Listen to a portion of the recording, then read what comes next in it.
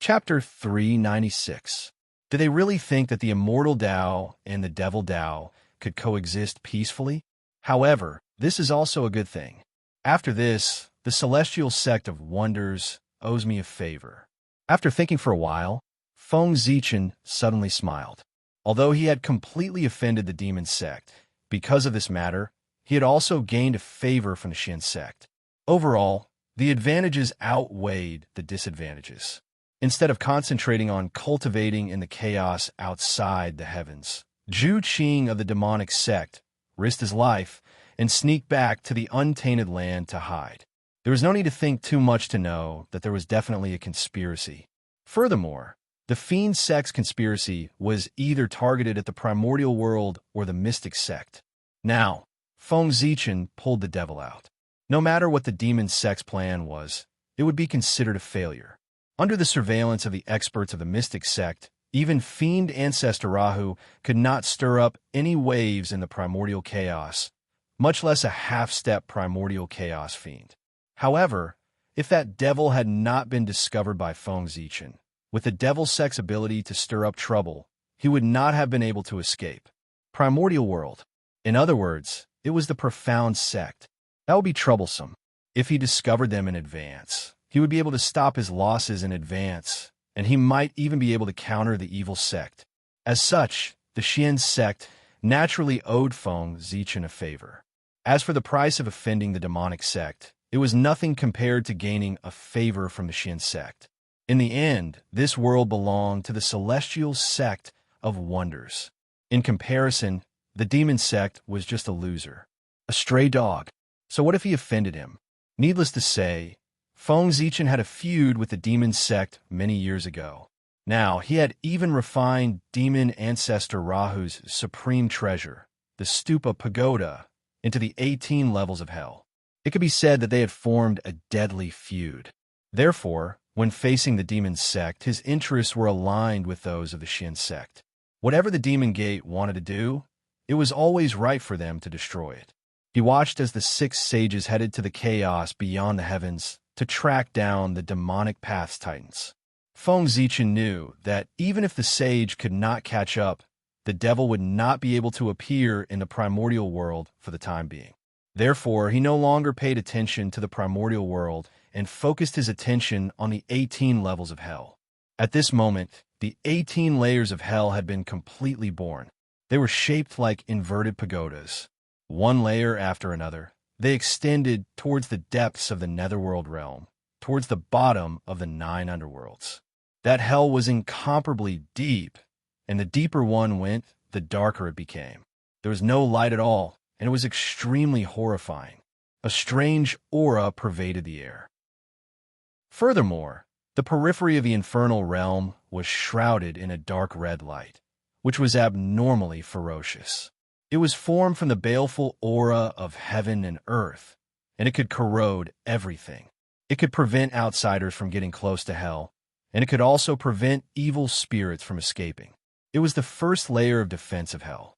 In the infernal realm, there were countless torture platforms with all sorts of torture instruments on them. There was a rich variety of torture instruments, which summed up all the torture methods of the Great Desolate Inn. It was very frightening. The 18 levels of hell were different from the 18 levels of hell. In later generations, the 18 levels of hell created by the Buddhists were not divided according to levels, but according to different types of crimes. Depending on the sins one committed, one would enter different hells. Therefore, the 18 levels of hell of the Buddhist sect did not have a hierarchy and were completely equal. However, Feng Zichen's 18 levels of hell were different. His hell completely followed the idea that the deeper the sin, the greater the suffering. Therefore, each level of hell was more terrifying than the last. Of the 18 levels of hell set up by the Buddhist sect, Feng Zichen only took a fancy to the number and name of the 18 levels. The rest were nothing to him. After all, the philosophy of the Buddhist sect they did not cultivate in this life but focused on the next life. It was really unpleasant. Therefore, Feng Zichen made changes to the 18 levels of hell. He integrated the hell set up by the Taoist sect in the future into it. For example, the Tendon hanging prison, the Yuang prison, the fire pit prison, the Fengdu prison, the blood pool prison, the skinning prison, and so on. It made the 18 levels of hell even more terrifying. The 18 levels of hell did not represent 18 tortures, but 18 worlds. There were thousands of tortures in them, and they were all unimaginably cruel. Otherwise, how could they intimidate the common people? Moreover, the hell set up by Feng Zichen could extract the origin of ghosts on every level. The mistakes made by all living beings were both big and small. Naturally, they could not stay in hell forever to be punished. Once the sentence was over, they would naturally reincarnate. However, the sentence was not easy to control. Feng Zichen might as well not set a sentence. He would directly let hell extract its origin. When its origin was exhausted, the sentence would be considered over. This way, he could save a lot of manpower and strengthen the origin of hell. It could be said that he could kill several birds with one stone. In this way, the 18 levels of hell have been established.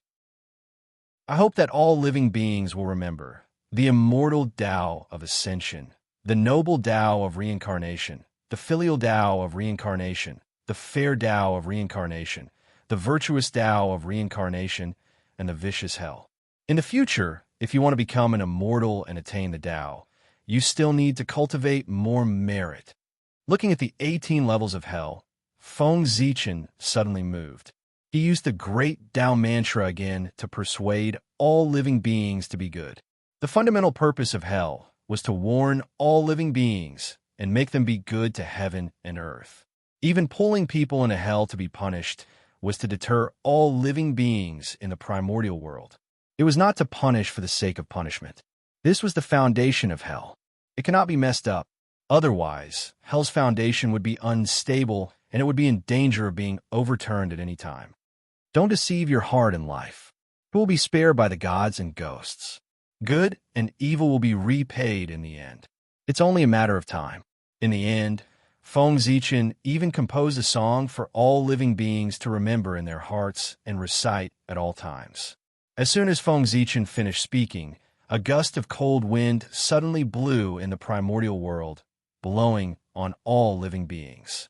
It was eerie. It was as if an evil ghost was whispering in their ears, causing them to involuntarily recall their trip to hell. Their bodies could not help but tremble in fear. We never forget His Majesty the Ghost Emperor's words. Immense fear assaulted them. All living beings hurriedly knelt on the ground and shouted in a trembling voice. For a moment, the might of the Ghost Emperor of Fengdu intimidated the primordial world. No, I was wrong. I won't dare to do it again. Suddenly, several shrill screams sounded in the primordial world. The 18 levels of hell were established. The evil spirits that had been captured earlier immediately appeared in the void and fell into hell. They first experienced the torture of the first 17 levels of hell before falling into the pitch-black infernal purgatory. These screams were emitted by the evil spirits who could not withstand the torture. Of course, this scene was projected in the primordial world.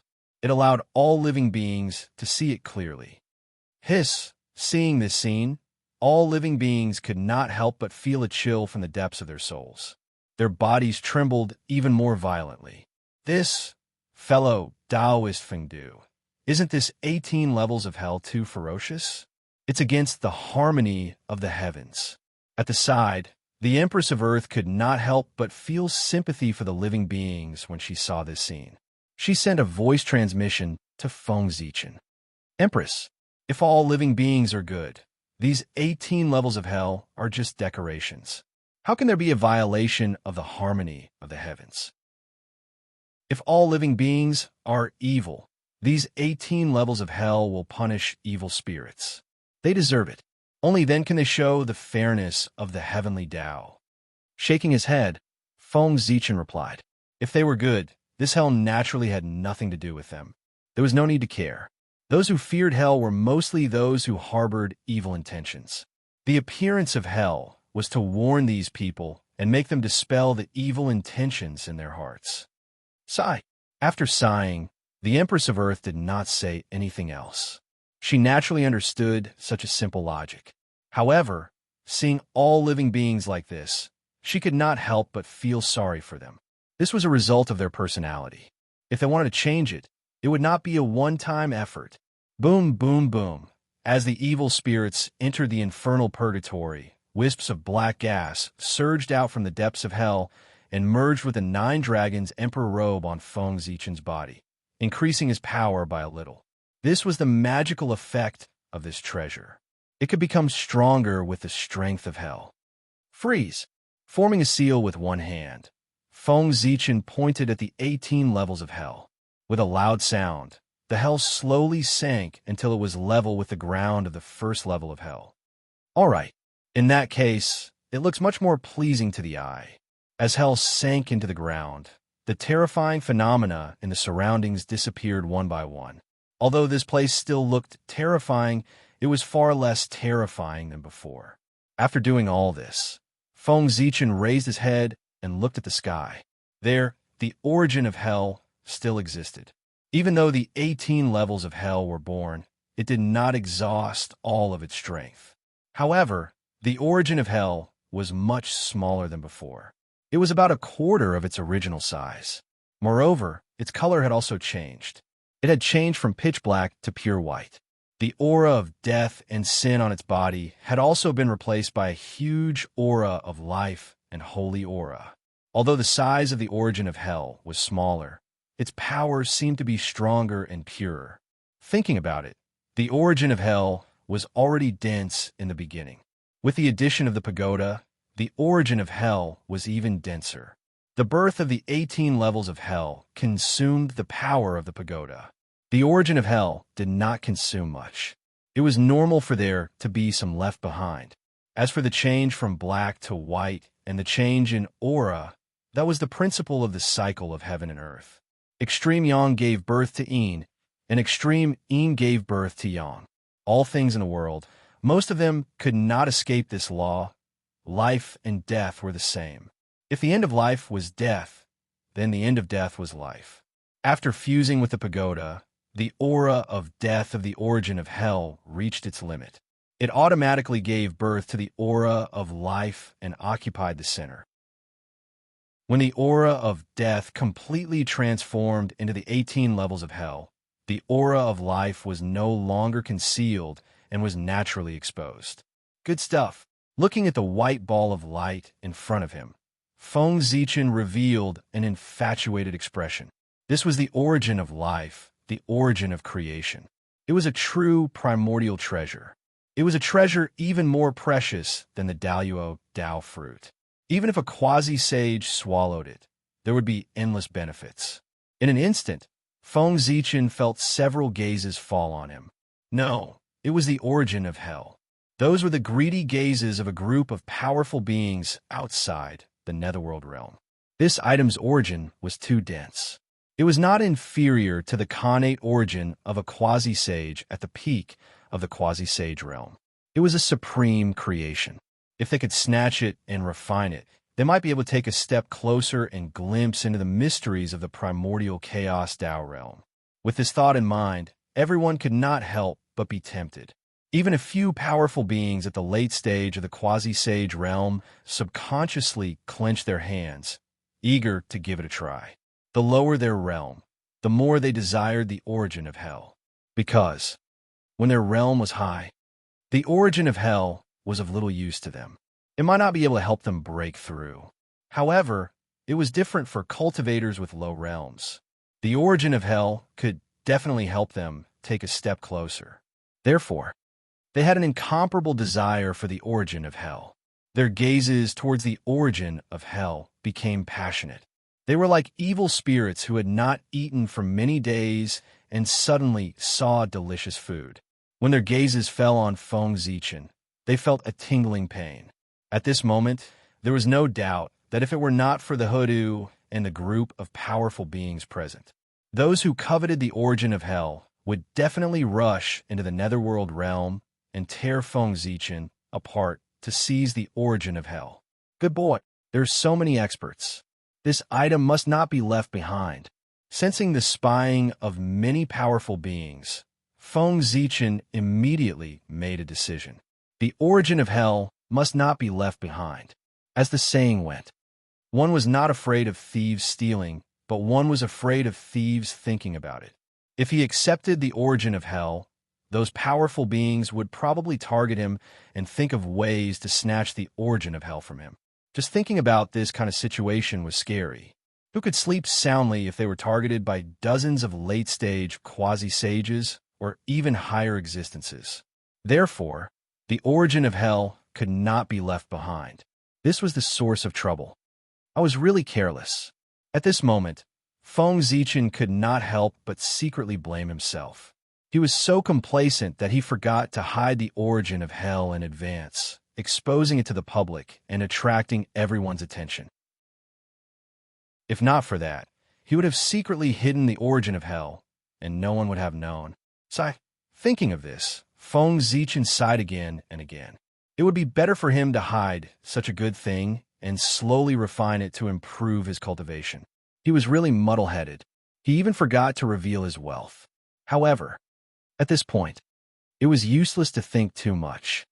It was better to think of a way to make up for it. Closing his eyes, Feng Zichen mobilized all the mana in his body. With Panga's method, when he split open the sky, he slashed at the origin of hell. Rumble. Instantly, the origin of hell was shattered. Yin and Yang were opened, and creation was born.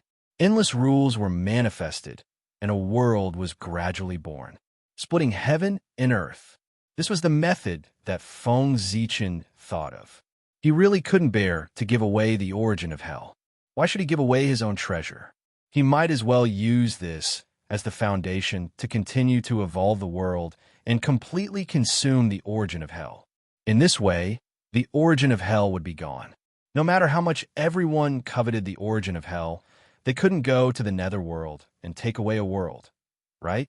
Feng Zichen expressed. He was very willing for everyone to do this.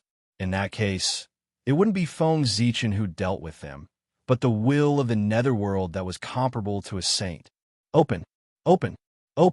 Then, Feng Zichen used his finger as a sword and waved it 5 times at the origin of hell before he stopped. 5 dazzling sword lights flew out of his hand with boundless Taoist rhymes. They slashed the newborn world and divided it into 6 pieces. Rumble. The rules of heaven and earth changed because of this, turning from 1 world into 6 worlds. Fengdu 6 days. What Feng Zichen wanted to do was to open up Fengdu 6 days. It was rumored that there were 6 heavens above Fengdu, Luo Mountain. The Emperor of Fengdu set up 6 heavenly palaces here as the headquarters to manage and test ghosts. Among them, there were 6 heavenly ghosts and gods.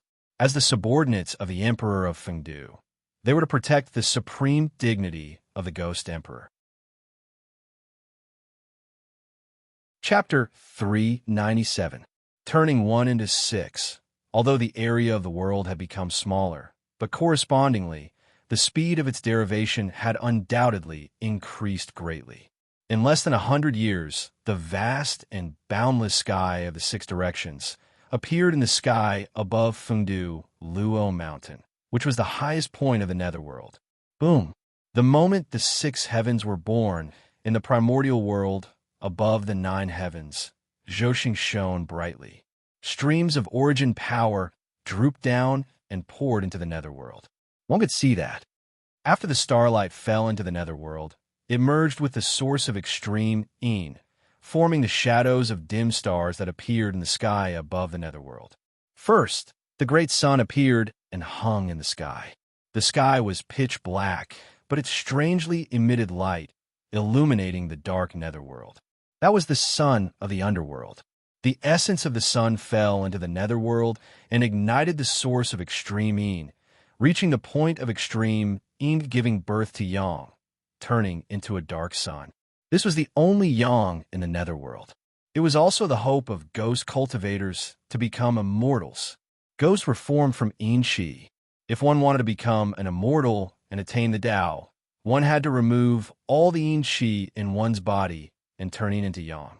And the sun of the underworld was formed from Yang Qi.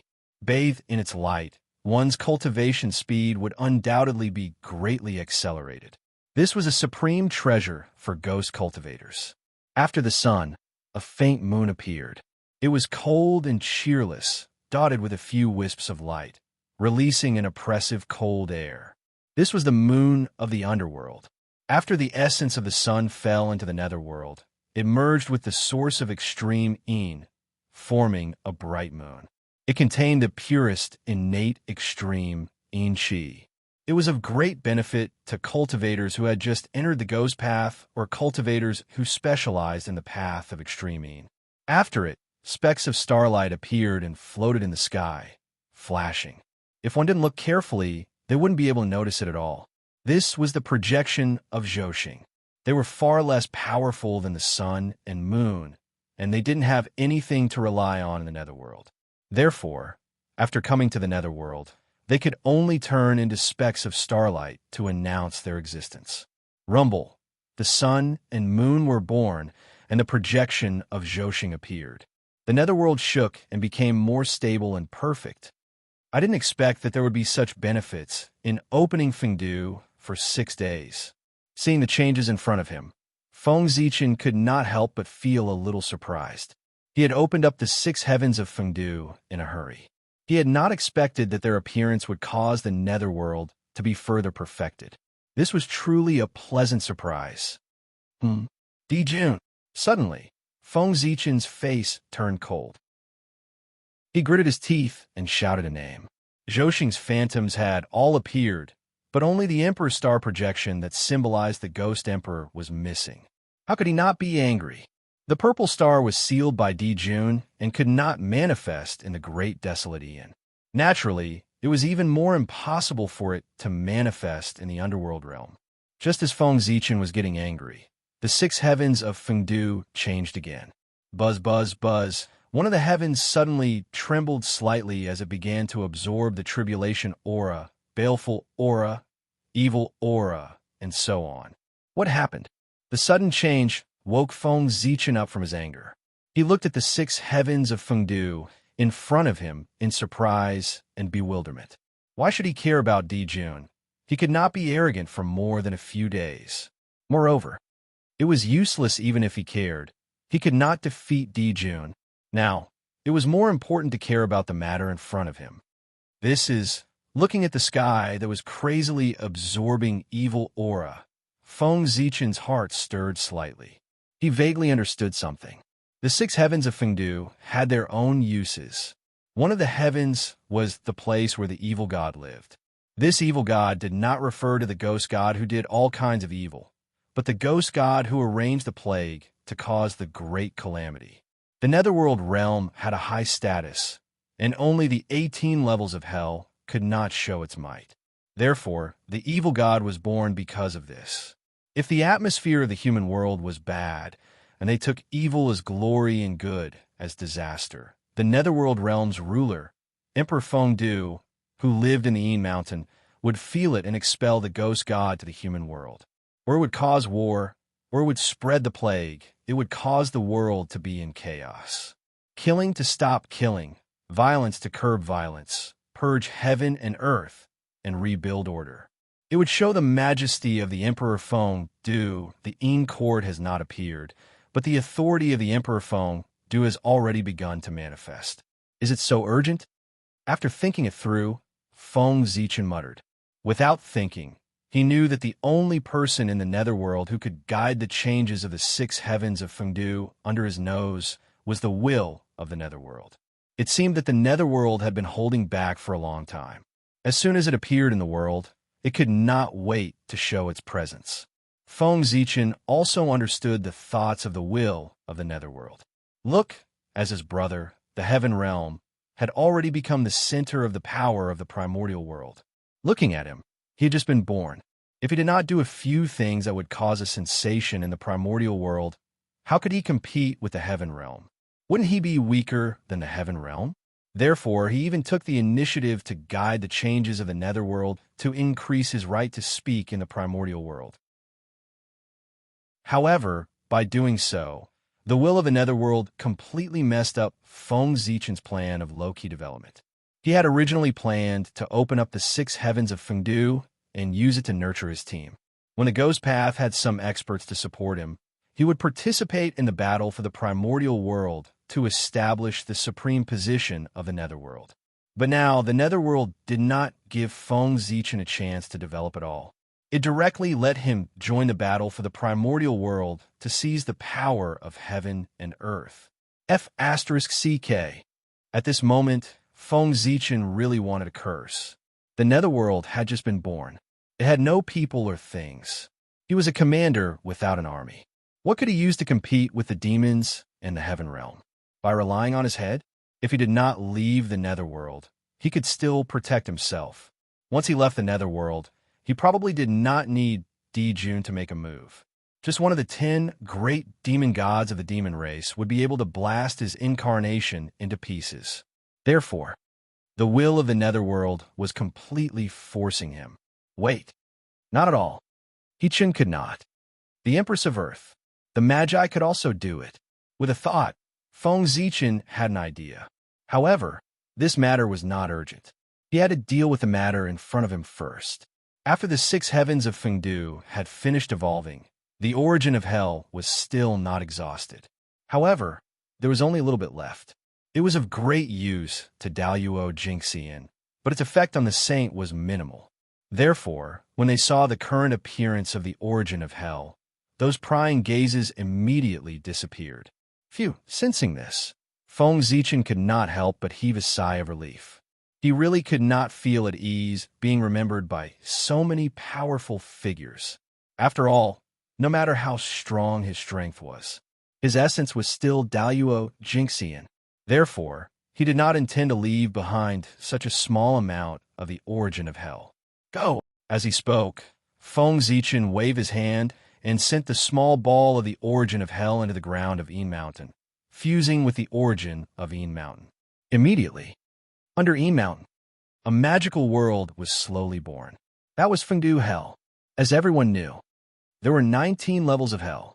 This Fengdu Hell was the legendary 19th level of hell. Those who were powerful and wreak havoc in the world would be imprisoned in Fengdu Hell and would never be reincarnated. That's right, it was a human, not a ghost. This was a hell specially targeted at Daluo Jingxian. As long as there was a Daluo Jingxian wreaking havoc in the primordial world, the great emperor of Fengdu could suppress him in Fengdu Hell and never be able to escape until the primordial world was destroyed. Although the 18 levels of hell were strong, in theory, they could suppress Daluo Jingxian. However, it was a hell targeted at the dead. How could Daluo Jingxian die? He would not die. How could he suppress Daluo Jingxian? Therefore, this was a paradox that could never be realized. This was the birth of Fengdu Hell. In Fengdu Hell, there was no trace of pre-celestial qi, no rules of heaven and earth, and no concept of time and space. There was only endless silence and despair. There was also endless darkness. This place was infinitely close to nothingness. Only such an environment could suppress Daluo Jingxian. Otherwise, with Daluo Jingxian's strength, as long as there was a trace of rules, he could use this as a basis to forcefully break through the world and escape. Phew. Only then can hell be considered a problem. Seeing that everything was on the right track, Feng Zichen heaved a sigh of relief. After working for so long, he had finally opened up hell completely.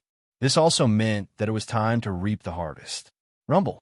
In the sky, the gaze of the heavenly Tao appeared.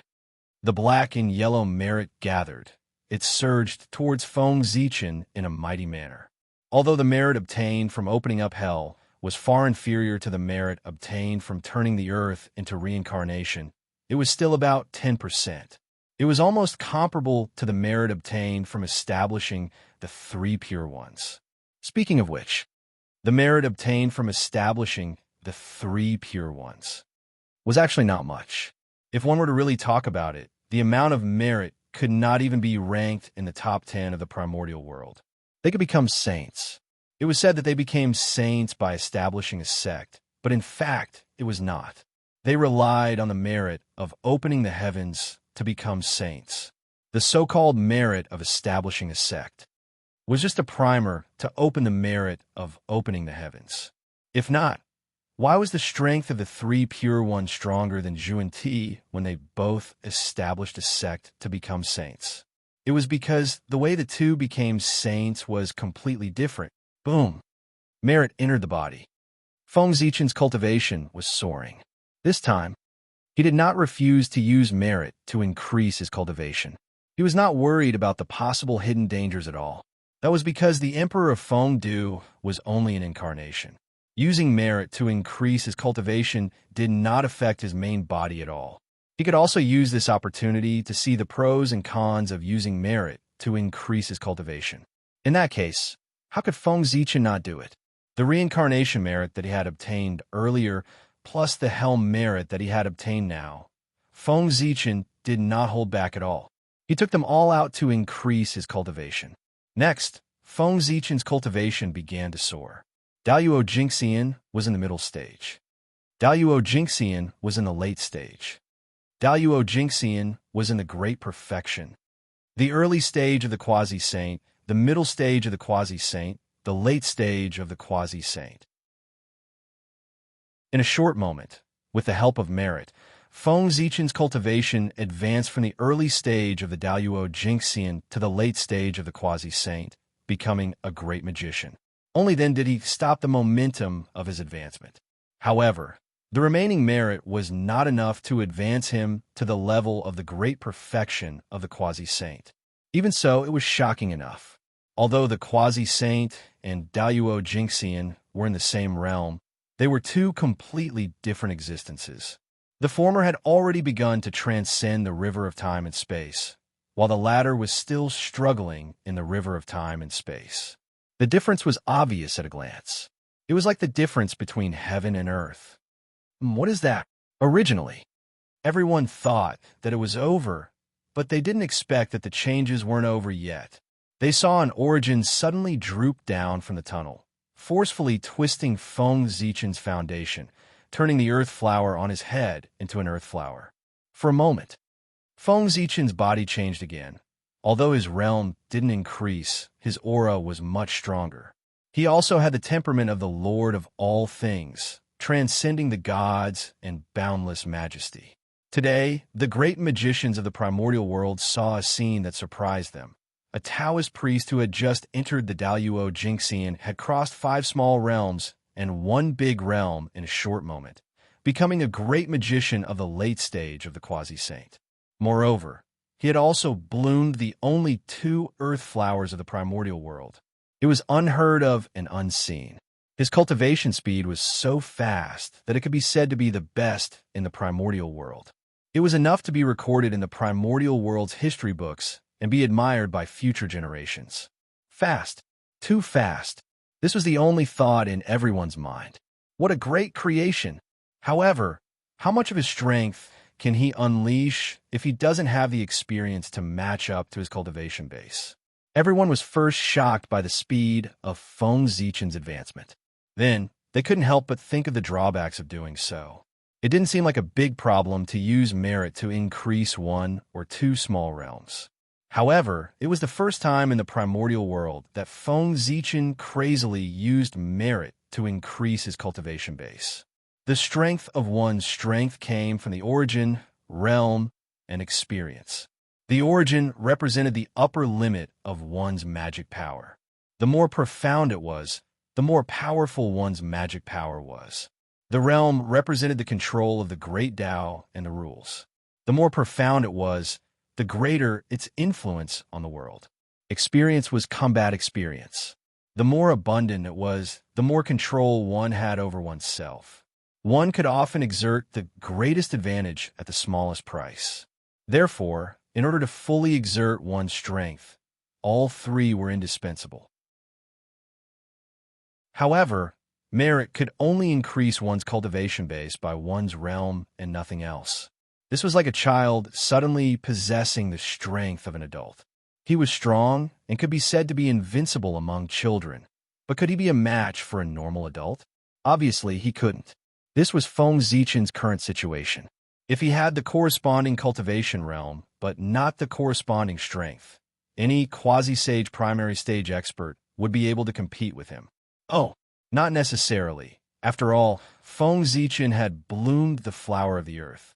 His strength should be a little stronger. As expected, using merit to increase one's cultivation base isn't as simple as I thought. In fact, just as the great magicians had guessed, Feng Zichen's current situation was more or less like this. His realm was at the late stage of the quasi-saint realm, but his innate origin was still at the level of Daluo Jingxian, without the slightest increase.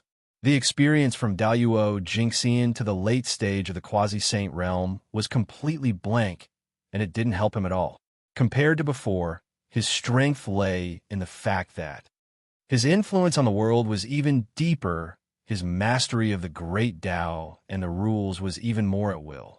Strong, much stronger than before. If the current Feng Zichen were to deal with the previous him, it could be said that he could suppress him effortlessly. Chapter 398. However, if he were to face an expert of the same level, the situation would be completely reversed. He would probably be easily suppressed. The strength that was increased by merit was the lowest among the same realm. This was not a lie. Even the saints were the same. The saints who became saints with the method of merit were the weakest saints. This was personally said by Tao ancestor Hongjun. It cannot be false.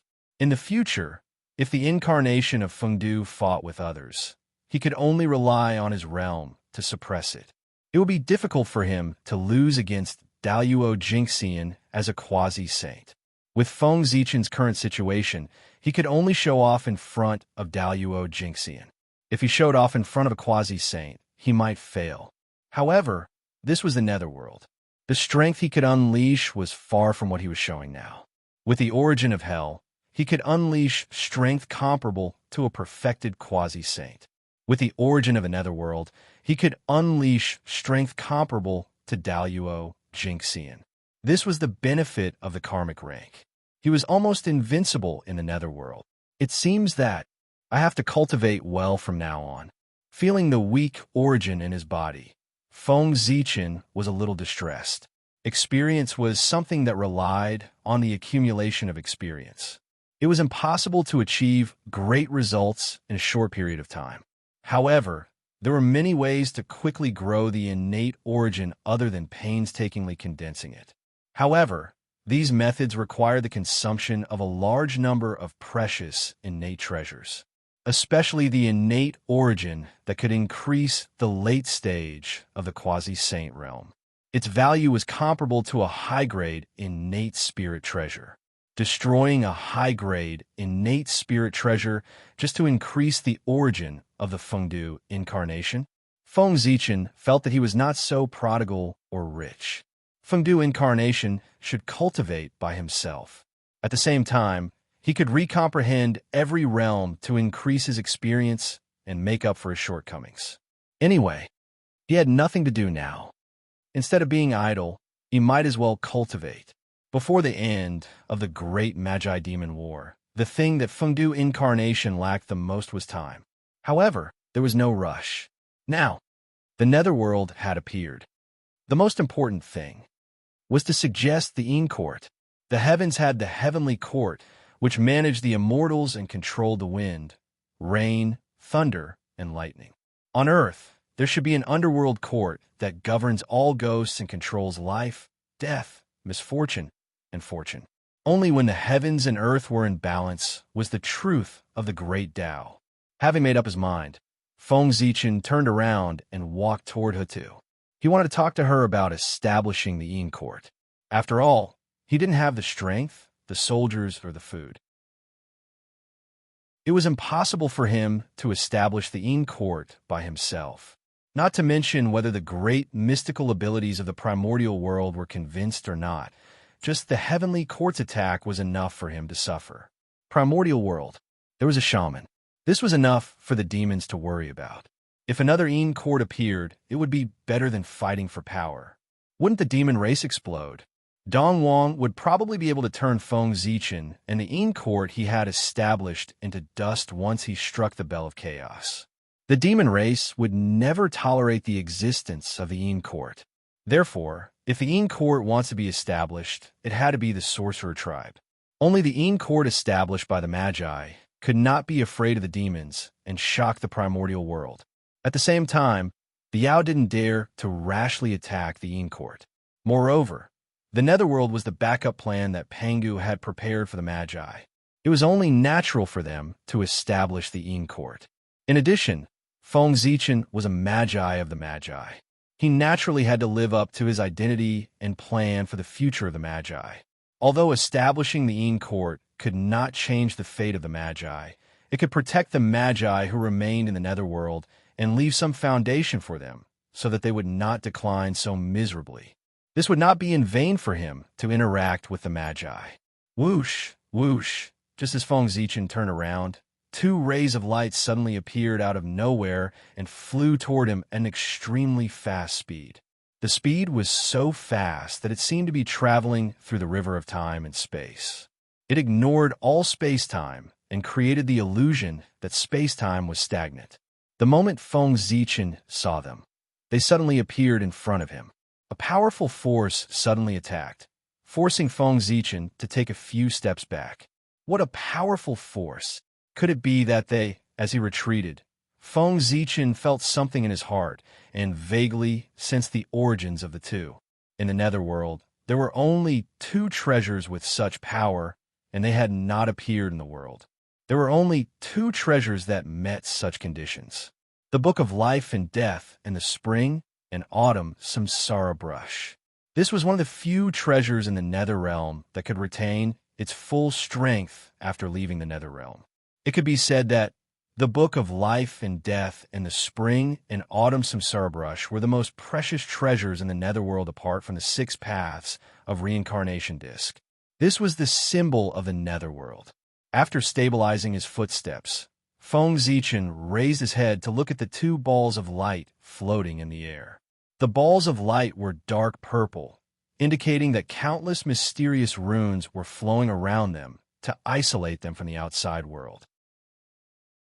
Even with Feng Zichen's current cultivation, he could not see through the surface of the balls of light to investigate the situation inside. After waiting quietly for a while, he did not sense any dangerous aura. Feng Zichen tentatively used his spiritual sense to touch the 2 dark purple balls of light. Kacha! Kacha! With a shattering sound, the 2 balls of light shattered, revealing a jade book and a jade brush. They were the treasures of the Netherworld, the Book of Life and Death, and the Spring and Autumn Samsara Brush. Good. Seeing these 2 items, even Feng Zichen, who had seen treasures before, could not help but exclaim in surprise. The Book of Life and Death and the Spring and Autumn Samsara Brush were both supreme-grade, Khanate merit numinous treasures. They were powerful and could be said to have endless uses. Although the Book of Life and Death was small, it recorded the information of all living beings in the primordial world under Daluo Jingxian. Their life and death, misfortune and fortune, their lifespan, and when they died were all recorded. This treasure not only involved the Tao of life and death, but also the Tao of fate. With this treasure, one might be able to see the mysteries of fate. It was truly unfathomable. Moreover, it was the human book of the 3 books of heaven, earth, and man. It had boundless luck. It was not an exaggeration to say that it was one of the top 10 Khanate numinous treasures of the primordial world. The Spring and Autumn Samsara Brush was also known as the Judge's Brush. Although it did not have as great a background as the Book of Life and Death, it was still extremely powerful. In the future, its name would resound throughout the 3 realms, causing people's expressions to change. With a stroke, it could change one's lifespan, change misfortune, and even determine life and death. This was a Khanate numinous treasure nurtured by the Tao of life and death. It had even fused with a portion of the concept of reincarnation, making it even more powerful. With a stroke of the brush, it could stir up the laws of life and death and achieve the effect of reversing life and death. Its power could be said to be terrifying. In particular, the Spring and Autumn Samsara Brush and the Book of Life and Death were a set of Dharma treasures. When the 2 were combined, their power would increase exponentially. Living beings under Daluo Jingxian only needed to use the Judge's Brush to write his name in the Book of Life and Death. In an instant, they would die. Even a Zenith Heaven Golden Immortal was not unkillable. As long as he captured a wisp of his aura and sent it into the Book of Life and Death, he would use the judge's brush to swipe fiercely. Even Daluo Jinxian would not end well. If it was light, his true spirit would be shaken, and if it was heavy, he would be severely injured. The Book of Life and Death and the Spring and Autumn Samsara Brush were definitely top-notch killing treasures in the primordial world. And the most terrifying thing was that he attacked in the dark. He killed without coming into contact with the dead. It was extremely sinister and impossible to guard against. In terms of this point alone, there were very few people in the primordial world who could compare to it. Even some curse-type connate numinous treasures could not compare to it in terms of silently killing people. It could be said to be the best in the primordial world. Now, such treasures were Feng Zichens. How could it not be exciting? In the netherworld, there were only 3 people with great divine abilities: Feng Zichen, Hutu, and Taoist Mingi. Hutu was the lord of Samsara and controlled the Chaos Treasure, the 6 paths of reincarnation. Of course, the Book of Life and Death and the Brush of Reincarnation could not be given to her. Otherwise, Hutu could really do whatever she wanted in the netherworld. As for Taoist Mingi, he was the lord of the Blood Sea and the spokesperson of the primordial killing path. He already had 5 supreme-grade numinous treasures in his hands. These 2 treasures could not be given to him. After thinking about it, only Feng Zichen, the current Lord of Hell and the future Lord of the Netherworld, was most suitable to hold the Book of Life and Death and the Spring and Autumn Samsara Brush. Therefore, this second treasure would appear in front of Feng Zichen. Buzz, without hesitation, Feng Zichen took a step forward and took the Book of Life and Death and the Spring and Autumn Samsara Brush. As expected, these 2 items were prepared for him. Without the slightest resistance, Feng Zichen branded them with his true spirit. With the treasures in his hands, Feng Zichen could not help but let out a hearty laugh. Previously, he was still wondering why the Book of Life and Death and the Spring and Autumn Samsara Brush had not been born after the Netherworld had been born for so long. Could it be that they were not fated with him? Because of this, he was disappointed for a while. He did not expect that they did not appear because they were waiting for hell to be born. This time, Feng Zichen had fully learned his lesson from the last time. As soon as he realized that something was wrong, he used the power of the origin of the netherworld to cover up everything around him, so that outsiders could not pry into it at all. Of course, not everyone. At the very least, he could not hide it from Hutu and Taoist Mingi. These 2 people were also the supreme gods of the netherworld.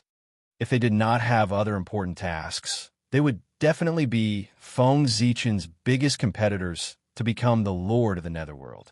Because of this, Feng Zichen had not become the lord of the netherworld. In terms of control of the netherworld's origin, he was not much stronger than the 2 of them. His cover-up naturally could not be hidden from the 2 of them, but this was not important. With the birth of the netherworld, the 3 of them, who belonged to the netherworld, naturally became an alliance. Their interests were united against the outside world. Even if they did not help him, they would not undermine him. With brisk steps, Feng Zichen arrived outside the netherworld in the blink of an eye, where Huda was. The moment he left the netherworld, Feng Zichen felt a wave of discomfort. His almost invincible strength instantly disappeared. That was the strength of the netherworld's origin. After leaving the netherworld, of course, he cannot use it. After a while, Feng Zichen adapted to the sudden drop in strength. Fellow Taoist Fengdu, you're finally willing to come out.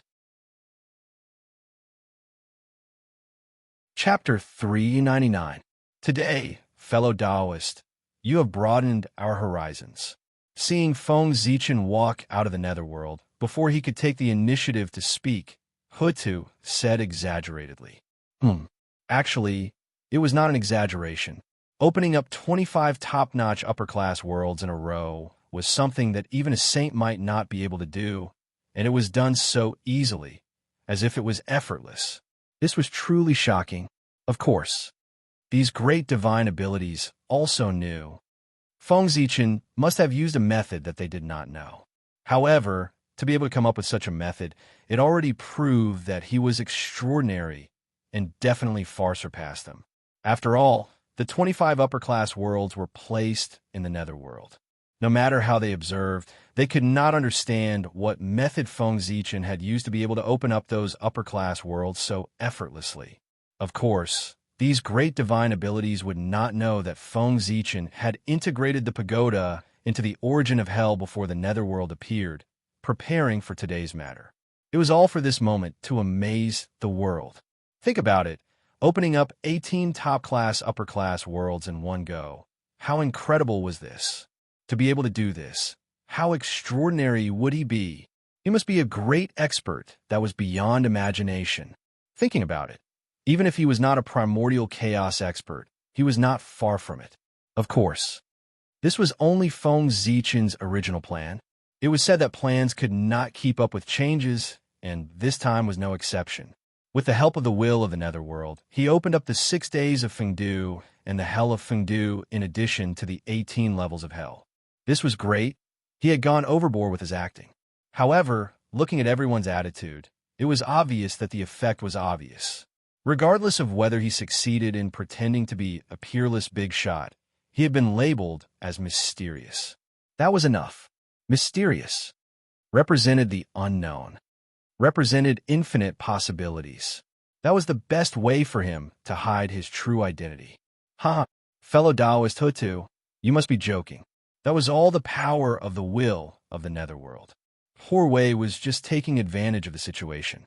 Of course, she didn't have to spend too much effort. After thinking for a while, Feng Zichen said humbly, pushing everything onto the will of the netherworld. Ha! Fellow Taoist Fengdu is really modest. When the crowd heard this, they naturally did not believe it. If all of this was really led by the will of the nether realm, then how could Feng Zichen obtain so much merit? The heavenly Tao was fair. The amount of merit that would be bestowed would depend on the amount of contributions one had made. There was no favoritism. Based on Feng Zichen's merits, it was not difficult for them to guess his role in this matter. Naturally, they did not believe his words. No one believed him. Feng Zichen didn't explain much. What he wanted was for everyone to fill in the blanks on their own. Only his own imagination was the most invulnerable. However, there were so many people here that Feng Zichen couldn't discuss the establishment of the Yin Court with Hutu. Yin Court. This was a major event that could affect the development of the primordial world. Of course, the more secretive it was, the better. It was impossible to announce it to the world. If someone with ulterior motives were to find out about this, it would be hard to avoid variables. Especially after the heavenly court found out, they would be prepared in advance. The effect of the birth of the Yin Court would undoubtedly be greatly reduced. The birth of the Yin Court required the element of surprise in order to achieve the greatest effect. Before Di Jun and the others established the heavenly court, they did not publicize it. Instead, they developed it in secret. After obtaining the Tao ancestors' consent, they made it public. Feng Zichen was such a low-key person, so he would not publicize it. Therefore, he started chatting with everyone here. Boom, boom, boom. Suddenly, a huge vibration came from the sky. Then, 6 terrifying figures descended from the sky and arrived outside the netherworld. The saints had arrived. It turned out that the 6 saints had walked around the chaos outside the sky and did not find the devil. They knew that if they continued to stay here, they would not be able to find any traces of the devil. Thus, they returned to the primordial world. However, since they had already come out, the saints could not return empty-handed. Thus, they set their sights on the netherworld. Back then, when the heaven realm appeared, the cultivation of the 6 saints was not the strongest. They were on the same level as the Khanate godfiends. They did not have an overwhelming advantage. They were even inferior to the Eastern Emperor Tai Yi. The demon race was powerful. In addition, the Eastern Emperor Tai Yi suppressed the primordial world. They had their eyes on the heaven realm, so no one dared to compete with them. Even the 3 pure ones had to avoid them. Therefore, the heaven realm belonged to the demon race. Outsiders had no chance to interfere, even after becoming a saint. Now that the netherworld, which was on the same level as the heaven realm, had appeared, they naturally could not stand by and watch. They could not interfere in the heaven realm, but they could not miss the netherworld. Now was different from the past. They were already saints, the peak of the primordial world. Everything that happened in the heaven realm would never happen again. Poor Wei congratulates fellow Taoist Hutu on attaining the Tao. Retracting their auras, the six of them congratulated Hutu. Then, they said to everyone, fellow Taoists, it's been a long time since we parted in the Purple Cloud Palace. After the Tao lecture in the Purple Cloud Palace ended, the former fellow disciples went their separate ways, but it was difficult for them to meet again. It was rare for them to meet again today. Even the saints could not help but sigh. Greetings, fellow Taoist Tai Ching, fellow Taoist Yu Qing, fellow Taoist Shanqing, fellow Taoist Niuhua. Everyone returned the greeting. The former fellow disciples and the current saints could not help but feel melancholy when they saw them again. Back then, they were on the same level. Now, time had passed. When they saw each other again, they were already separated by heaven and earth. In the past, when you became saints, we were not in the primordial world and did not go to congratulate you. Today, we will make up for it here. However, a great mystical ability user was ultimately a great mystical ability user. In an instant, he adjusted his mentality and even teased the Grand Pure One and the others. Congratulations, fellow Taoists, on attaining the Tao. After saying that, everyone laughed out loud. Even the Grand Pure One, who is usually indifferent, was the same. This laughter was incomparably candid, and it contained a sense of freedom. There were no schemes or tricks mixed within it. The saints had not been so relaxed for a long time. For a moment, everyone seemed to have returned to the days when they first listened to the Tao in the Purple Cloud Palace. That was a period of days without worries. Everyone only had the Tao in their hearts, and there were not many conflicts of interest. Unfortunately, everything could not go back. The past was destined to be the past. After the laughter, what was left was melancholy. Humans, they would always live in the way they hated the most. Inexplicably, everyone present was enlightened, and their state of mind actually improved slightly. Fellow Taoists, why are you here? After a moment of silence, the Lady of Earth was the first to break the silence. As soon as she finished speaking, everyone recovered from their melancholy. The past was the past. If they were obsessed with the past, how could they improve? Looking at the future was what they should do. In the blink of an eye, everyone's Tao hearts calmed down again. They began to think about the purpose of the saint's visit. Yes, the saint came here. What was his purpose? As for congratulating the Lady of Earth for achieving the Tao, naturally, no one believed it. If they really wanted to congratulate the Lady of Earth for achieving the Tao, why did they do it earlier? Why didn't they come when she had just achieved the Tao? Instead, they came after nearly 1,000 years. Wasn't that clearly saying that there was something wrong with them? Fellow Taoist Lady of Earth, the poor Wei saw that the netherworld had just been born and the living beings inside were extinct. She wanted to send an incarnation to guard the netherworld, impart the supreme great Tao, enlighten a place, and help the netherworld evolve living beings. The six of them looked at each other. No one was willing to be the first to speak. In the end, as the eldest senior brother, the Grand Pure One had no choice but to stand up and say, this, as soon as he said that, everyone present was in an uproar. How shameless! Everyone present was smart. How could they not understand what the Grand Pure One meant? They had taken a liking to the netherworld and wanted to get a share of the pie. What about imparting the supreme great Tao and enlightening a place? They were all excuses.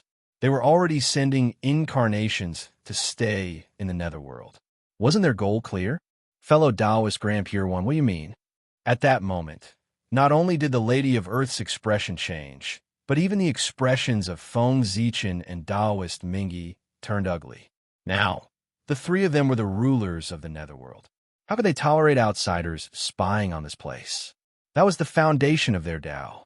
Even if the saint wanted to touch it, they would dare to risk their lives. Stopping me from achieving the Tao is worse than killing me. It was the #1 enemy of the primordial world. If the saint's incarnation entered the netherworld, would the world still belong to them? Moreover, they did not dare to touch the heaven realm, but they dared to touch the netherworld. What did that mean? Were they looking down on the netherworld? The Grand Pure One did not say anything. Instead, he took a step forward. At the same time, the other 5 saints also took a step forward. That posture, it was obvious he wanted to use his power to suppress others. You, the Lady of Earth, are only one person, but we have 6 people. If you don't agree, we will fight our way in. What can you do? Fellow Taoist, are you bullying me because I'm alone? Seeing this, the Lady of Earth questioned sternly. At the same time, just as she finished speaking, the 11 ancestral magi quietly appeared and stood behind her, staring at the 6 saints together. It was as if he was standing up for her. Yes, the Lady of Earth was not alone. There were many of them, but the Lady of Earth also had many brothers and sisters. The atmosphere at the scene. Immediately, they became nervous. Fellow Taoist Lady of Earth, now that you have lost the body of the ancestral magi and can't set up the 12 divine Wraith array, you have lost your greatest reliance. If you join forces, you won't be able to stop the 6 of them from Poor Way. Besides, Poor Way and the others don't want to occupy the netherworld, nor do they have any intention of getting involved in the cycle of reincarnation. They just want to set up a Tao field here and wait for the future to preach the Tao. In that case, are you unwilling? Seeing that the atmosphere was getting more and more tense, as if a fight was about to break out, Niwa could not help but step forward and say. Her tone was filled with helplessness. It was as if she did not come here on her own accord, but was forced to come by someone. Thinking about it, it made sense. Niwa had never established a sect, nor did she take in any disciples. Back then, she had even rejected the recruitment of the demons. She did not even take one of the 9 heavens seriously. Now, for the sake of the netherworld, she did not hesitate to personally come. It was obviously abnormal. Everyone could understand why the 3 pure ones had brought Juni here. Only Goddess Nviwa was here, which puzzled everyone. Chapter 400. Now, hearing the tone in Niwa's words, everyone vaguely understood. There seemed to be a secret behind this matter, and the only thing that could make a saint helpless in the primordial world was the heavenly Tao. At this moment, everyone understood that the heavenly Tao wanted to interfere in the netherworld. Therefore, the 6 saints had no choice but to come to the netherworld to seize a portion of the control of the netherworld from the Hutu. However, the Hutu was not to be trifled with. No matter what reason the saint had, she could not let the saint step into the netherworld, let alone let him share her power. Her own territory. How could she easily give it to outsiders? Moreover, she was forced to give it up by others. If this spread out, how could the Hutu have the face to stand in the primordial world? Therefore, the Hutu would never give in. Even if she had to fight with the saint, she would not hesitate. In the primordial world, sometimes, face was more important than everything. This time, there was a good show to watch. With this thought in mind, everyone retreated to the side one after another, leaving enough space for both sides to silently wait for the development of the matter. Whether it was the 6 saints or the magi, they were all figures that they could not afford to offend. If they helped either side, they would be hated by the other side. Therefore, it was better not to help either side. Anyway, this matter had nothing to do with them. You want to interfere in the netherworld with just you? Hee, ridiculous? Faced with the threat of Niwa and the others, the Hutu was not only unmoved, but she also sneered and mocked the 6 of them. Today, if he retreated, wouldn't that be saying? The Hutu and the Magi were not as good as saints. This would probably be a devastating blow to the prestige of the Magi. Therefore, he could not give in. At the very least, he could not give in under the threat of the saints. Ever since they became saints, the 6 of them had never been looked down upon like this. They could not help but fly into a rage. Their expressions turned ugly, and a powerful aura rose from their bodies as they pressed towards the Hutu. Humph! With a cold snort, the 11 ancestral magi behind the Hutu suddenly moved. Their figures crisscrossed, and Tao patterns appeared under their feet, faintly forming a powerful formation, connecting their strength together and protecting the Hutu firmly. Rumble. The pressure of the 6 saints assaulted him, and it gave rise to all sorts of phenomena. Space warped while the heavens and the earth flowed in reverse, and its might was boundlessly terrifying. However, the combined aura of the 12 grand shamans was like the divine mountain of Bujo, suppressing and unshakable. No matter how terrifying the pressure was, it couldn't shake him in the slightest. This was the supreme divine ability, Mount Bujo Seal. This was the supreme supernatural power that the 12 ancestors of sorcery had learned from Mount Bujo. Of course, the Mount Bujo Seal mastered by the 12 ancestors of sorcery was different from the Mount Bujo Seal mastered by Feng Zichin. Feng Zichin's Mount Bujo Seal was formed by the fusion of Mount Bujo's seal and the origin of the earth. It could barely display a trace of Mount Bujo's divine might. However, the Mount Bujo Seal of the 12 ancestors of sorcery was different. This divine ability could be called the projection of Mount Bujo, and its power was so strong that it could even suppress the primordial chaos Daoyuo Jingxian. Even a saint couldn't withstand this divine ability without using the power of the heavenly way. The power of this divine ability was enough to be ranked in the top 10 of the untainted land, and was far from what Feng Zichin could compare with. This was the talent of the 12 ancestors of sorcery. The advantage of Panga's bloodline was something that Feng Zichin couldn't envy. Mount Bujo was formed by Panga's spine. The 12 ancestors of sorcery were formed by Pangu's blood essence. There was a connection between the two.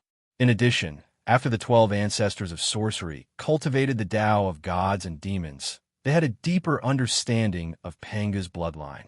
After that, they drew the geomancy map of the primordial world and had a clearer understanding of the primordial world and Panga's body. The accumulation of this series of insights caused the 12 ancestors of sorcery to sublimate. They used the 12 divine wraith array to deduce Panga's body and turn the Tao runes of Mount Bujo for their own use. They achieved this supreme divine ability that could be said to be invincible in the primordial world. Of course, was he really invincible in the primordial world? That might not be easy to say. However, among the suppression-type divine abilities, the Mount Bujo Seal was indeed the best. This divine ability was a surprise that the 12 ancestors of sorcery had prepared for the demons. They had originally planned to use it on Tai during the decisive battle between the Magi demons and suppress him along with the Bell of Chaos. This way, the demons would not be afraid. However, they did not expect that the plan could not keep up with the changes. Under the pressure of the 6 saints, the 12 ancestors of sorcery had no choice but to reveal their trump cards in advance and use the supreme divine ability of the Mount Bujo Seal to resist the pressure of the saints. Just as Nuwa had said earlier, without the 12 divine wraith array, if the 12 ancestors of sorcery did not use their trump cards, they would not be a match for the 6 saints. After all, it was not 1 saint but 6. 12 against 1, they would definitely win. However, 12 against 6, the situation was reversed. Indeed, the Hutu did not lose the body of the ancestor of sorcery, as the saints had thought. However, her bloodline had been purified and was fundamentally different from the other ancestors of sorcery. She was the most perfect sorcerer. The reason why the 12 ancestors of sorcery could form the 12 divine wraith array was that they came from the same origin and had the same aura. However, now, the Hutu was fundamentally different from the other ancestors of sorcery. Therefore, the Hutu could not set up the 12 divine wraith array. What a powerful divine ability. The sorcerer race actually has such a method, that they've hidden it so well.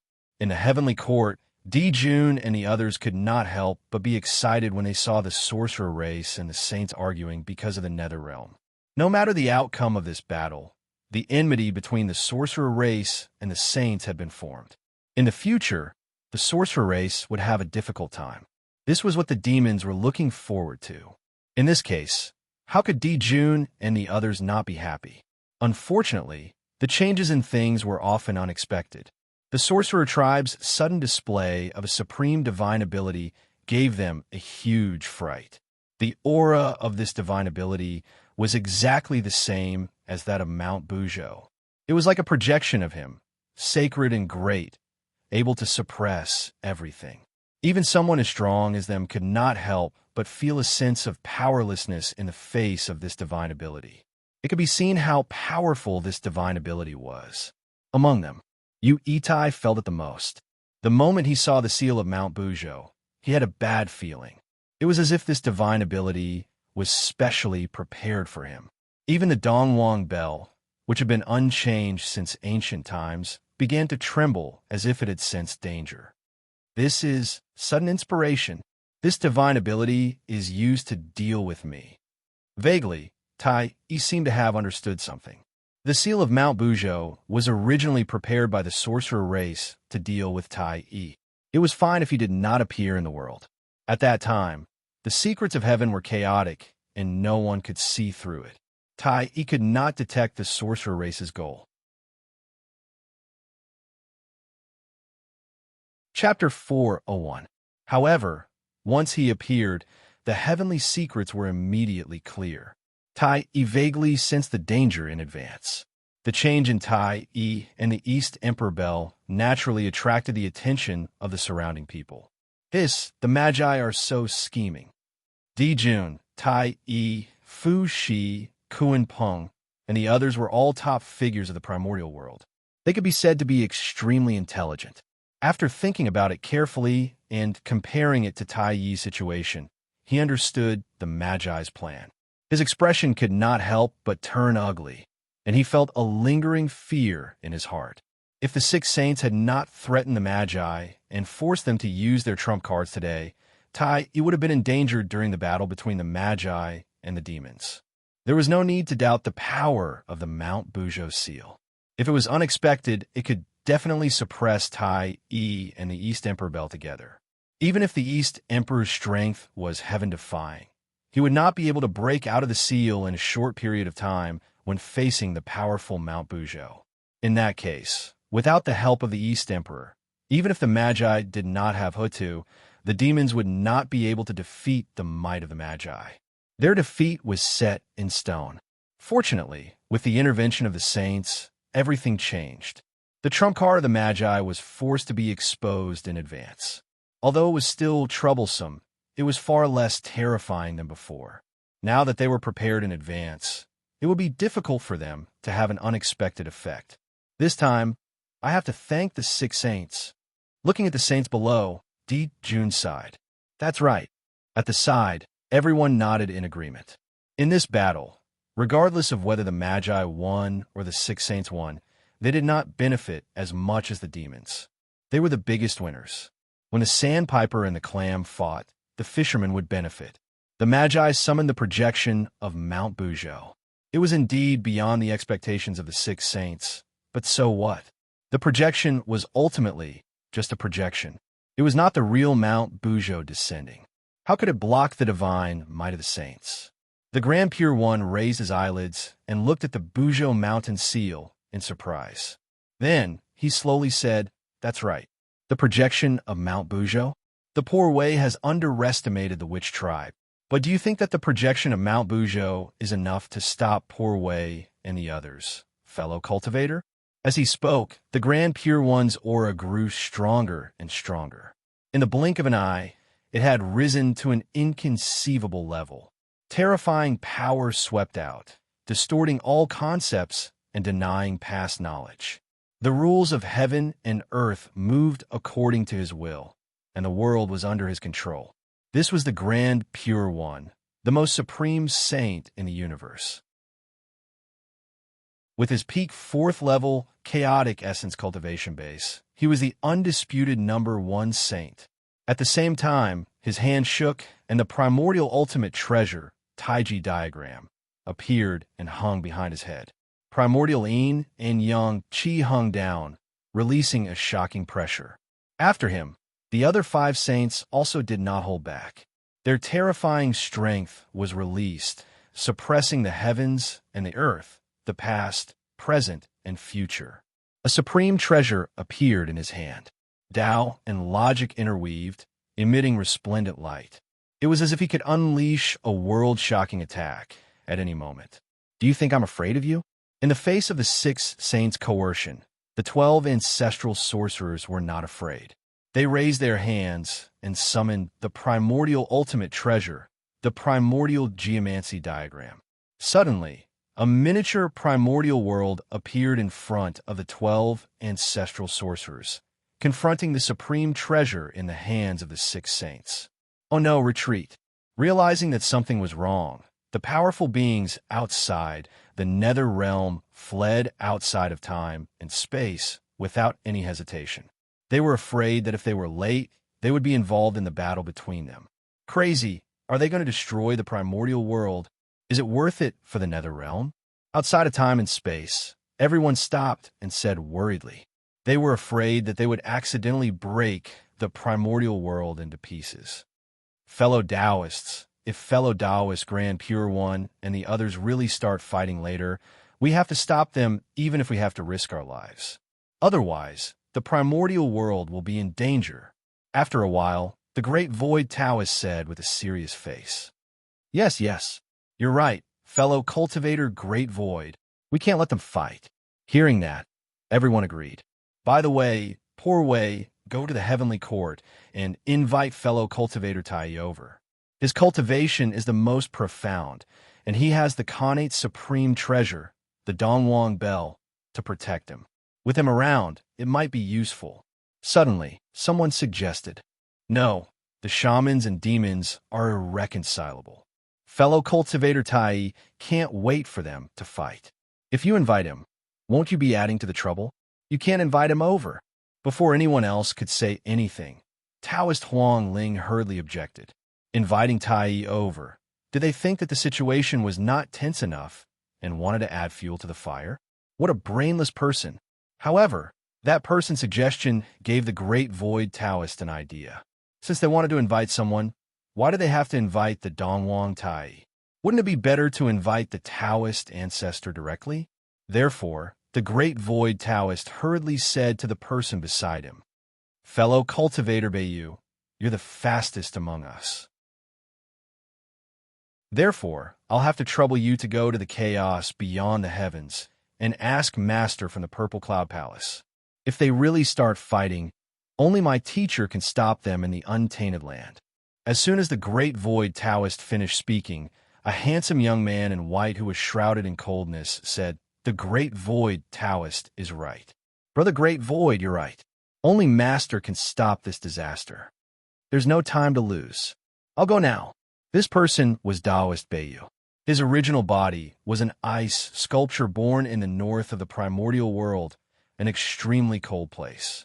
He was formed by the Khanate cold wind and was a top Khanate god fiend in the primordial world. Unfortunately, compared to Taoist Kuan Peng, he was weaker. Therefore, he did not have the chance to become the Lord of the North Sea and missed a great opportunity. However, as a bird, although Taoist Bayu's speed could not be compared to Mingi's, it was far faster than most experts in the primordial world. It was most suitable for him to go to the chaos beyond the heavens. Screech! A white light flashed, and Taoist Bayu's figure disappeared. He had already gone to the chaos beyond the heavens. Sigh! I hope fellow cultivator Bayu can make it in time. After sighing, the Great Void Taoist continued to look outside the netherworld realm with a worried expression. They please don't fight. In theory, the heavenly Tao could be said to be omniscient and omnipotent to the primordial world. However, there were always exceptions. For the saints and the great divinities, although the heavenly Tao had the power to destroy them, it could not pry into their thoughts. For example, the heavenly Tao could not know whether the six saints would fight with Hutu and the others, because it could interfere with the saints' actions, but it could not affect their hearts. It had no way of knowing what the saints were thinking, nor could it deduce. This was the disadvantage of having no feelings. The complexity of the human heart. How could the heavenly Tao understand it? Therefore, at this time, Tao ancestor Hongjun needed to appear. Compared to the heavenly Tao, he understood the human heart better. Chapter 402. With Tao ancestor Hongjun around, the two sides would definitely not fight. Therefore, when the Grand Pure One unleashed his full strength, Tao ancestor Hongjun had already arrived. He quietly hid in the dark and watched the development of the situation. Otherwise, it would be too late to wait for Daoist Yu to go to the Purple Cloud Palace and invite him over. At this moment, outside the Netherworld, it could be said that they had gathered the primordial world. The strongest power, 7 saints, 11 top-notch great divine abilities, for Khanate cardinal treasures, and 14 top-notch Khanate spirit treasures. It was the battle between the liches and demons. Its power was only so, right? It was no wonder that those great divine abilities ran away, without looking back when they saw that they were about to fight. Looking at this situation, who would dare to stay where they were? If they were not careful, they would be blasted into pieces and returned to the origin of the world. Fellow Taoist Hutu, are you going to let me? Or not? With the Taiji painting above his head, the Grand Pure One issued a final ultimatum. Next, if the Hutu still did not agree, she was afraid that they would have to fight today. Empress, open the gates of hell and let them in. If we really enter the netherworld with the 6 paths of reincarnation disc, so what if the saints come? What wave can they cause? Just as the Hutu was about to retaliate, Feng Zichen suddenly sent a voice transmission to her. As the Lord of Samsara, the Hutu was an invincible existence in the netherworld. As long as the saints entered the netherworld, this matter would be considered over. However, Feng Zichen waited and waited, but he did not see the Hutu let anyone into the netherworld. Instead, he confronted her outside. This time, he was anxious. Are you stupid? Hutu, are you stupid? It was clearly a matter that could be easily resolved. Why did it become like this? He felt helpless. Feng Zichen could only remind her. Hearing this, the Hutu could not help but be slightly stunned. That's right. Why does she have to fight with the 6 saints here? The Nether Realm, that was his territory. Over there, she was an invincible existence. As long as the saints entered, wouldn't they be at her mercy? He's really out of his mind. Thinking of this, Huda couldn't help but laugh self-deprecatingly. She was so angry that she actually gave up on her biggest advantage and competed with him at a complete disadvantage. Then, Hutu gave up the idea of fighting with the 6 sages and put away her magical power. The prehistoric geomancy map once again disappeared into the void, and the seal of Mount Bujo also slowly disappeared. Fellow Taoists, you wish to preach in the netherworld? All right then. Hutu couldn't ask for more. With that said, Hutu smiled faintly and waved her hand to open the gate of hell. Then, she stepped aside and opened a path. Fellow Taoists, please. His tone was full of urgency and urging, as if he was worried that they would not come. His attitude changed so quickly that it left everyone dumbfounded. Hutu's sudden change not only stunned the 6 saints, but also the onlookers who were watching from the sidelines. Earlier, they had wanted to fight to the death. Why did Hutu suddenly give in? Moreover, she gave in so much that she almost gave the nether realm away. There was a trap. There was definitely a trap. For a moment, everyone fell into deep suspicion. This, Hutu suddenly became so straightforward that the 6 saints couldn't help but hesitate. They were afraid that there was a trap and didn't dare to go forward easily. Why? When I asked you to come in, you insisted on coming in. Now that I've let you in, you're hesitating instead. What does this mean? Are you afraid? Seeing that the 6 saints didn't move for a long time, the smile on Hutu's face disappeared. Instead, she mocked them with a mocking expression. You, after being humiliated like this, the heavenly lord of primordial beginning was immediately furious. He raised the Panga banner and was about to hit Hutu. Fellow Taoist Yuqing, please stop.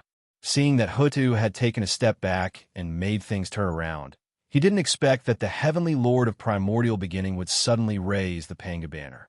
This wouldn't do. If he struck out with this strike, this battle would have to be fought. Therefore, the great divinities moved. They walked out of space and time. They stood in front of the 6 saints, separating them from the ancestral magi. Fellow Taoist, this matter has passed. You want to preach the Tao? And fellow Taoist Hutu has agreed. She even took the initiative to open the gate of the netherworld. It can be said that she has made the biggest concession. Even so, you still want to do that? Could it be that you want fellow Taoist Hutu to take the initiative to offer the origin of the netherworld before you're willing to give up? In front of the Grand Pure One, the great Void Taoist said with some displeasure, the Saint had gone too far in this matter. Even these great divinities couldn't stand it anymore. They couldn't help but come forward to make peace. And who was the great Void Taoist? He was a powerful person who could cultivate to the great perfection of the sage-to-be realm by relying on his own hard work. He even touched a trace of the true essence of the primordial chaos Tao realm. One could tell that his background was not inferior to the 3 pure ones and the others. This kind of person was not far from the legendary primordial chaos Daoyuo Jinxian realm. Perhaps one day, when the opportunity came, it would be done. Therefore, his attitude, even the Grand Pure One had to pay attention to it. Even if they didn't care about his attitude, the weight of the great divinities present was enough to move them. They were the 3,000 guests of the mortal world. Among the many connate god-fiends of the primordial world, the 3,000 top ones all had the aura of primordial chaos.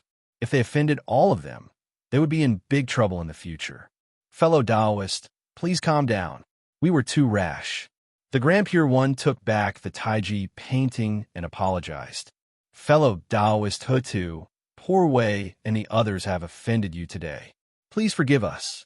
After speaking to everyone, the Grand Pure One said to the Hutu apologetically, Fellow Taoist Grand Pure One, is there anything else?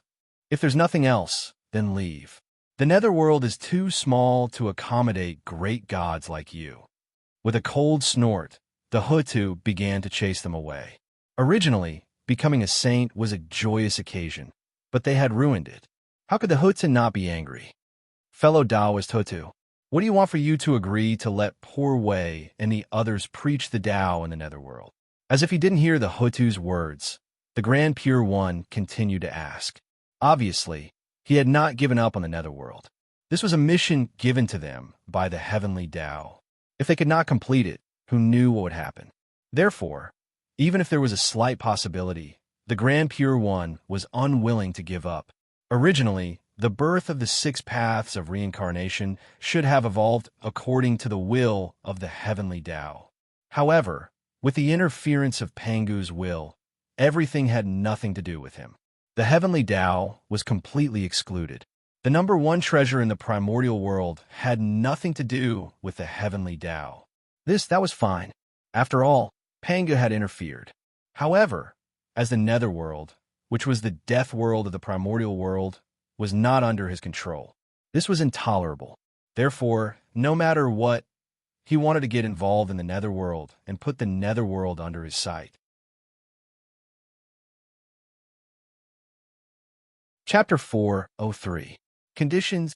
No. The entrance to the netherworld is there. If you want to enter, the Hutu will definitely not stop you. Pointing at the open gate of hell, the Hutu said indifferently, Fellow Taoist Hutu, stop joking. If you don't agree, the Poor Wei and the others will never dare to step into the netherworld. Shaking his head helplessly, the Grand Pure One replied with a bitter smile. Outside the netherworld, the 6 of them joined forces. The Hutu was definitely no match for them. However, if they entered the netherworld, it would be the complete opposite. They were definitely no match for the Hutu. Therefore, this netherworld, they could not enter. Then there's nothing I can do. The Hutu understood that the heavenly Tao entering the netherworld was a general trend. It cannot be stopped. Even the tunnel would not stop it. Because the heavenly Tao was the true controller of the primordial world. As a part of the primordial world, the netherworld naturally could not escape the control of the heavenly Tao. This was the inevitable outcome. Even if the Hutu did not agree now, it would definitely happen in the future. Therefore, her resistance at this moment was actually meaningless. However, the Hutu was naturally unwilling to let the saint interfere just like that. Therefore, she planned to stop the saint appropriately so that she could gain some benefits from it to make up for her losses. Since she could not stop the general trend, she would think of a way to gain some benefits. This was not too much. It was what she should do. She could not let the Hutus suffer, right?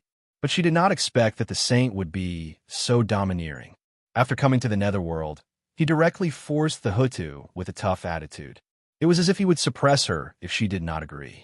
How could the Hutu tolerate it? No matter who it was, they wouldn't be able to tolerate it. Therefore, the Hutu was angry. He didn't care about the plan anymore.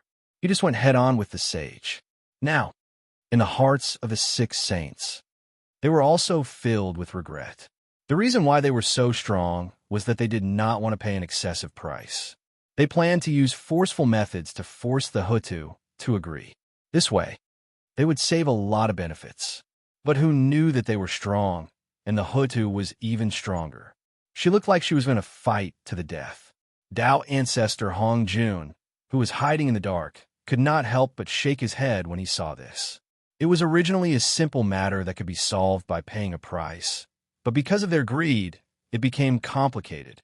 Now, even if they wanted to take a step back, Hutu would not easily agree.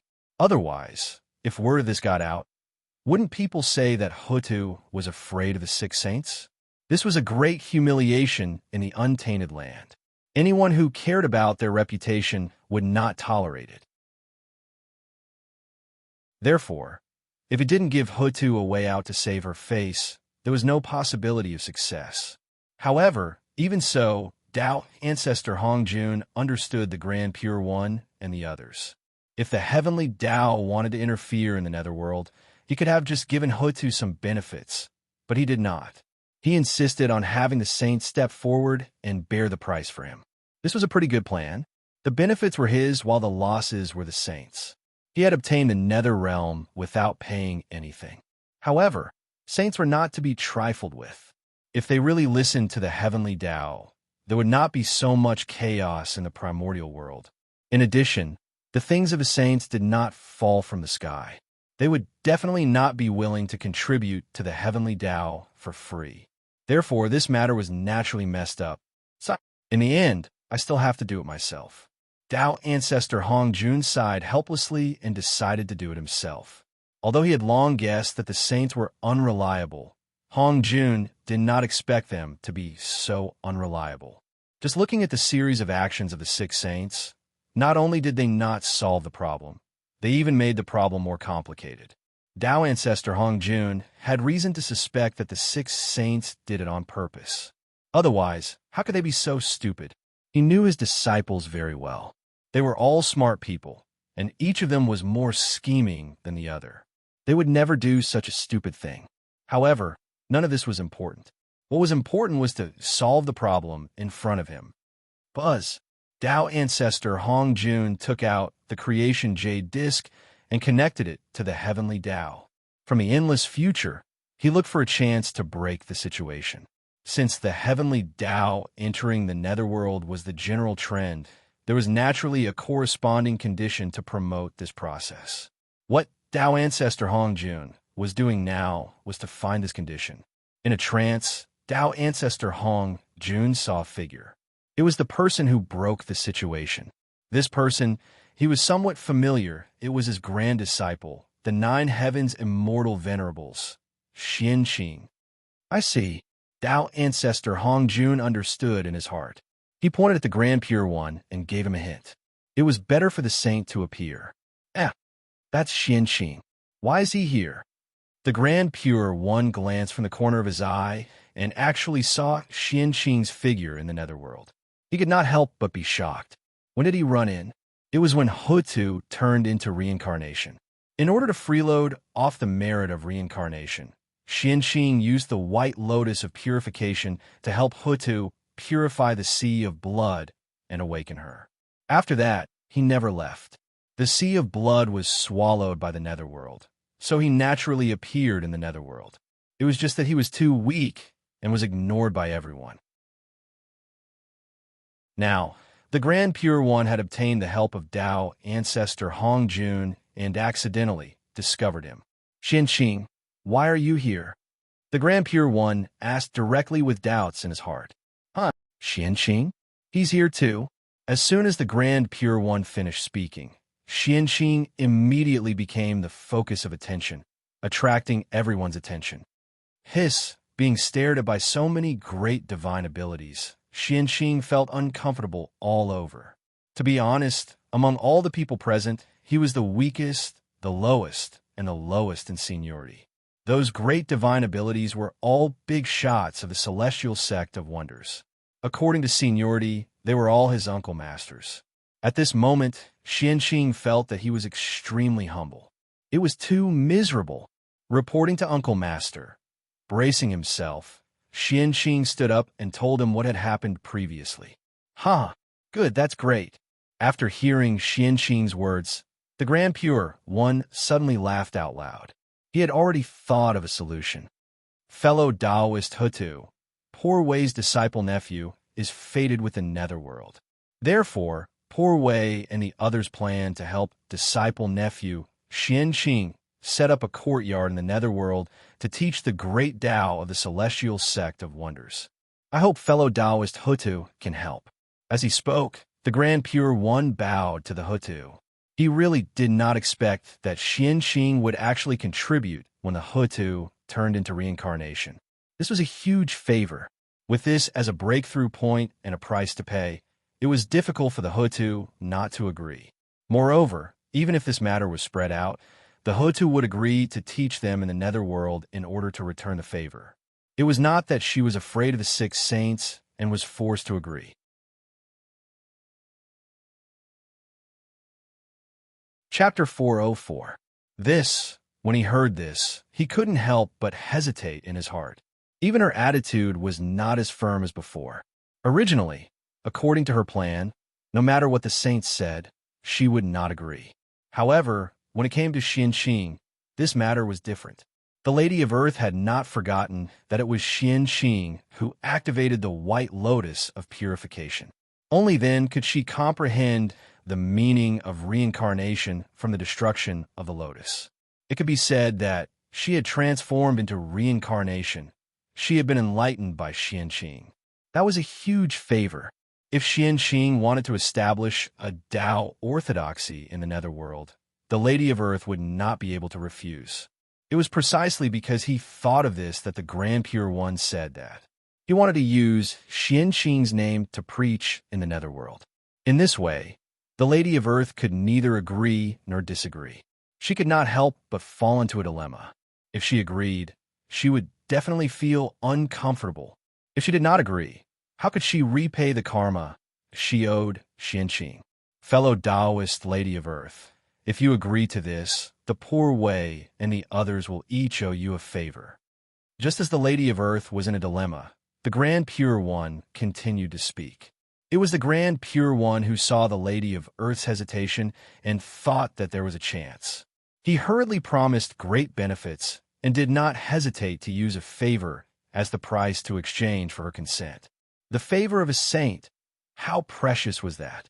That was equivalent to 6 wishes. As long as it did not exceed their abilities, regardless of whether it was reasonable or not, they could not refuse. They had to satisfy it. If these 6 favors landed in the Lady of Earth's hands, she could completely rely on them to ask the saint to do 6 things for her unconditionally as long as it was within her abilities. From this, it could be seen that in order to get the Lady of Earth to agree to them preaching in the Netherworld Saint, the saint had also put in a lot of effort. Sure, however, I am indebted to Xianqing. He can preach in the Netherworld, but you can't. He knew that at this point, he had no reason to refuse. He might as well stop while he was ahead. Hence, the Lady of Earth nodded in agreement. At the same time, in order to prevent the saint from causing trouble, she added a restriction.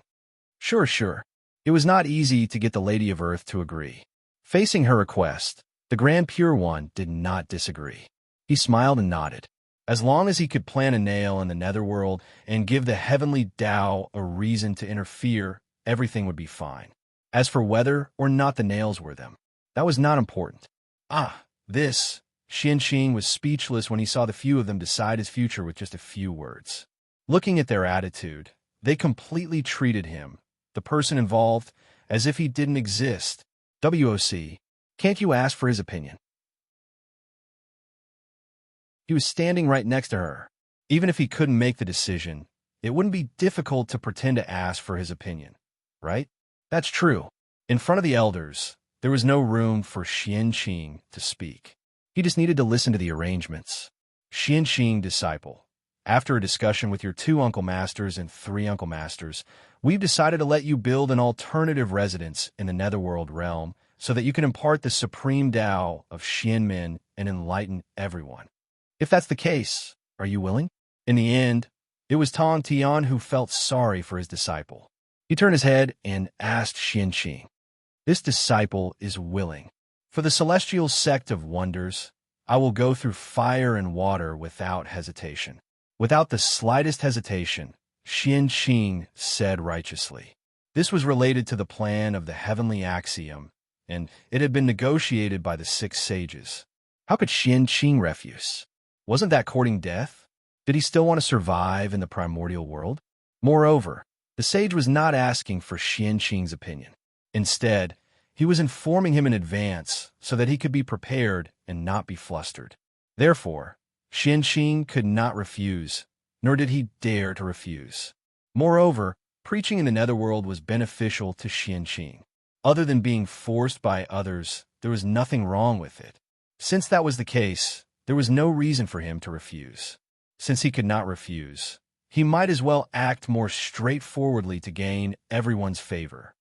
All right, only by being so responsible can you live up to the name of the celestial venerables of the celestial sect of wonders. Sure enough, seeing Xianxing's attitude, the 6 sages nodded in satisfaction. Xianxing, take this item and open up a pure land in the netherworld as the foundation for preaching. He took out a ball of heaven and earth origin.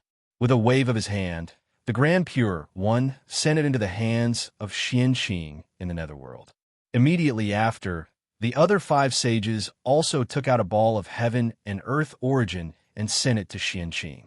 Preaching in the netherworld was the collective mission of the 6 sages. Naturally, it was impossible for the Grand Pure One to do it alone. All of the losses should be shared by everyone. Heaven and earth origin, the true foundation of the primordial world. It was more precious and miraculous than the Xianwang merit. It could help people become Daoyuo Jingxian, evolve the world, and also give birth to innate god fiends. It had incredible uses. Even if the sages wanted to condense such a treasure, they would not be able to condense it without 10,000 years.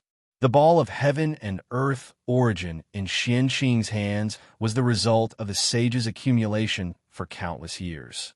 Even if they took it out, their hearts would ache. Evolving the world. Xianxing muttered to himself as he merged the 6 balls of heaven and earth origin in front of him into one. The 6 sages gave him the heaven and earth origin so that he could evolve a completely different upper-class world in the netherworld. A world that belonged to the living. That's right, this was the sage's goal. The extreme of death was life. Opening up the world of life in the death realm was in accordance with this principle. There were great opportunities, great luck, and great creation. It had indescribable benefits for preaching in the future. Open. Thinking of the legends of the later generations, Xianxing used his magic power to activate the heaven and earth origin and began to evolve the world. Suddenly, a terrifying power spread. Endless light erupted, and endless laws were born, covering everything. Nothing could be seen. After 100 years, the violent fluctuations finally stopped, and the endless light also faded.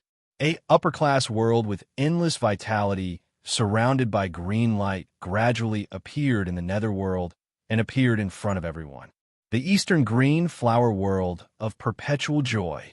It was the name of this world, and it was also the residence of the Eastern Green Flower Emperor. Xianxing used this as the foundation to evolve this world. Rumble.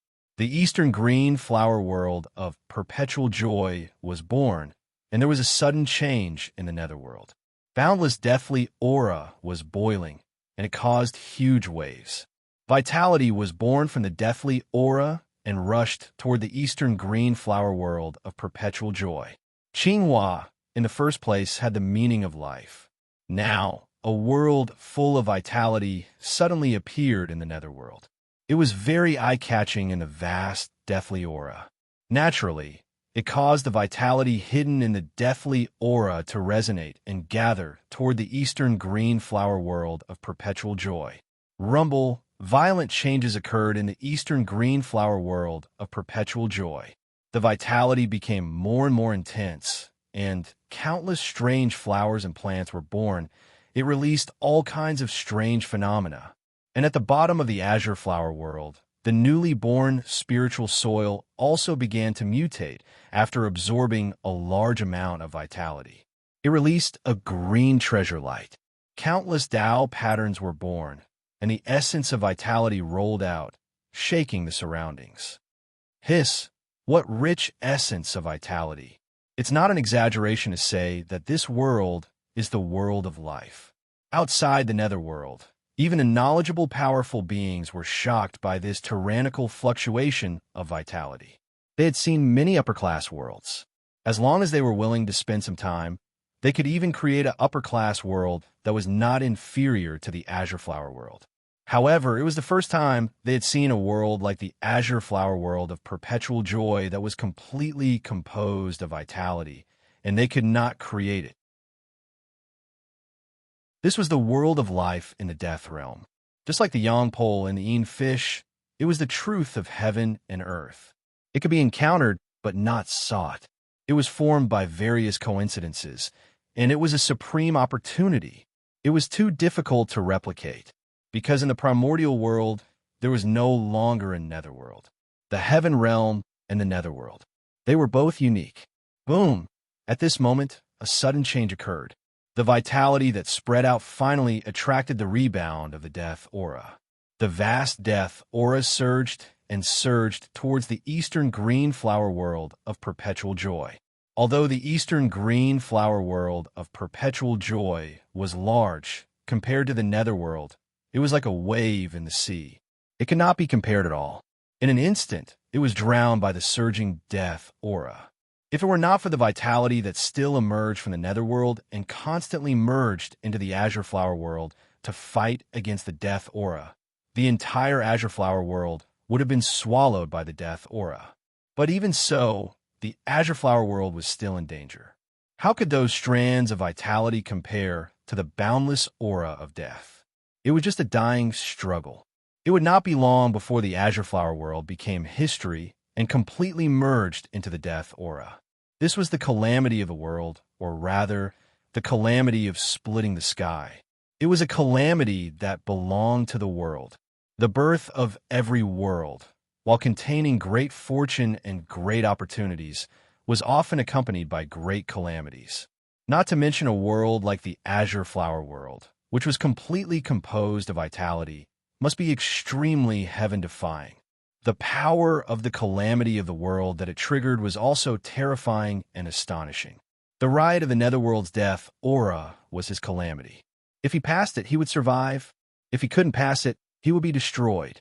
This is too strong. Seeing the boundless death aura, Xianqing clicked his tongue in fear.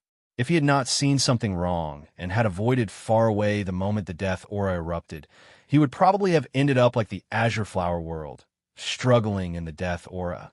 Purifying white lotus go. Although he was afraid, the eastern green flower world of perpetual joy was related to the scheme of the heavenly Tao and his future path. He could not give up. He had to think of a way to help it survive the calamity of the world. Therefore, after some thought, Xianqing took out the 12th grade purifying white lotus. This was the strongest magic treasure on him, and at the same time, it was his strongest method. If it was useless, he really had no other way. However, Xianqing knew very well that he would not fail. The so-called calamity of the world was just a formality. It was scary but not dangerous. The Eastern green flower world of perpetual joy was born according to the will of the heavenly Tao.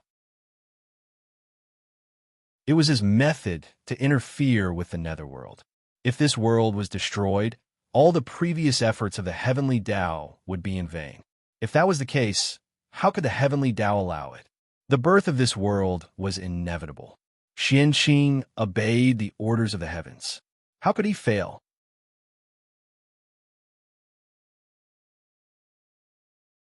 Chapter 405. After the white lotus of purification left Xianqing, it expanded with the wind. In the blink of an eye, it became 10,000 feet in size. Its entire body emitted a white glow as it spun.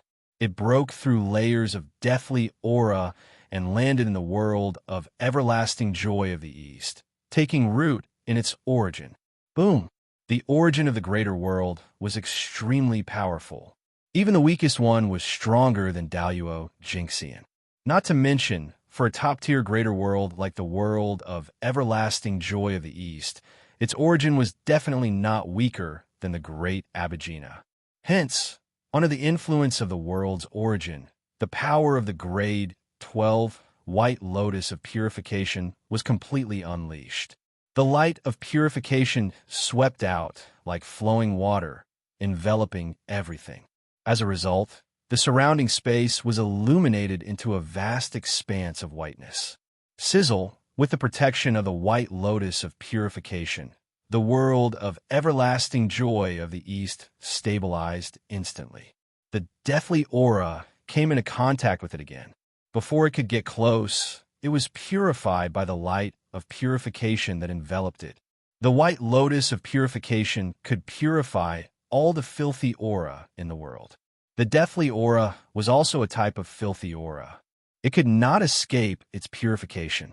After the deathly aura was purified, it turned into the purest origin aura and integrated into the growing world of everlasting joy of the East to accelerate its evolution. This was also one of the abilities of the white lotus of purification.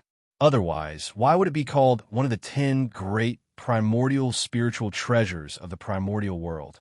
Very good, as expected of the celestial sect of wonders. In the dark, Elder Hongjun saw this scene and nodded his head in satisfaction. This grand disciple was much more reliable than the sages. It was all thanks to him that they were able to complete the task entrusted by the heavenly axiom. If not for him, it would be troublesome this time. Reward. Great reward. Thinking of Xianqing's contributions, Elder Hongjun made a decision in his heart. He was going to record his contributions and reward him well. As the leader of the celestial sect of wonders, he naturally had to treat those who contributed well so that the disciples of the celestial sect of wonders would not be disappointed. Let the poor ways see what is fated with you. Elder Hongjun's heart skipped a beat. Endless heavenly secrets appeared and surged in his sea of consciousness. Everything related to Xianqing appeared. The best was not the most suitable, but the most suitable was definitely the best. As the number one god of the primordial world, Hongjun naturally understood that. Therefore, he wanted to know everything about Xianqing so that he could choose the most suitable treasure for Xianqing. Luckily, Pangu covered up all the secrets of heaven on Feng Zichen, including his connection with Xianqing. Tao ancestor Hongjun was the strongest, but he couldn't compare to Pangu, so he couldn't see through him. This allowed Feng Zichen to escape a calamity. Green Lotus of Creation? This kid is so lucky. In just an instant, Ancestor Hongjun learned everything that Xianqing had experienced and understood what he needed the most now. The four-sided lotus platform, the innate 5 elements flag. With these 9 top-notch connate merit numinous treasures, he managed to nurture the 36 grade green lotus of creation. However, it was a pity that he would never be able to gather all 9 innate merit spiritual treasures. Heavenly Tao. He would not let the rank 36 creation green lotus appear in the great desolate Aeon. However, a connate treasure level green lotus of creation can exist. It won't touch the bottom line of the heavenly Tao. This kid's idea is very good. Xianxing wanted to collect the origins of the 9 connate spirit treasures and use them to grow the green lotus of creation. Naturally, he couldn't hide it from Hongjun. Regarding this, he expressed his agreement. If it was done properly, it might be possible to cultivate a connate treasure-level green lotus of creation. However, this method was too difficult. Forget it.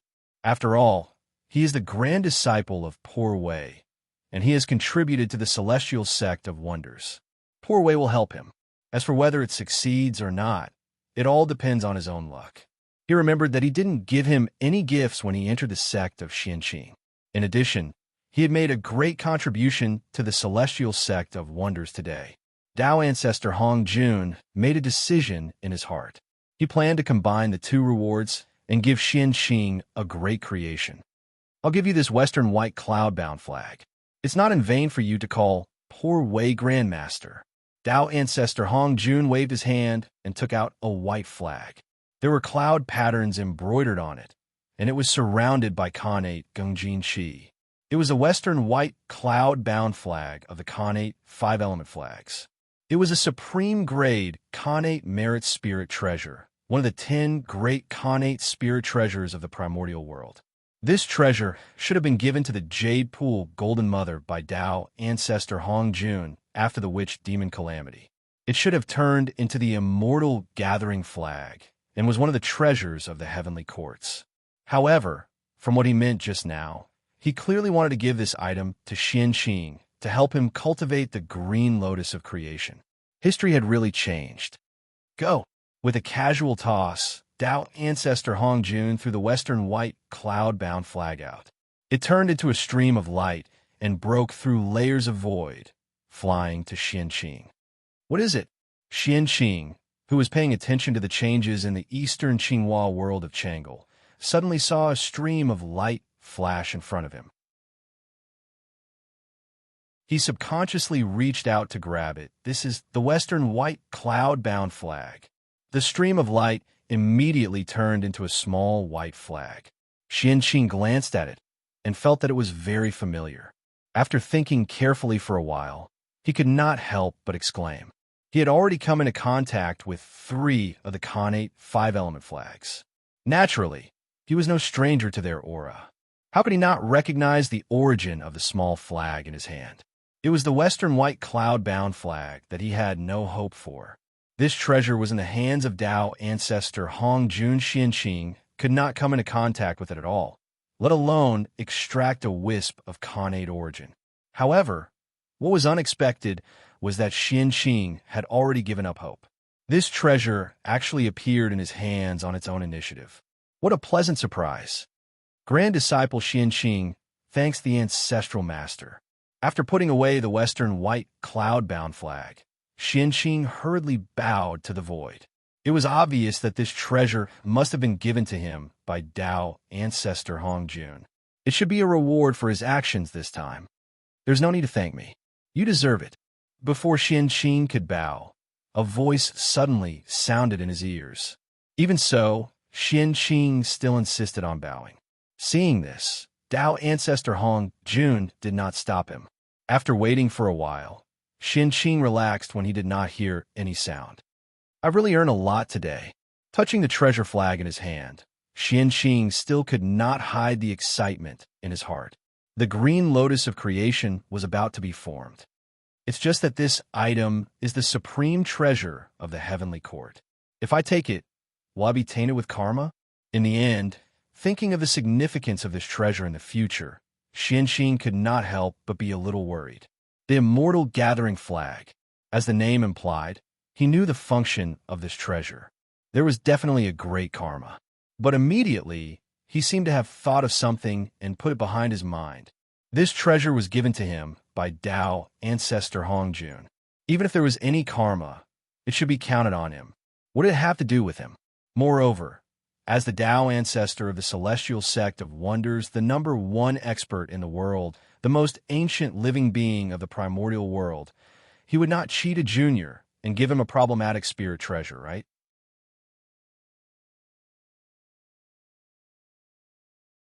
Chapter 406. Hongjun was now a Tao ancestor. He was no longer the top great medium of the primitive world. His status was obviously different. He wouldn't do the same thing as before, right? No, absolutely not. After cheering himself up, Xianqing turned his attention back to the eastern Qinghua Changle world. At this point, he could only believe in the character of Tao ancestor Hongjun. After all, if the Tao ancestor really wanted to cheat him, he had no other choice but to accept it silently. The gap in strength was too big. With the protection of the pure White Lotus, the eastern Qinghua Changle world gradually gained a foothold in the netherworld. Not only did the death aura not do anything to him, but it also became the nourishment for his evolution. Very good. However, it's not enough. Nodding his head, Xianqing was very satisfied with the performance of the pure White Lotus. But he was not satisfied with the evolution of the Qinghua Changle world. Unlike the 18 levels of hell, this was a greater 1,000 world that he opened up on his own. Therefore, it was not supported by the will of the netherworld. There were all kinds of difficulties in opening it up. It was not as fast as the 18 levels of hell. Even with the help of the origin of heaven and earth, it was still the same. Go! With a thought, Xianqing took out the white cloud boundary flag and waved it at the boundless death aura. Whoosh! Suddenly, a bright white light bloomed, and the Khanate Gongjin Qi surged out. One after another, it crushed the death aura that was rushing toward the Qinghua Changle world. After the death aura was crushed, it was directly absorbed and purified by the pure White Lotus. It saved the time of entanglement, and the speed of the Qinghua Changle world's development was greatly accelerated. It's useful. Seeing this, Xianqing's eyes lit up. He simply threw the white cloud boundary flag into the Qinghua Changle world and let him and the pure White Lotus work together. Boom, boom, boom. The 12th grade pure White Lotus and the white cloud boundary flag met, and the two seemed to have reached a resonance. The power suddenly increased, and a dazzling light burst out. The terrifying power spread and covered everything. Under this power, the arrogant death aura completely became the nourishment for the growth of the Qinghua Changle world, and it could no longer cause any harm. At this time, with the right time, place, and people, it is the best time for the green lotus of creation to appear. If I miss this opportunity, who knows when I'll have to wait for the next one. Taking out the green lotus of good fortune, Xianqing had a strong premonition that it was time for the green lotus of good fortune to appear. They had arrived. Among the 4 innate great lotus platforms, Xianqing only lacked the innate origin of the grade 12 red lotus of hellfire. Among the innate 5-element flags, the only thing he lacked was the innate origin of the northern Xianyuan water control flag. These 2 treasures were in the hands of Taoist Mingi, and Taoist Styx was in the nether realm, not far from him. At this moment, if Xianqing were to ask Taoist Mingi for Airbao's congenital origin in the name of developing the Qinghua Changle world, he would definitely not refuse, because he was Taoist Styx River. He had once heard of it in the Purple Cloud Palace. No matter what he thought, he was still a disciple of the celestial sect of wonders in the untainted land. This was the birth of the Qinghua everlasting joy realm, and it was related to the celestial sex plan. There was no way that Taoist Mingi could refuse. Previously, when the 6 saints and the Lady of Earth were fighting, it was understandable that he did not help. Now this was something that he could do in passing. If he were to refuse, it would be equivalent to cutting himself off from the celestial sect of wonders. The 6 saints would definitely have a grudge against him. In this way, as long as Taoist Mingi was not stupid, he would know how to choose. The witch race was different from the demon race. They really had nothing to do with the celestial sect of wonders. Among the 12 ancestral witches, other than ancestral witch hoodoo who had been there once, the rest had never been there. Uncle Master Mingi, Xianqing would like to ask for 2 treasures from you to help the Qinghua Changle world evolve. I hope you can fulfill my request. Holding the green lotus of good fortune in his hand, Xianqing bowed to Taoist Mingi and said, if he wanted to ask for help, he had to have the attitude of asking for help. Xianqing was well aware of this. Sigh, take it. Seeing the green lotus of good fortune, Taoist Mingi felt that the secrets of heaven were clear. Without Xianqing saying anything, he knew what Xianqing wanted. After struggling for a while, Taoist Mingi took out a lotus seed of the red lotus of fire and threw it to Xianqing together with the congenital origin of the northern mystic water control flag. He was not afraid of offending one or two saints, but offending 6 at the same time, even the East Emperor Tai had to think twice. Mingi, naturally did not dare to. Therefore, he could not refuse Xianqing's request. They're finally here. After receiving the red lotus of fire and the congenital origin, Xianqing's face could not help but reveal an ecstatic expression. He had gathered one of the congenital origins of the 9 treasures of good fortune. The green lotus of good fortune could finally be born. This was all thanks to Pangu. If Pangu had not made a move and prevented the heavenly Tao from interfering with the netherworld, it would not have borrowed Xianqing's hand to evolve the Qinghua Changle world. And the birth of the green lotus of good fortune could speed up the birth of the Qinghua Changle world. In this way, even if the heavenly Tao did not like the green lotus of good fortune, in order to control the netherworld, it had to be born and would not send down the heavenly punishment. This was called the right time. The Eastern Qinghua Changle world was a boundless world composed of boundless vitality. It gathered most of the vitality of the netherworld. It could be said to be the holy land of spiritual root living beings. It was most suitable for the growth of the green lotus of good fortune. This was called the right place. The Tao ancestor came in person.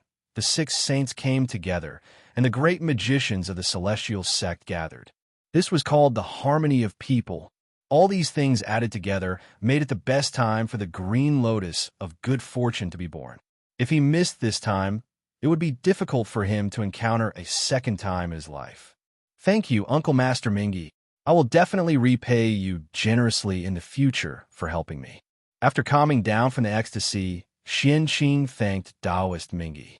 Just based on Taoist Mingi's actions today, if Xianqing had great achievements in the future and the Buddhist sect schemed against Taoist Mingi, he would definitely help to repay today's kindness. You're welcome. It's all for the celestial sect of wonders. Taoist Mingi waved his hand and replied expressionlessly. This was really for the celestial sect of wonders. If it wasn't for the celestial sect of wonders, he wouldn't have given the red lotus seed and the congenital origin to others. As for the generous repayment that Xianqing mentioned, Taoist Mingi didn't care at all. If it was his master, the Grand Master of Heaven, who said it, it would be fine. He was just a junior. What ability could he have? Xianqing smiled and didn't say anything. He had roughly guessed what Taoist Mingi meant. But so what? Everything would be revealed in the future. Go! Xianqing formed a Tao seal and sent the green lotus of good fortune and the origin of the 9 treasures of good fortune that he had collected earlier into the Eastern Qinghua Changle world so that they could fuse there. Buzz, buzz, buzz. Sensing the aura of the same origin on the green lotus of good fortune, the white lotus of purification and the white cloud-bound flag trembled inexplicably and released wisps of origin that gathered towards him.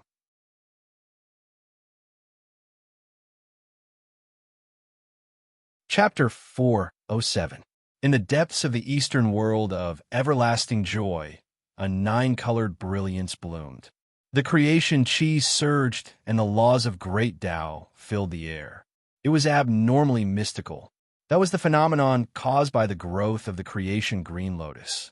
An extraordinary object would definitely have an extraordinary appearance. Needless to say, the creation green lotus was extraordinary. Even though it was only a connate numinous treasure, it still had boundless power. Even heaven and earth had to celebrate its rebirth.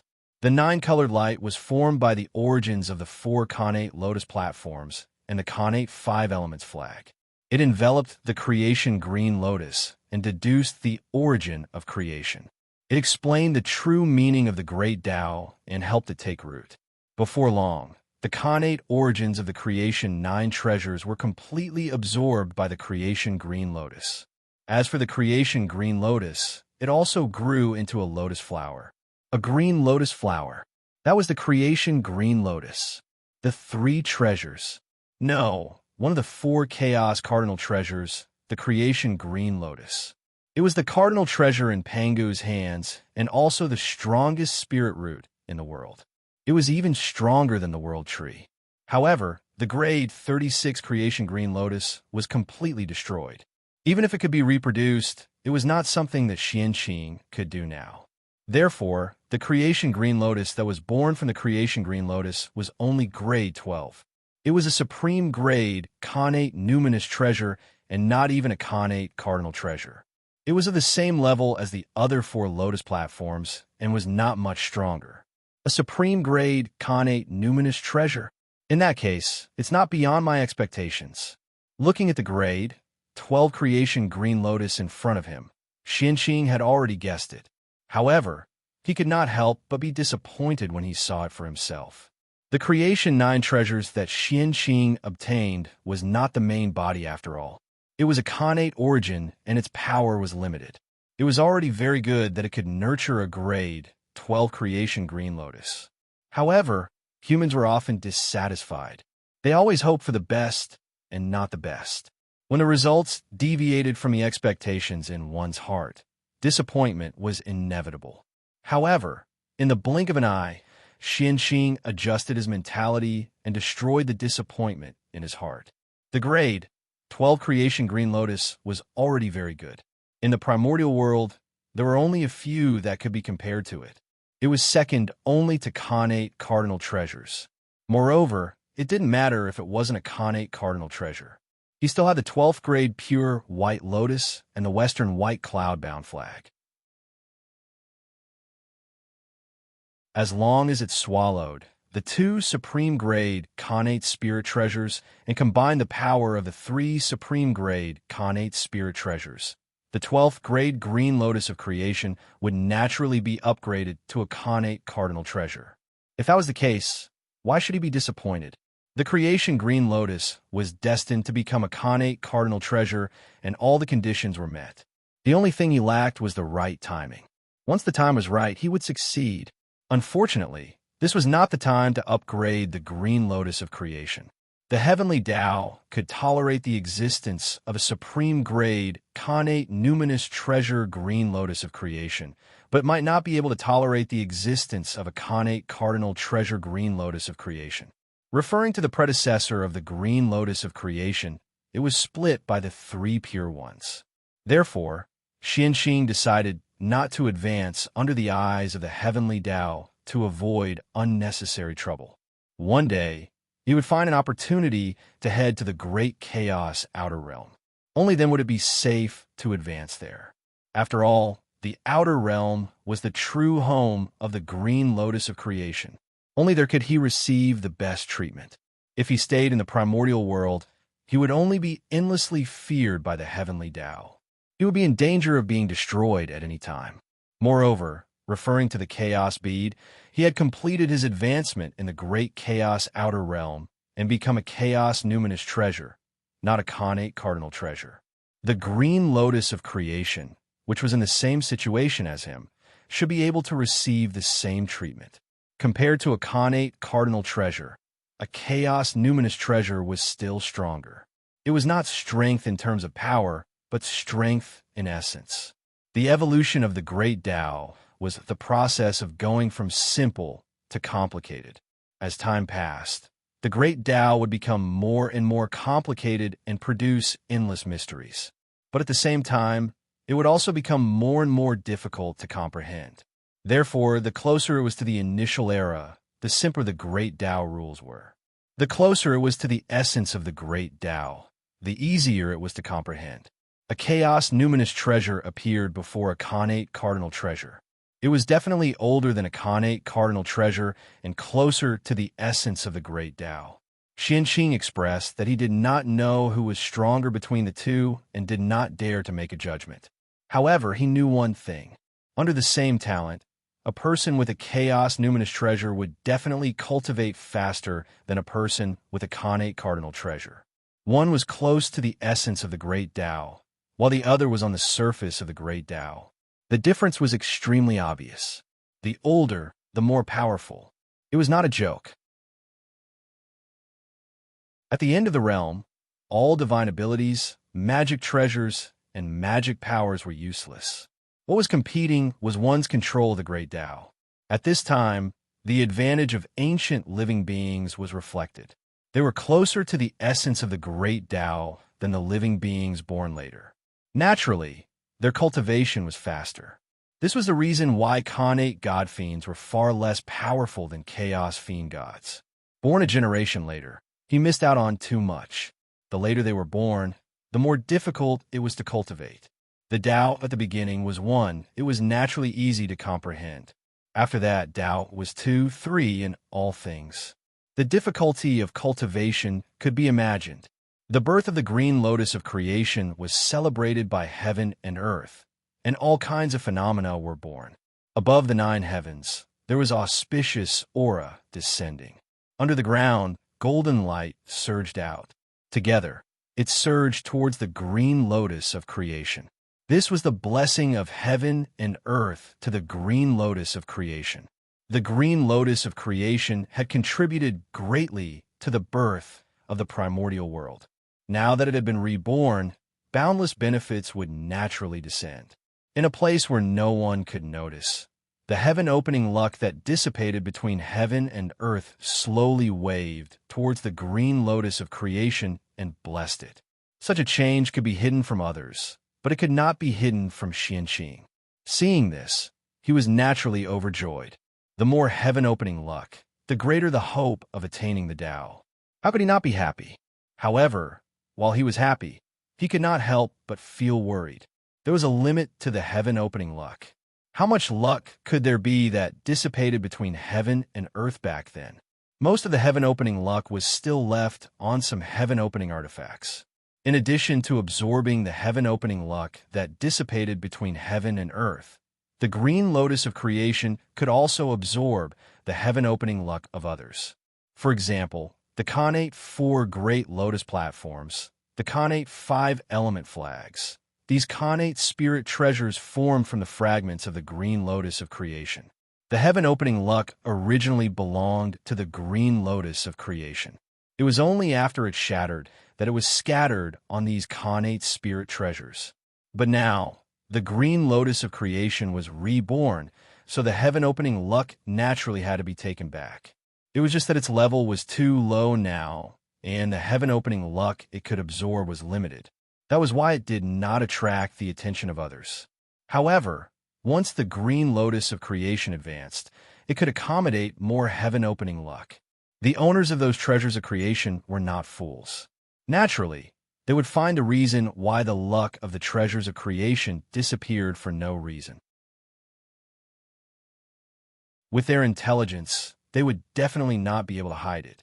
Sooner or later, they would find the green lotus of creation.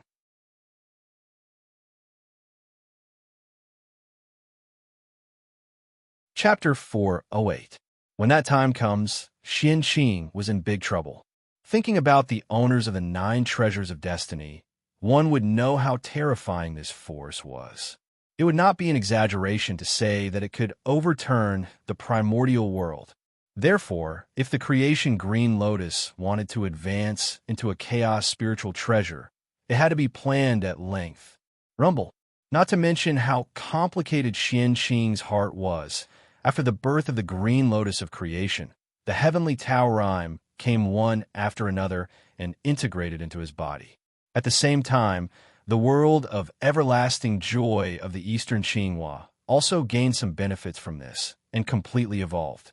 The world was completely enveloped by green light, and it was dazzling and resplendent.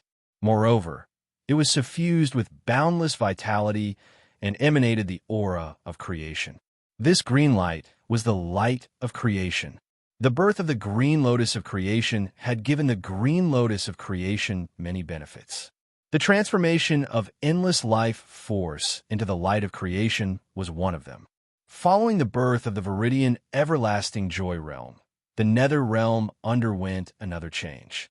The entire realm was filled with an aura of perfection, and the laws of heaven and earth were abnormally active. He was even more perfect. Is it done? This unforeseen event awakened Qianqing from his absent-mindedness. He looked at the green splendor world of perpetual joy once again. Who could truly control the future? It was better to grasp the present as best as possible. There was no point in thinking too much about the matter of the good fortune azure lotus. It was better to think about it when Xiao Chun became stronger in the future. Go! Putting aside his worries, Qianqing took a step forward and arrived at the Qinghua everlasting joy realm. Qing. His eyes were full of bruises. It was a boundless green. As expected of the green splendor everlasting music world, this world was green in color. Qianqing looked around, and all he could see was green without any other colors. The mountains were green, the water was green, the earth was green, and even the sun was green. It was extremely miraculous. They were all formed from the aura of creation. Every blade of grass and every tree in this world had the power of creation. If placed in the outside world, they could revive the dead and regrow flesh and bones. It could be said to be extremely precious. However, in the Qinghua everlasting joy realm, it had become an ordinary item. This showed how extraordinary this realm was. 10 Directions Pure Land. Seeing this, Qianqing thought of another name for the Qinghua everlasting music realm in the future. The 10 Directions Pure Land, rebirth as one wishes. This was the holy land of the mortal world after death. By coming here, one would be able to transcend. The Tai, Heavenly Lord of Salvation from Misery, was also known as Heavenly Lord of 10 Directions. This was where the name of the 10 Directions Pure Land came from. However, although this place was called the Pure Land, it had nothing to do with Buddhism at all. It was a proper Taoist holy land. The Buddhist Pure Land of Bliss was located in the Western Pure Land of Bliss, not in the Netherworld. Although the purpose of the two was similar, they were indeed two different places. As for who brought it up first, Qianqing had no idea. It was unknown whether Taoism copied Buddhism or Buddhism copied Taoism. Anyway, in the future, it was already very serious for two companies to plagiarize each other.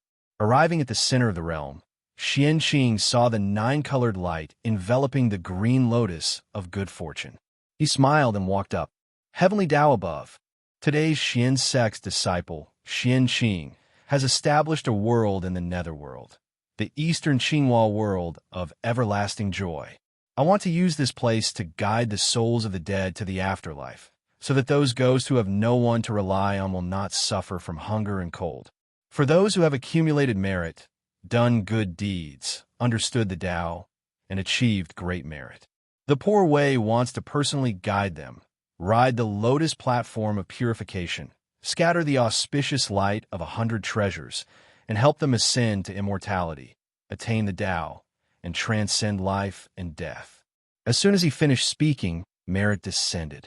Bright golden light descended from the sky and completely enveloped Qianqing. It was as if he was wearing a layer of golden clothes. It was abnormally gorgeous. There wasn't much merit, not even 1,000th of the reincarnation merit. But the meaning it represented was extremely extraordinary. That heavenly Tao above opened the curtain of everything, marking the official entry of the heavenly Tao into the netherworld. Otherwise, why would the heavenly Tao bear witness to the world that belonged to the underworld? Not bad. Qianqing is indeed blessed. In the outside world, the saints saw Qianqing's performance and couldn't help but nod in satisfaction. This time, their mission was considered completed. They didn't have to worry about the punishment of the heavenly Tao anymore. It was just that they owed Hutu a favor, which was more troublesome. As for the rest, they were all within their acceptable range. However, the 6 saints were already very satisfied with this. The price they had to pay this time was much less than expected. Rumble. One could see that the power of the heavenly Tao entered the netherworld along with the power of merit, and then spread to the entire world, fusing with the rules of heaven and earth. From then on, the heavenly Tao had taken root in the netherworld. Although it couldn't completely control the netherworld, it could still interfere a little. Moreover, everything that happened in this world could be investigated by it. The only thing that wasn't affected by the heavenly Tao was the 6 paths of reincarnation disc. 6 fellow Taoists. In this case, are you satisfied? After everything was settled, Huda looked at the 6 of them and said coldly, "Fellow Taoist Hutu, please calm down." Poor Wei and the others promised that if there's nothing important in the future, they won't step into the netherworld. Since their goal had been achieved, the 6 saints' attitude towards Hutu softened as they said with a smile. In any case, it didn't mean much to them whether they came to the netherworld or not. The 6 saints wouldn't lose anything by saying some soft words to Hutu to calm her anger. Oof. In that case, then please go back, fellow Taoists. With a cold snort, Hutu sent them off. It was really infuriating to see them. Since everything was over, it was better to send them away as soon as possible so that they wouldn't be an eyesore here. Fellow Taoist Hutu, poor Wei and the others will take their leave first. After cupping their fists, the figures of the 6 saints gradually disappeared and left this place. In fact, there was no need for Hutu to speak. They were about to leave. Did they really think that the saints wanted to come here? Here. They sensed the long-lost danger.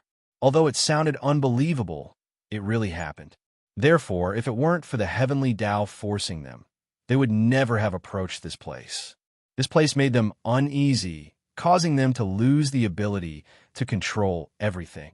Fellow Taoist Hutu, after disturbing you for so long, poor Wei and the others should leave. After the 6 saints left, the great beings also bid farewell to Hutu.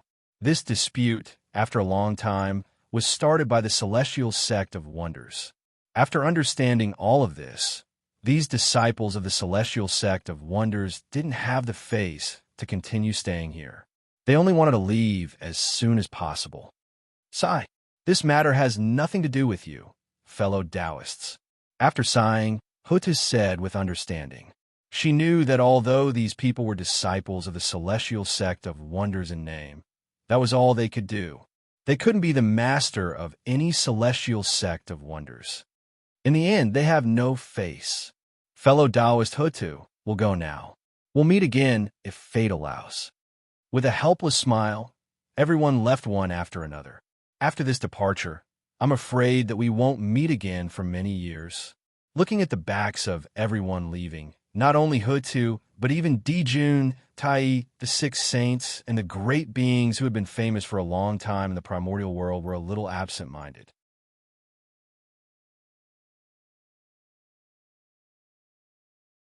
Chapter 409. These people were all people who lived in seclusion. If nothing unexpected happened, after returning this time, they would no longer be seen in the primordial world. They would not step into the mortal world and pursue the Tao wholeheartedly. Fellow Taoists, have a safe journey.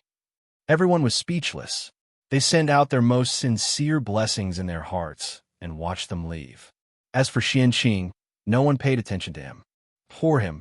He was completely forgotten. He stayed in the eastern Qinghua realm alone. Fellow Taoist, are you free now?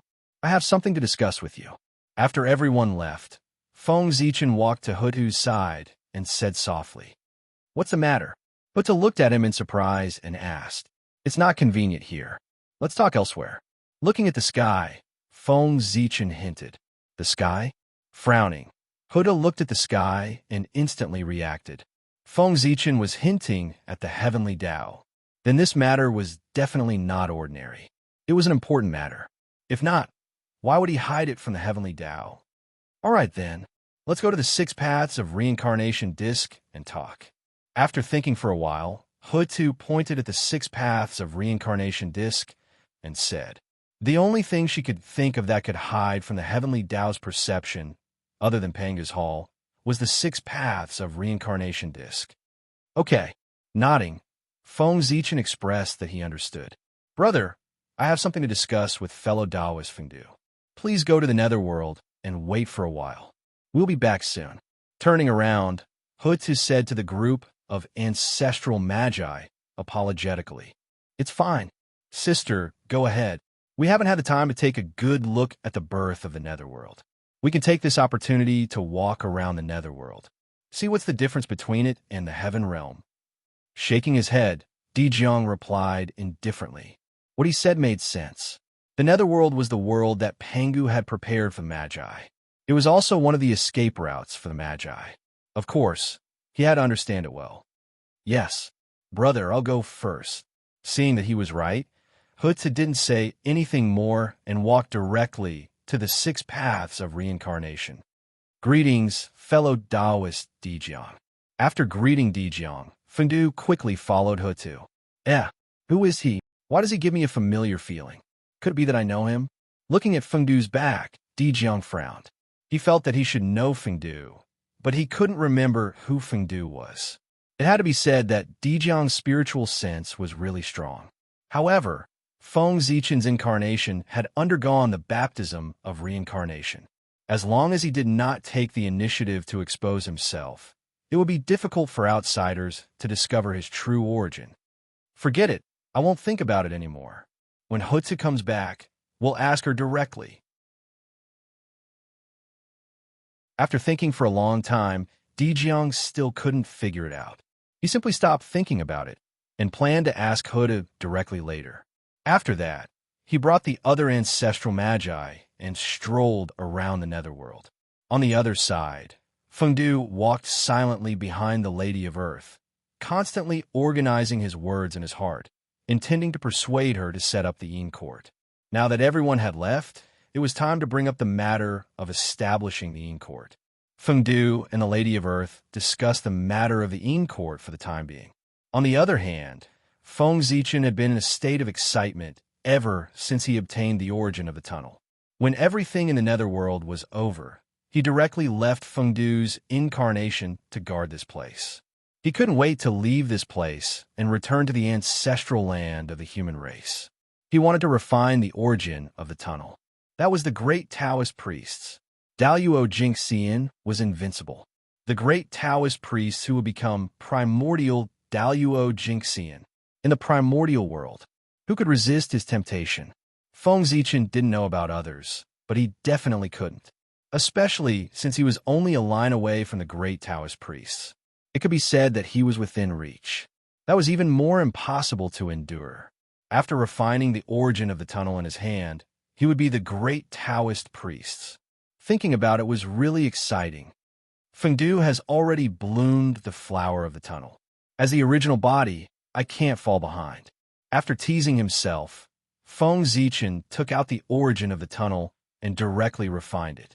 This origin of the tunnel was not prepared for him.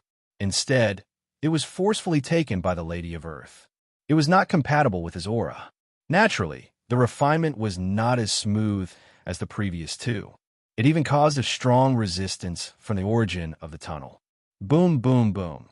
The true will of all things surged out from the origin of the tunnel and transformed into various forms. It contended with Feng Zichen's mana and prevented him from refining it. That wasn't all. The origin of the tunnel rumbled and resonated with the mountains, rivers, and earth. It stirred up the power of the earth and headed toward Feng Zichen. For a moment, Feng Zichen felt that his body was incomparably heavy. It was as if he was carrying an ancient divine mountain on his back. It was so heavy that he couldn't breathe. Even with Feng Zichen's cultivation, he was still pressed down. It could be seen how heavy it was. A mere origin of the tunnel actually wants to defy the heavens and escape my suppression. What a joke. Great Tao Furnace, refine for me. Feng Zichen couldn't help but be furious that he couldn't refine the origin of the tunnel. He directly summoned the Great Tao Furnace and stored it inside, using the power of the Great Tao to refine it. Compared to the power of the Great Tao, the origin of the tunnel was much weaker. Therefore, even if the power of the Great Tao possessed by the Great Tao Furnace only had a trace of the true power of the Great Tao, it was definitely not something that the origin of the tunnel could contend against. In the Great Tao Furnace, the arrogant origin of the tunnel was completely suppressed by the power of the Great Tao. Traces of the origin were refined and merged into Feng Zichen's body. However, As he watched, Feng Zichen discovered a drawback of the great Tao furnace. That was, there was no corresponding Tao fire. If there was a furnace, there naturally had to be a fire. Even the Grand Pure One had to use the connate 8 trigrams furnace to refine pills with the purple Tusita fire. Of course, the great Tao furnace also needed a matching Tao fire. In the past, when the great Tao furnace was still the heaven and earth furnace, Feng Zichen used the fire of all creations. This was a variant of the starfire. Because the starfire was too eye-catching, Feng Zichen didn't dare to use it. He was afraid that it would attract the attention of the demons, so he changed it into the fire of all creations. Of course, the power of this fire was very powerful. It was not inferior to the 10 great primordial true fires. It was more than enough when paired with the heaven and earth furnace. However, the heaven and earth furnace had been upgraded and became the great Tao furnace. As a result, the fire of all creations was not compatible and could not fully unleash the full power of the great Tao furnace. This also led to the fact that although the great Tao furnace could suppress the origin of the tunnel, its refining speed was a little slow. Sorry, I was negligent. It wasn't too late to discover it now, but he couldn't make it in time to refine the origin of the tunnel. It took time to deduce a connate true fire, especially the connate true fire that was suitable for the great Tao furnace. It was even more difficult to deduce. The great Tao was born in the chaos, so the most suitable great Tao furnace was naturally the legendary chaos true fire. The flame that was born in the chaos was one of the most ancient flames. It could be said to be the source of fire, and its power was beyond imagination.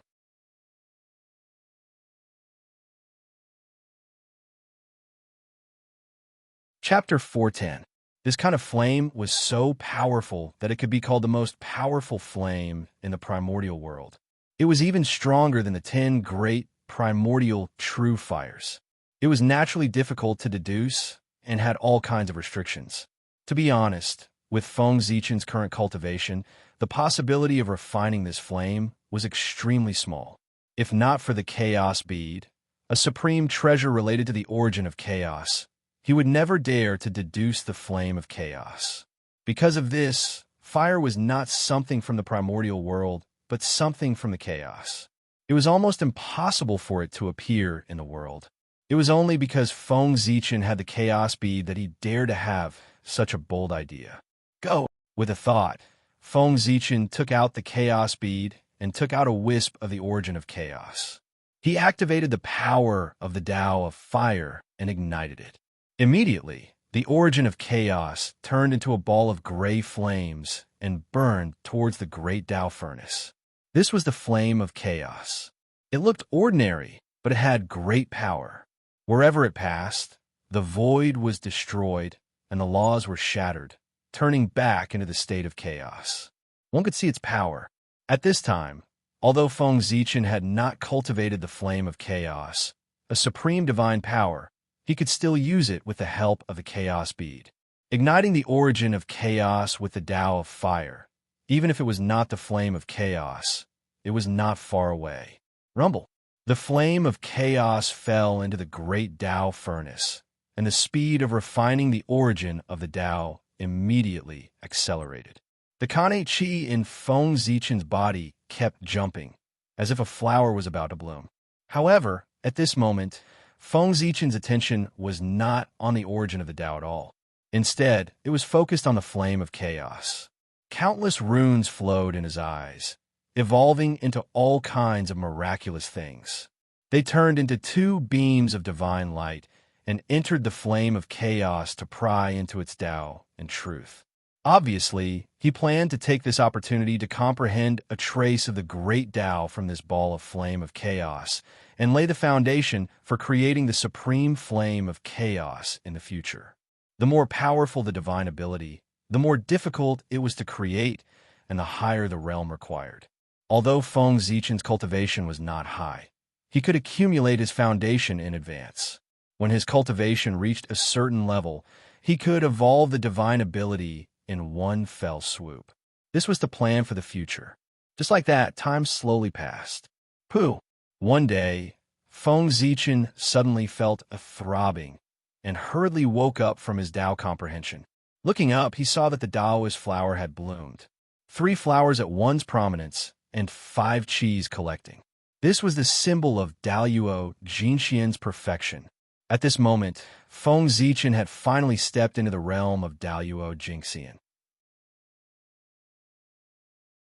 Furthermore, his 3 flowers, they were different from the other 3 flowers. It was a true flower of Tao. Each flower bloomed with 12 grades, and they were all a noble purple color. They contained the power of heaven, earth, and man. Buzz, buzz, buzz. The moment the 3 flowers were formed, a certain condition seemed to have been met, and they resonated.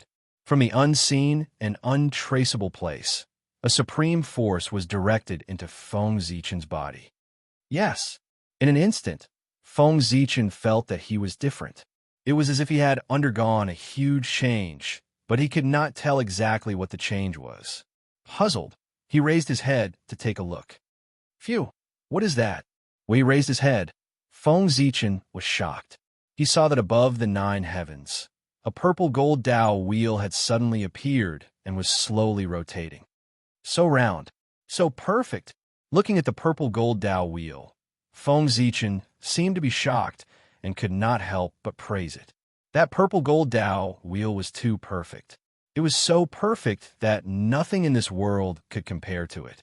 It was as if everything in front of him had all kinds of flaws. That was the reason why Feng Zichen was amazed. He had seen many treasures, but none of them gave him such a perfect feeling like the Tao wheel in front of him. Even the chaos bead could not compare to it. Feng Zichen had only felt a similar feeling from Pangu. That meant that this item was infinitely close to Pangu. What was even more amazing was that there were countless runes on the Tao wheel that covered the entire wheel. It was extremely mysterious. Just looking at it would make one feel dizzy. Feng Zichen only took a slight glance and felt as if his head had exploded. Countless chaotic information filled his mind, making him feel extremely uncomfortable. He quickly closed his eyes and did not dare to look again. That was extremely unbelievable. What realm was Feng Zichen at now? Daoyuo Jinxian had reached perfection. It could be said to be the pinnacle of the Tao. At such a realm, what runes could he not comprehend? Even the supreme great magic, the Khanate Tao scripture, and the saints' classics were placed in front of him. Although he could not comprehend it at a glance, it was not difficult to understand its meaning. But even so, the innate runes on the wheel, not to mention understanding its meaning, just looking at it made him feel confused. He did not understand its meaning at all, and even felt dizzy. This meant that the level of the purple gold wheel had surpassed that of a saint. It was an endless, mysterious treasure that completely exceeded Feng Zichen's understanding. That was why he could not pry into it. Outside the innate runes, there were endless rules. They were like patterns that were imprinted on the edge of the purple gold wheel. The rules of heaven and earth were extremely similar to the rules that formed the primitive world, but they were more profound. It was like their origin, making Feng Zichen unable to see through them. After looking at it for a long time, he even felt a sense of dizziness. It was even more serious than the after effects of looking at the innate runes just now. After a while, Feng Zichen calmed down the restlessness in his mind and continued to look at the purple gold wheel. However, with the previous lesson, he did not dare to look at the runes and rules on it again. Instead, he looked elsewhere. This time, Feng Zichen saw silk threads, countless silk threads. Those silk threads came from nowhere and stretched out from the void. They were densely packed and tightly wrapped around the wheel. And as the wheel rotated, they became tighter and tighter. These silk threads were different from the rule runes and did not have the slightest bit of magic. Feng Zichen looked at them for a long time and did not feel uncomfortable. He continued to look at them, wanting to see their origin. At first, he did not feel anything strange. But after looking at them for a long time, he did not discover their origin and found that something was wrong. It was fine that the silk threads were entangled deeper and deeper, but as the silk threads were entangled deeper and deeper with the wheel, it began to affect the speed of its rotation. It was as if there was a huge monster at the end of the silk threads that firmly held the wheel and did not let it continue to rotate. Although this effect was very small and almost undetectable, and if not for Feng Zichen's careful observation, he would not have discovered it. But it did affect the rotation of the wheel. Perhaps he could not see anything now, but as time passed, there would be more and more silk threads firmly wrapped around the wheel, bringing him great pressure.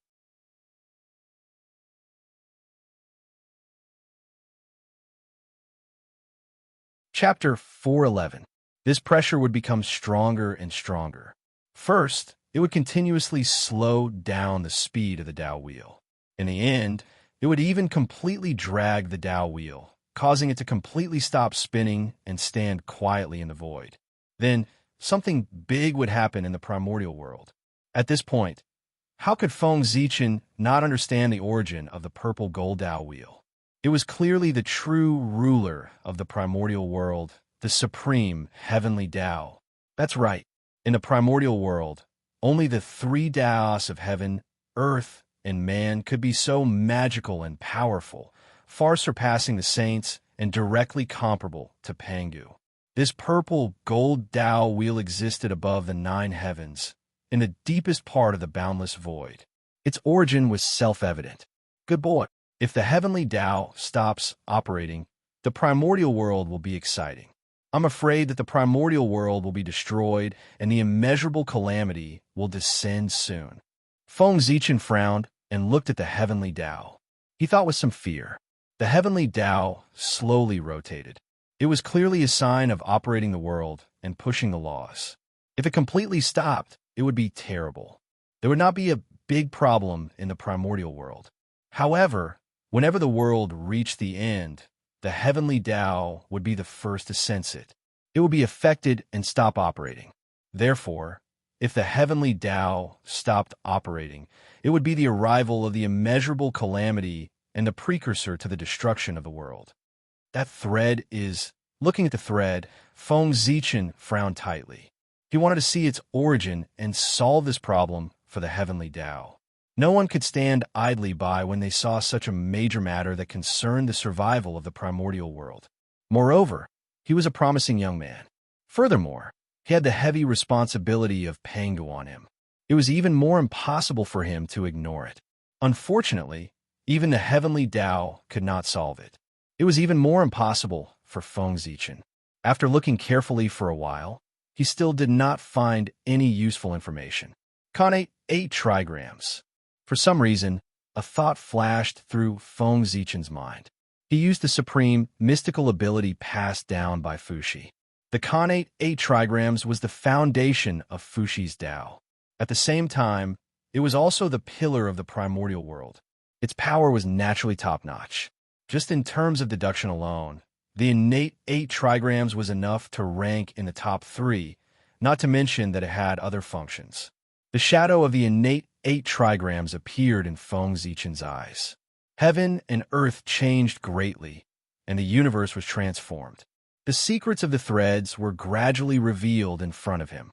Yes, it actually worked. The ability of the pre-celestial 8 trigrams was somewhat beyond Feng Zichen's expectations, but it made him a little excited. Originally, he only had a flash of inspiration and wanted to give it a try. He did not know whether it would succeed or not.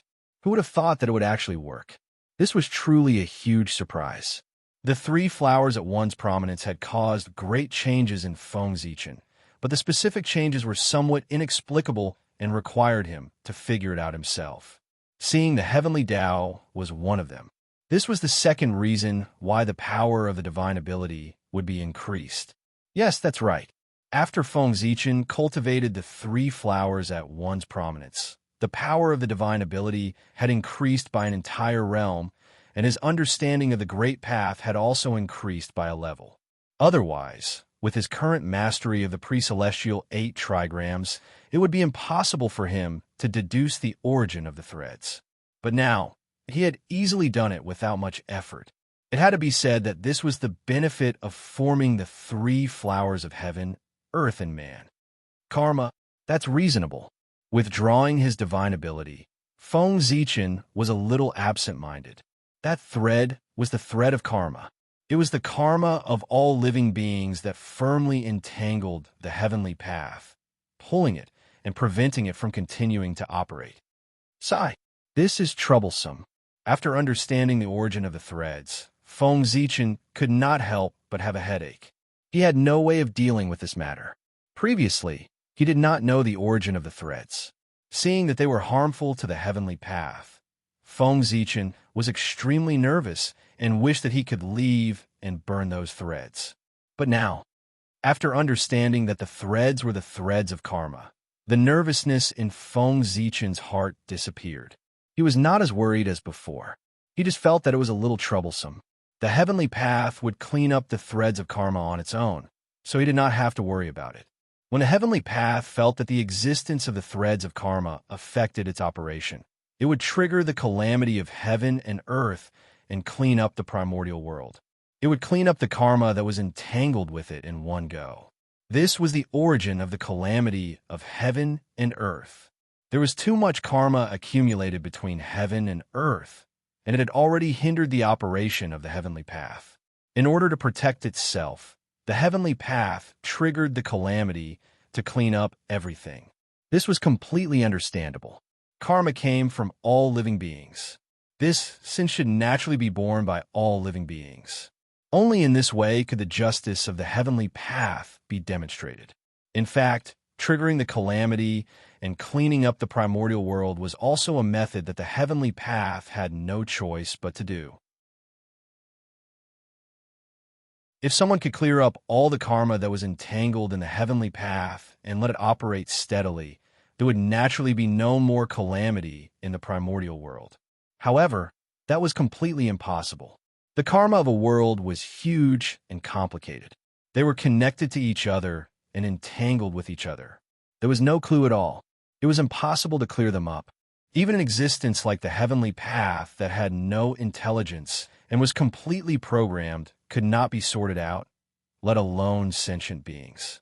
If not for that, the heavenly path would not have sent down a killing tribulation to clean up a portion of the living beings of the primordial world and cut off the messy karma. That was the simplest and fastest method. It would also cause the least damage to heaven and earth.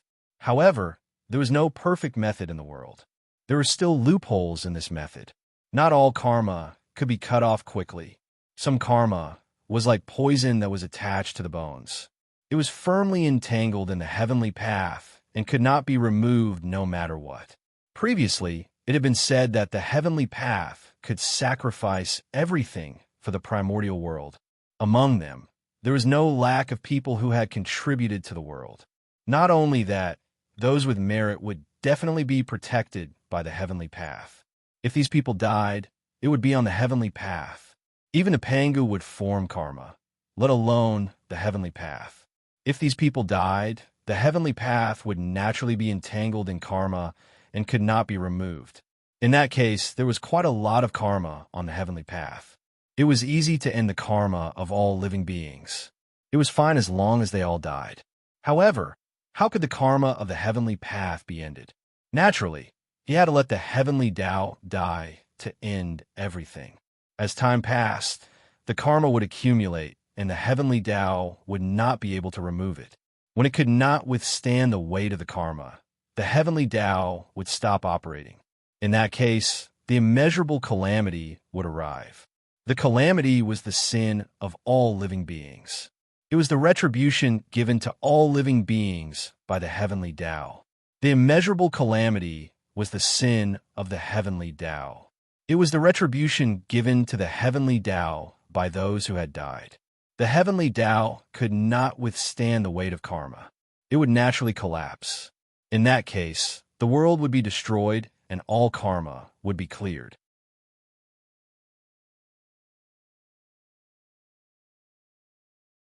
Chapter 412. In the primordial world, it was easy to survive the immeasurable calamity. Not only could Feng Zichen not think of a way to solve this matter, but even the many great divine powers and the high and mighty saints could not solve it. The only thing they could do was to cultivate hard, hoping to reach the realm of primordial chaos Daluo Jinxian before the immeasurable calamity and transcend everything. Under the immeasurable calamity, everything would return to chaos. Nothing and everything would be the same. Only primordial chaos Daluo Jinxian could escape. The so-called immortality of the primordial world relied on the primordial world. It could only be said that as long as the world was not destroyed, Daluo would not die. If the world was destroyed, Daluo Jinxian would lose his support and die. Why do the great divine powers painstakingly pursue the primordial chaos Dao realm? They did not want to die in the immeasurable calamity. After becoming Daluo Jinxian, the only thing that could worry them was the immeasurable calamity. Although they did not know when the immeasurable calamity would come, they knew that it would definitely come. This was a calamity that all worlds could not escape. The sins of the world should be suffered by all living beings.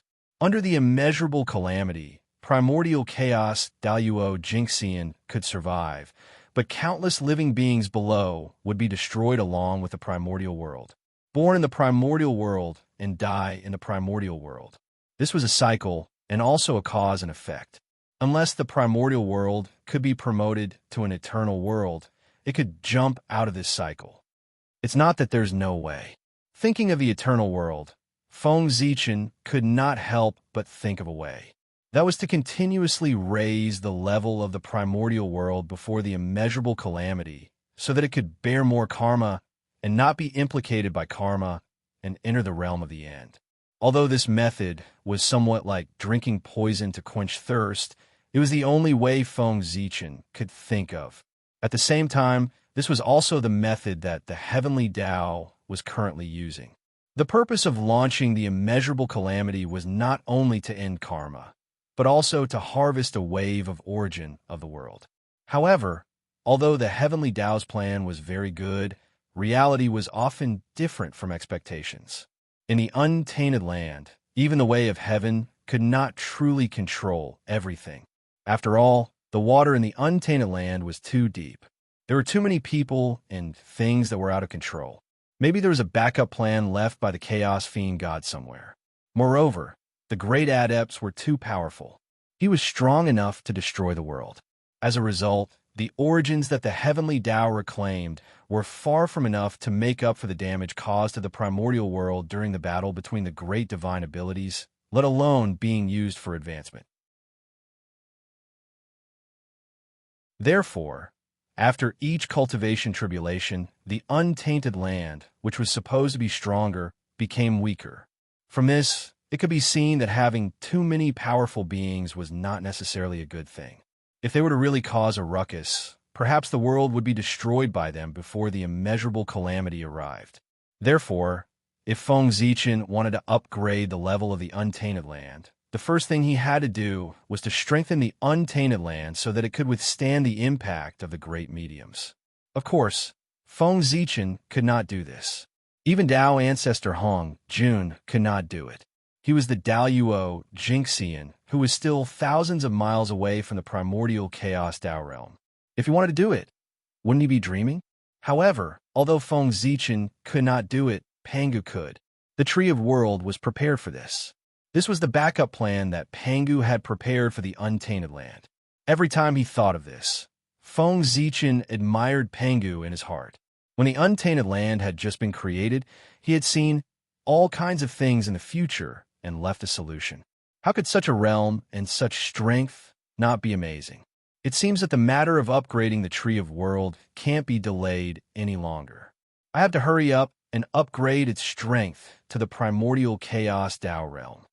Thinking of this, Feng Zichen had a headache. If the Tree of World wanted to support the untainted land, it had to be at least at the primordial chaos Dao realm. Otherwise, no matter how extraordinary its essence was, it would be crushed under the heavy pressure of the untainted land. It would be difficult for it to support the untainted land. But the primordial chaos Dao realm, how could it be so easy? Feng Zichen had spent so many treasures, but he had only managed to upgrade the level of the Tree of World to the half-step primordial chaos Dao realm. After that, no matter what price he paid, it was like a clay ox entering the sea. The level of the Tree of World did not change at all. It was useless. Although the half-step primordial chaos Tao realm and the primordial chaos Tao realm were only half a step apart, the difference was like heaven and earth. One was detached from everything and smiled at the changes of time. The other was still struggling in time and space. It was restricted by heaven and earth and could not transcend. It was too difficult to advance. It was not enough to rely on treasures. It needed more opportunities. What the Tree of World lacked was opportunities. It was not just the Tree of World. In the untainted land, all the great mediums who had reached this realm lacked opportunities. Once the opportunity arrived, they could be reborn and achieve the primordial chaos Tao realm that transcended everything. I wonder what opportunities the Tree of World lacks. There's not much time left for me. At this time, even Feng Zichen could not help but feel a little anxious. With the establishment of the 6 paths of reincarnation, the shaman demon tribulation was not far away. If he did not think of a way to upgrade the level of the Tree of World, when Mount Bujo broke, the Tree of World would not be able to support the untainted land. Then, he would end up miserable. Ever since Feng Zichen obtained the seed of the Tree of World, he had received countless benefits. Moreover, these benefits were each greater than the other. It was not an exaggeration to say that he had become who he was today. However, if these benefits were really calculated, it could be said that Pangu had paid him in advance. It was his reward for cultivating the Tree of World. Originally, these benefits should have been given to Feng Zichen after the Tree of World reached the primordial chaos Tao realm. However, Pangu felt that it was not easy for him to cultivate. It was too difficult to cultivate the Tree of World, so he paid him in advance. However, if Feng Zichen did not cultivate the Tree of World to the primordial chaos Tao realm at the last moment, he would be in big trouble. Thinking about the benefits he had received over the years, Feng Zichen could not help but feel his scalp go numb. A gust of cold air rose from the soles of his feet and rushed straight to his head, causing him to shiver uncontrollably. This karma was too great. It was so great that he could not bear it. If he really wanted to settle the score, it could be said that the more glorious he was now, the more miserable his future would be. No one would be able to save him. At that time, it would be difficult for him to die, even if he wanted to. Just thinking about it was terrifying. No matter what, I have to think of a way to upgrade the level of the Tree of World. With a sudden shiver, Feng Zichen woke up from his terrifying expectations and said fiercely. He had to be afraid. If that really happened, he would have no future. The great emperor of Ziwei, the great emperor of North Star, the 6 imperial emperors of the heavenly court, the primordial chaos human emperor, they would all become illusions. It doesn't matter if there is no opportunity. Then find more innate sources. The quantity changes will cause a qualitative change. It will eventually succeed.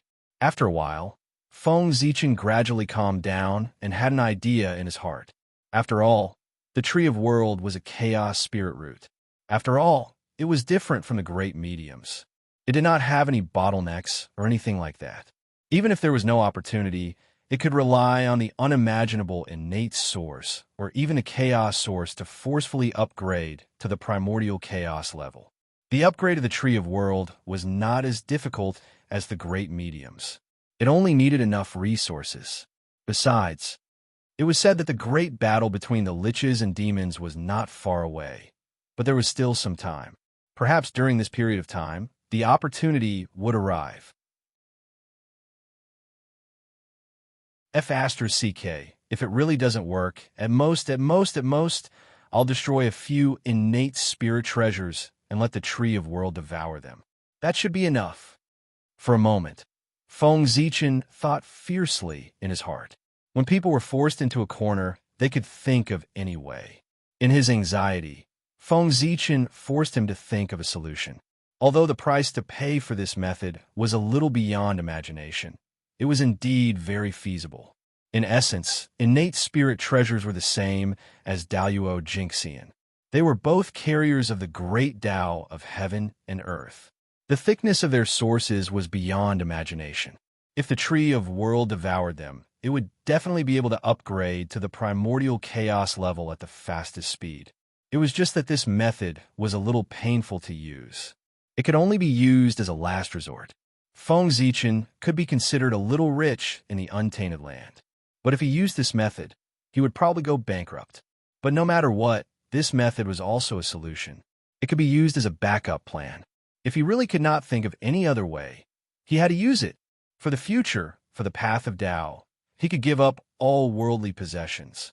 Sigh, I hope there won't be such a day.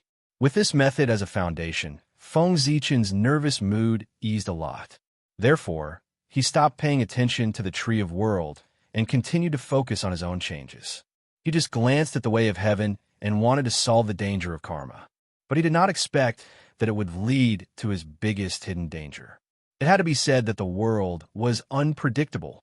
Withdrawing his gaze from the way of heaven, Feng Zichen looked forward and saw a vast great Tao hanging in a vast land, mountains, and rivers.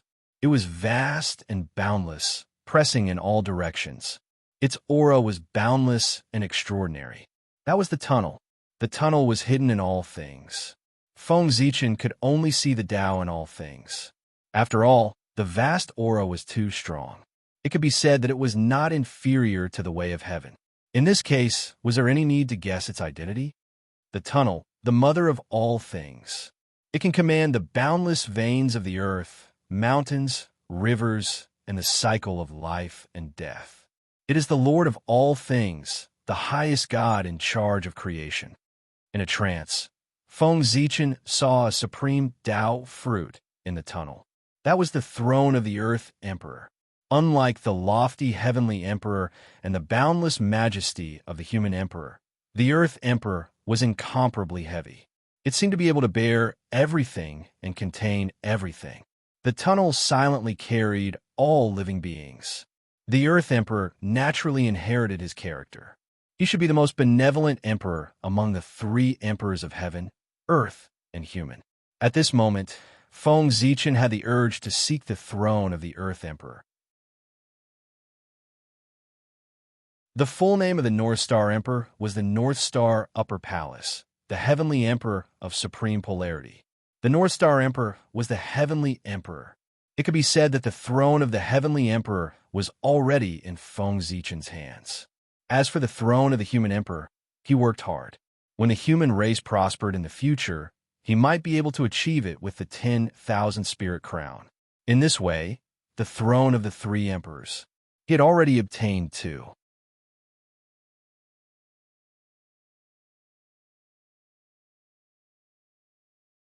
Chapter 413.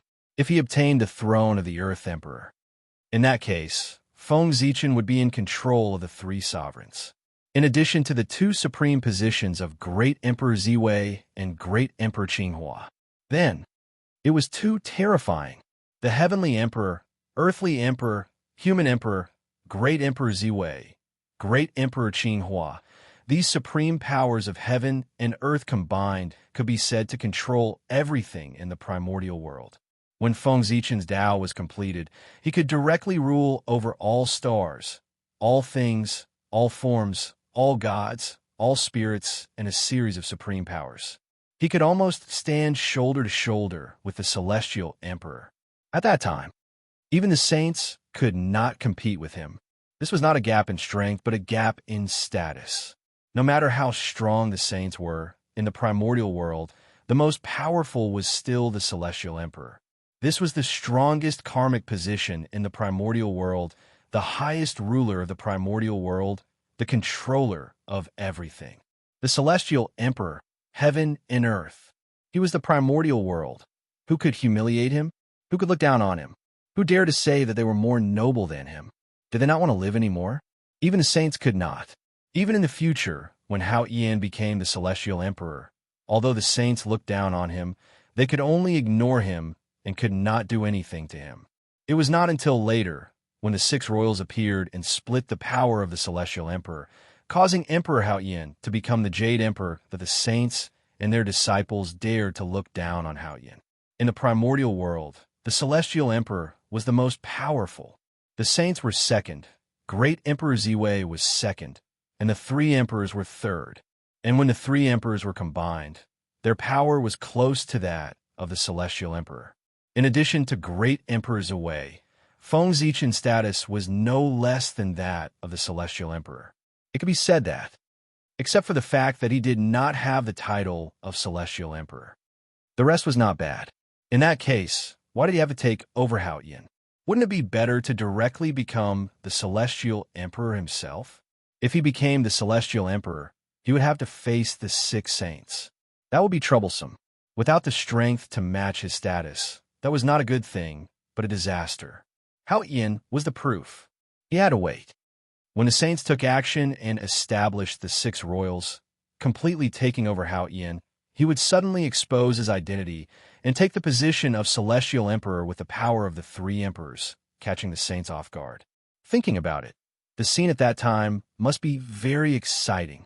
The expressions of the saints must be interesting. He had spent so much effort scheming, but in the end, he had helped someone else. Wasn't his expression interesting? This isn't right. Why have all the plans changed now? From 6 royals to 3 sovereigns. Suddenly, Feng Zichen came back to his senses and realized that his plan had been completely messed up. His initial goal was to become Great Emperor Zhui. Later, he saw the Taoist fetus of Gaochen in the Thunder Lock and refined it into an incarnation. Only then did he have the idea of becoming one of the 6 royals and overriding the celestial ruler. At this moment, although Feng Zichen's initial goal had not changed, to become Great Emperor Zhui, the nature of his goal had changed. From a legendary Great Emperor Zhui to the real Great Emperor Zhui. A Great Emperor of Zhui who had no restrictions and no power to be divided. But now everything had changed. The 6 royals had yet to be born, but he was about to become one of the 3 emperors. This is really... For a moment, Feng Zichen was speechless. All of his plans were prepared to become Great Emperor Zhui. He did not consider the throne of the 3 emperors at all. However, the 6 royals that he had meticulously planned had yet to be seen. The throne of the 3 emperors that he had no plans for at all was about to be achieved by accident. What the hell is going on? Moreover, Feng Zichen vaguely felt that there was something wrong with his state today. He was too arrogant. He actually dared to scheme against a saint. No, according to what he thought, that was not scheming, that was provocation. This was not just arrogance, it was simply arrogance, wasn't it? Did he really think that he was Pangu in the world? He was too arrogant. He was not like the low-key him at all. Feng Zichen, who came from the future, knew better than anyone else how powerful the saints were after the calamity of witches and demons. It was not an exaggeration to say that they had no opponents. How could such powerful them let a true celestial ruler be born in the primordial world and suppress them? Therefore, if anyone had this intention, they would immediately join forces to suppress them. The overlapping of the powers of the 6 royals' great emperors in the future was one of the methods that the saints used to prevent the birth of the celestial emperor. The saints were cunning. Feng Zichen did not think that he could defeat them. What celestial emperor, what replacing the primordial world, what jumping out to slap the saints in the face when they were at their proudest, this was impossible. Did they really think that the saints were all good people who would not kill? To dare to jump in front of the saints, they really did not know how to write the word death. Therefore, Feng Zichen was a man hiding in the shadows of the primordial world. Didn't Hao Yin like the celestial emperor? Then let him be. Use him to attract the firepower while he hid in the dark to scheme. If he really wanted to be the celestial emperor, he had to wait until he reached the primordial chaos Tao realm and had the strength to contend with the saints before he could jump out. Otherwise, the saints could completely arrange everything clearly. In the primordial world, strength spoke. Strength was the most important thing. I'm too arrogant. I've been too complacent recently. I've forgotten who I am and almost made a big mistake. Thinking about it carefully, Feng Zichen knew why he was arrogant. His journey had been too smooth. He had not encountered many hardships at all. Especially recently, he had easily achieved a series of successes and obtained a lot of benefits. Moreover, since his debut, almost all of his plans would succeed. It was simply his wish coming true. Success came too easily. It was inevitable that he would be arrogant and easily forget himself. He would feel that the world was nothing more than this. Feng Zichen had this, but he did not notice it. Or perhaps he noticed it and felt that it did not affect him, so he did not care. However, after the Lady of Earth turned into reincarnation, he calculated everything and caused this arrogance to reach its peak. It affected his mind and made him forget himself. If his cultivation had not improved greatly and he had not noticed that something was wrong, he would have suffered a great loss in the future. Phew, pride makes people fall behind. Excessive pride would often cause great trouble. Feng Zichen knew this principle. Let's talk about the throne of the Earth Emperor in the future. After taking one last look at the tunnel, Feng Zichen withdrew his gaze. It was not bad to be greedy. He had enough burdens on his shoulders. With the addition of the throne of the Earth Emperor, it was a little too much. There was no time to plan. It was not too late to plan for the throne of the Earth Emperor after he had settled the matters on his body. Anyway, he was there and could not run away. It's a human path. Above the heads of all living beings, Feng Zichen saw the human path. He was protecting all living beings. It was because of his existence that there would not be a tragedy of great magical beings sacrificing countless living beings in the primordial world. He was the true guardian of all living beings. If one day the human path was no longer there, it meant that all living beings had died. He existed in the hearts of all living beings and existed with all living beings. Therefore, the human emperor born from the human path had boundless majesty. Internally, he used his majesty to subdue all living beings and lead them to prosperity. Externally, he used his majesty to suppress all living beings, intimidate all enemies, and protect all living beings. Human Emperor, whether I can succeed or not depends on the future of the human race. In the future, if the human race prospered and redefined the human path, then Feng Zichen would naturally become the human emperor. If the human race fell, everything would be for naught. The myriad Tao of heaven and earth, billions of laws, and the origin of heaven and earth. Oh my God, this, after looking at the three paths of heaven, earth, and man, Feng Zichen looked around. This look gave him a fright. In the void, the myriad Tao appeared, and the rules of heaven and earth were clearly visible. In the deepest part of the void, in the center of the primordial world, the origin of heaven and earth also appeared. Everything was clearly presented in front of Feng Zichen. It was as if the entire primordial world had no secrets to him. Everything in this world was for him to explore. After staring at the great Tao for a while, the Tao runes in it automatically appeared in his mind. He turned his head and looked at the rules of heaven and earth. The true meaning in it also appeared in his mind. After turning his head, Feng Zichen looked at the mountains, the water, and the clouds. They were indeed different. In his eyes, the clouds were no longer clouds, the mountains were no longer mountains, and the water was no longer water. It was the innate Qi and the innate Tao pattern. All things were presented in front of him in their most primitive form, showing their essence. Seeing this, Feng Zichen seemed to have understood something. He first calmed his Qi and focused his mind, and then looked at the origin of heaven and earth. Swish! A bizarre scene appeared in front of Feng Zichen's eyes, pulling him into a wonderful world, showing him the evolution of the primordial world and the evolution of the universe. Is this the great Taoist priests? It's really a great fortune. No wonder it said that if I become the great Taoist priests, I'm destined to become the primordial chaos Daoyuo Jingxian. Isn't that so?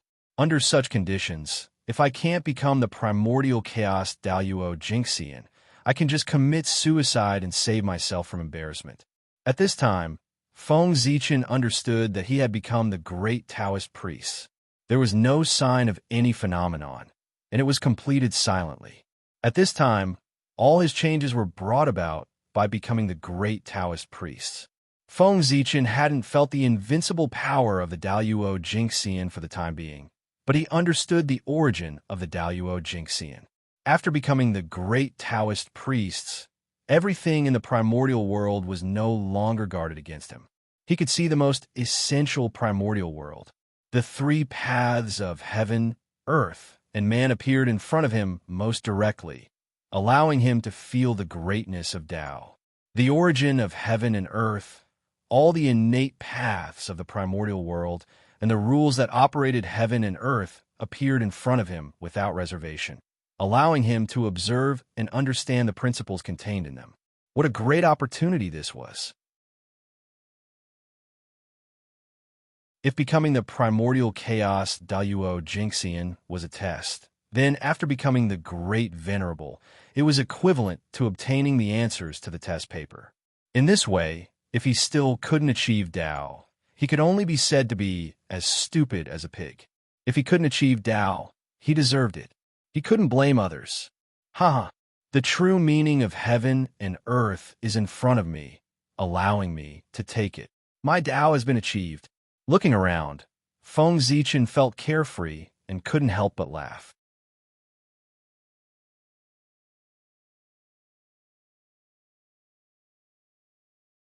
Chapter 414. This was the joy of being about to achieve the Tao. Achieving the Tao. Two short words. But who knew how many heroes have been trapped? This was an unparalleled joy. It could be said that ever since Feng Zichen came to the primordial world, he had never been as happy as he was today. His path had been set. In the future, he would definitely become the primordial chaos Daluo Jinxian. This was a destiny that could not be changed or defied. From now on, it would be difficult for Feng Zichen to die even if he wanted to. Great Taoist Priests. Panga's former title. Now it officially belonged to Feng Zichen. His glory was destined in the primordial world. Except for saints. Who dare to say that they would not die? No one, no matter how you dominate the primordial world, suppress the world, and amaze the past, present, and future. If you don't become a saint, you will still die when the great calamity comes. But there wasn't in the past, but now there was. It was Feng Zichen. In a sense, the title of Great Taoist Priest was more honorable than saints, because saints represented the way of the heavens, but the Great Taoist Priests represented Pangu. With this title, as long as the name of Pangu did not completely disappear in the primordial world, then, even if one day Feng Zichen accidentally died, he could still use it as a basis to reappear from the ashes. This was not a resurrection, but a reappearance. A complete reappearance, a reappearance in his peak state, returning to the world. Compared to Daluo Jinxian's self-resurrection, there was still a period of low spirits. It was obviously different. Such an ability was no different from that of saints. The only difference was the difference in strength. The great Taoist priest was so extraordinary. Otherwise, how could he be called a great sage? How could he be called Pangu so respectfully? It was because he didn't have this ability before, but after he hooked up with Pangu, he naturally had this ability. Even if he didn't have it, he had to have it. Pangu's strength was unparalleled since ancient times. From this, it could be seen, Feng Zichen laughed for a long time before he gradually stopped laughing. However, he still felt incomparably carefree in his heart. He just wanted to let out a long howl to release the carefree feeling in his heart. In fact, he did so. Boom! That long howl was like the rumbling of thunder, and it even resonated with the essence of the world and the endless grand Taos, causing them to tremble together. This aura is great Taoist priests, sword ancestor, success. Such a huge commotion naturally alarmed those great mediums. However, before they could get up to investigate what had happened, they heard a long howl that rolled over. The power contained in the howl was not strong, but it made them feel a kind of throbbing in their hearts. It was as if they were facing some kind of great terror, and they felt a sense of danger. At this time, they knew, the great Taoist priests were born. Those who could cultivate to the realm of great divine arts. Which one of them wasn't an outstanding talent? Which one of them wasn't a genius? Even if there was a gap between them, it wouldn't be too big. They were all in the realm of Daluo Jinxian.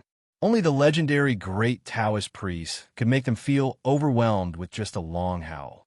It should be known that even when the Eastern Emperor Tai was invincible in the primordial world, he could not subdue them with a long howl without using the Bell of Chaos.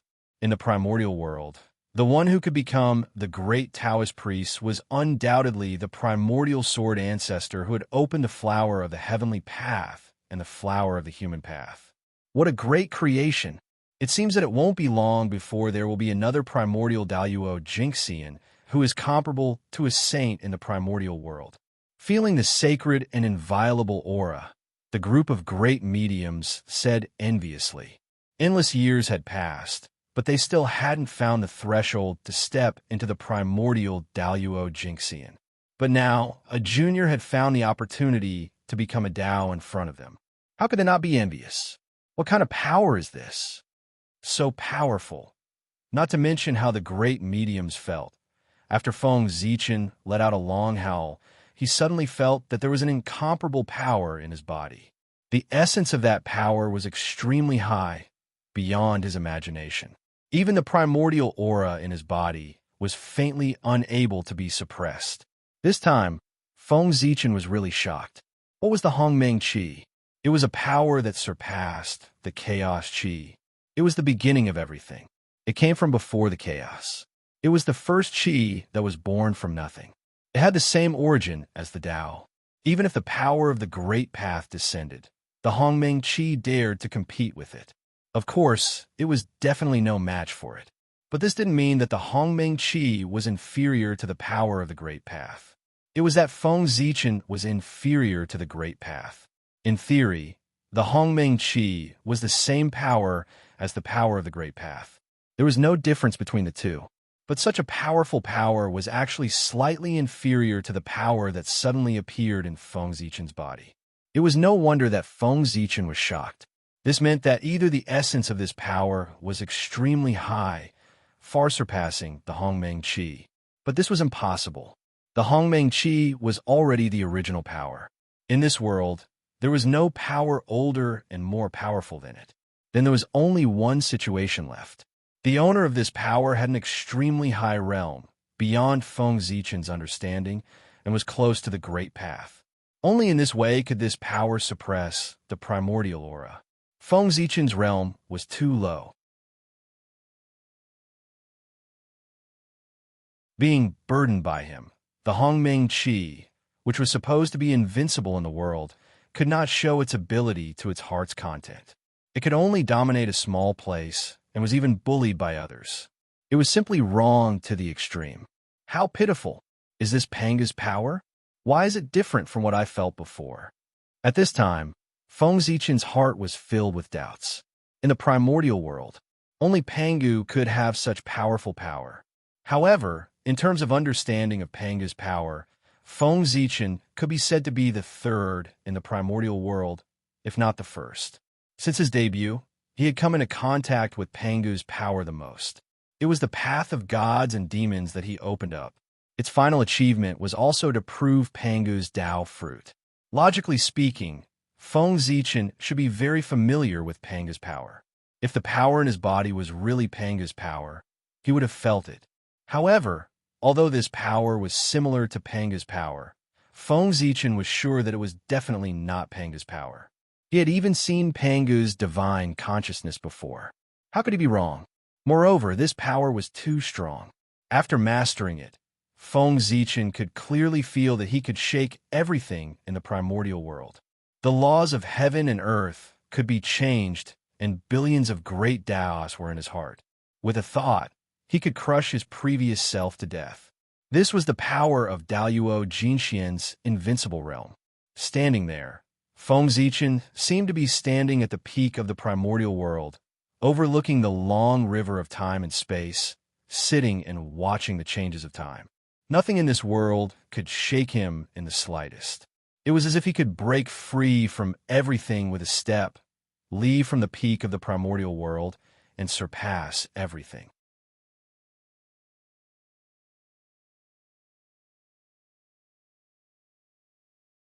Chapter 4:15.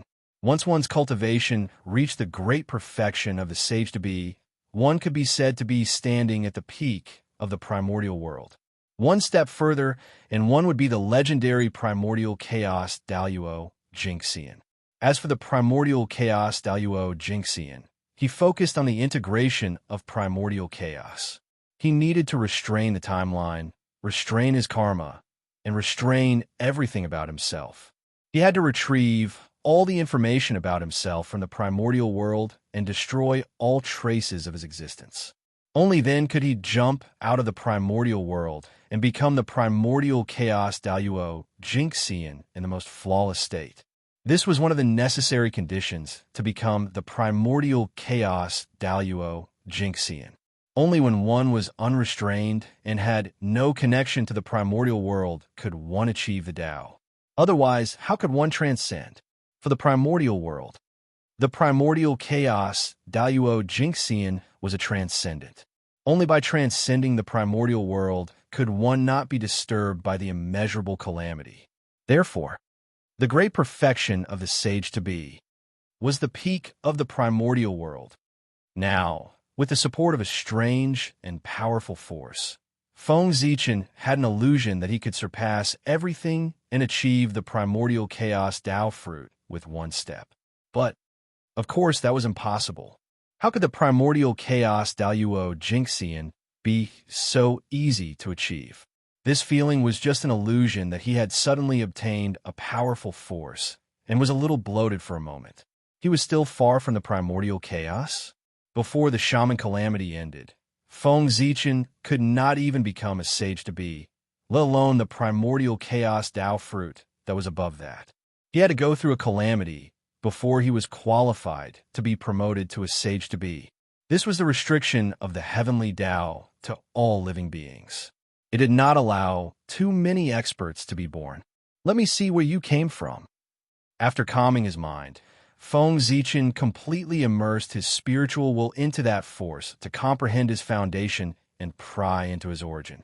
Just as he said earlier, this force was too strong, and the power left behind by Pangu was limited after all. After a few major changes, it had been almost exhausted. Especially when the reincarnation was opened, it directly collected the entire primordial world and absorbed Pangu's power. Primordial world. Pangu's remaining power was gone. Even if it did, it wouldn't be this powerful. However, if this power did not belong to Pangu, then who did it belong to? Other than Pangu, who else in this world could possess such power? Roar, roar, roar. In a trance, Feng Zichen seemed to have heard a huge roar. Before he could react to what had happened, he suddenly woke up. This is where? After coming to his senses, Feng Zichen found that he was no longer in the untainted land, but in a vast world. Simple and desolate. Grand simplicity, chaotic chi. Taking a deep breath, Feng Zichen suddenly felt something different. This place was filled with grand simplicity, chaos, chi. As far as the eye could see, there were chaotic airflows everywhere. This was the grand simplicity, chaotic chi. A grand changer, the predecessor of the grand cosmos, five cosmos. This was the first process of transforming the chaotic chi into the Kane chi. It had almost inherited all the characteristics of the chaotic chi, but it did not have the brutality of the chaotic chi. It could be said to be a supreme treasure for cultivation.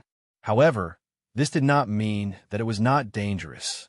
It was just much safer than the chaotic chi. If one was not careful, they would still be swallowed by it. If I devour this grand simplicity chi, Hongmeng Daozhong might be able to advance further and become a chaos spirit treasure. After being surprised for a moment, Feng Zichen came back to his senses.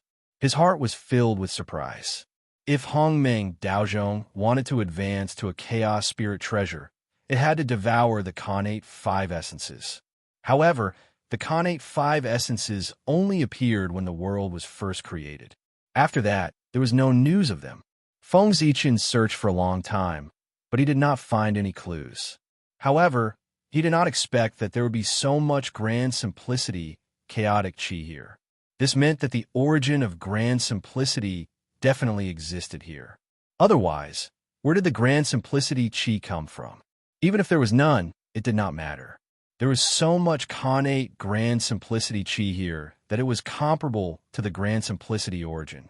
If Hongmeng Daozhong devoured all of it, it would most likely advance to a chaos spirit treasure. What a pleasant surprise! To Feng Zichen, no matter how many Dharma treasures he had, they were not as precious as Hongmeng Daozhong. This was his foundation in the primordial world. Hongmeng Daozhong, who was only a connate spirit treasure, had already displayed power that was not inferior to a connate cardinal treasure. If it advanced to a connate cardinal treasure, who knew how powerful it would be? It was simply unimaginable. Oh, that's not right.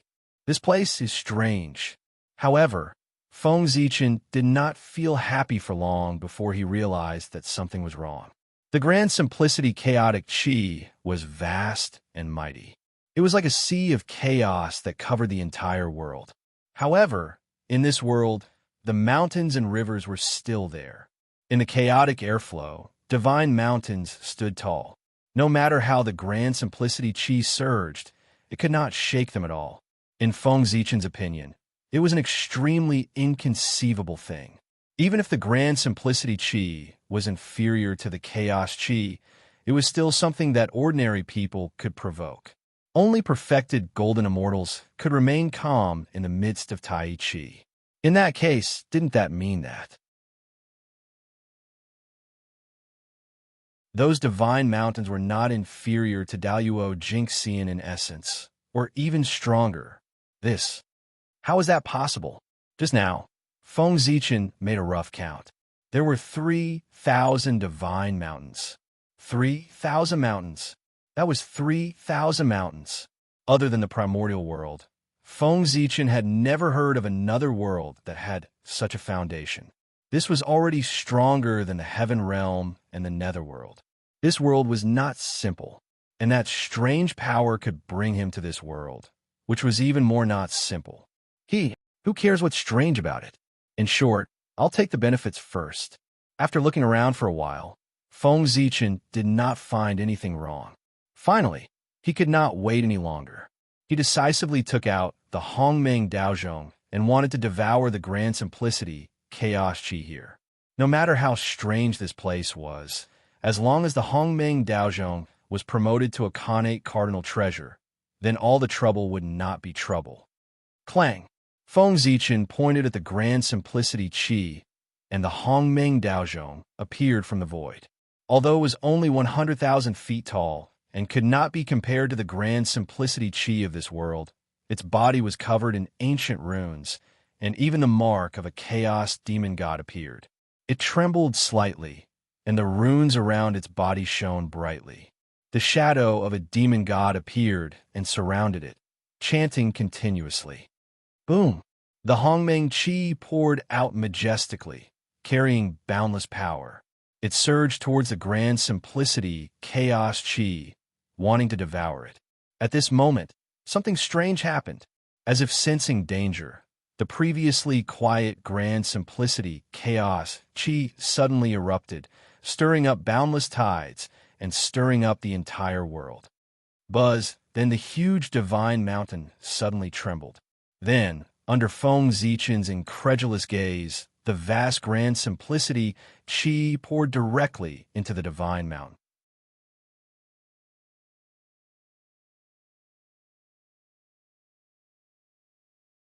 Chapter 416. In the blink of an eye, it had completely disappeared. This time, it was Feng Zichen's turn to be dumbfounded. He hadn't even made a move, but the Tai chaotic chi that covered the entire world disappeared just like that, leaving nothing behind. For a moment, Feng Zichen's movements couldn't help but pause. He raised the Hongmeng Daozhong and didn't know what to do. But even though he stopped, the Hongmeng Daozhong didn't stop. With a boom, the Hongmeng purple chi poured down like the Milky Way falling and the sea of stars roaring. With a majestic force, it covered the entire vast world. However, the Tai chaotic chi that should have been entangled with him had disappeared without a trace, leaving only the Hongmeng chaotic chi in the world. What's going on? What on earth is that divine mountain? How can it absorb the Tai chaotic chi? Looking at the towering mountain peaks in front of him, Feng Zichen was a little surprised and doubtful. He didn't know the origin of that mountain. It was one thing for it to be able to resist the invasion of the Tai chaotic qi, but it could also absorb it. It was really incredible. Unfortunately, Feng Zichen wasn't in the mood to care about the origin of that mountain. At this moment, the joy in his heart from seeing the Tai chaotic qi for the first time was replaced by anger. He only felt that the mountain was incomparably abominable. How dare it snatch food from the tiger's mouth? It was really unforgivable. I don't care what you are. You have to pay the price for taking what's mine. In Feng Zichen's heart, he had long regarded the Tai chaotic qi as his own. Now that it had been taken away by the mountain, how could Feng Zichen tolerate it? Making up his mind, Feng Zichen immediately raised the Hongmeng Daozhong and was about to smash it at the mountain peak. He wanted to smash it to see if the Tai chaotic qi was still there. No matter what, the Tai chaotic qi was too important to him. It was a necessary item for the Hongmeng Daozhong to advance. He couldn't give it up. If he gave it up now, who knew when he would be able to find it again next time? It was now or never. Clang! The Hongmeng Daozhong trembled slightly, and the Hongmeng qi that filled the entire vast expanse world immediately retreated. Then, the Hongmeng Daozhong suddenly expanded until it was as tall as the sky. It hung high in the sky with the mouth of the bell facing downwards, shrouding a mountain peak. Clearly, Feng Zichen wanted to refine the mountain and see if he could refine the grand simplicity, chaotic qi from it. Although the mountain peak was huge and towered into the clouds, it seemed a little small compared to the current Hongmeng Daozhong. The difference between an ant and an elephant was more than enough to cover it. However, there was one thing. Feng Zichen had miscalculated. That mountain peak was obviously not easy to bully. As if sensing danger before the Hongmeng Daozhong could cover it, the mountain suddenly trembled violently. Then, with a flash of purple brilliance, the mountain shook and transformed into the shadow of a demon god. Bang! After the demonic god projection appeared, it did not say anything. It clenched its right fist and threw a punch at the descending Hongmeng Dao bell. Clang! After that, a loud bang was heard. The primordial chaos Dao bell was actually sent flying by a single punch from the demonic god's shadow, smashing into the boundless void. What? This sudden change really gave Feng Zichen a fright. But in the end, he reacted quickly. Without hesitation, he took out the purple imperial sword and fiercely swung it at the demonic god's shadow. Whoosh! Resplendent sword light surged out like a sea of stars, vast and boundless. It was also like the Milky Way hanging upside down, falling from the 9 heavens with a majestic aura. This was the stellar sword technique. It was a unique skill that Feng Zichen created himself. It was a combination of the stellar path and the connate sword path. It represented his achievements in these two paths. Although this was not the most powerful skill that he had mastered, it was the most powerful one among the unique skills that he created himself. Its power was so great that it could kill Duo Jingxian and severely injure a sage to be. Unfortunately, although Feng Zichen's skill was powerful, the demon god shadow was even more extraordinary. He smiled contemptuously, raised his right hand, and punched out again. Boom! Suddenly, a terrifying power came. It was almost endless. It swept across the entire void and directly shattered the starry sword light.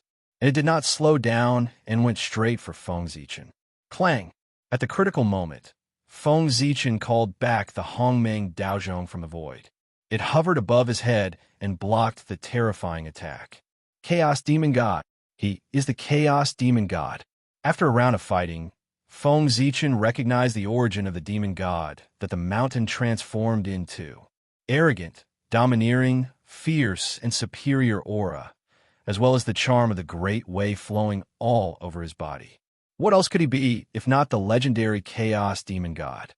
Oh no, this mountain has turned into a demon god shadow. Doesn't that mean the other mountains may also turn into demon god shadows? Suddenly, Feng Zichen seemed to have realized something. He looked at the other mountains and felt the terrifying aura flowing over them. He could not help but gasp. What is this place? There are 3,000 demon god shadows here. How terrifying! If I accidentally startled them, I would be blown to pieces in an instant. One demon god is enough to make people tremble, let alone 3,000 demon gods. Even Hong Jun would turn around and run away if he saw them. Unless Pangu is still alive, who could defeat them?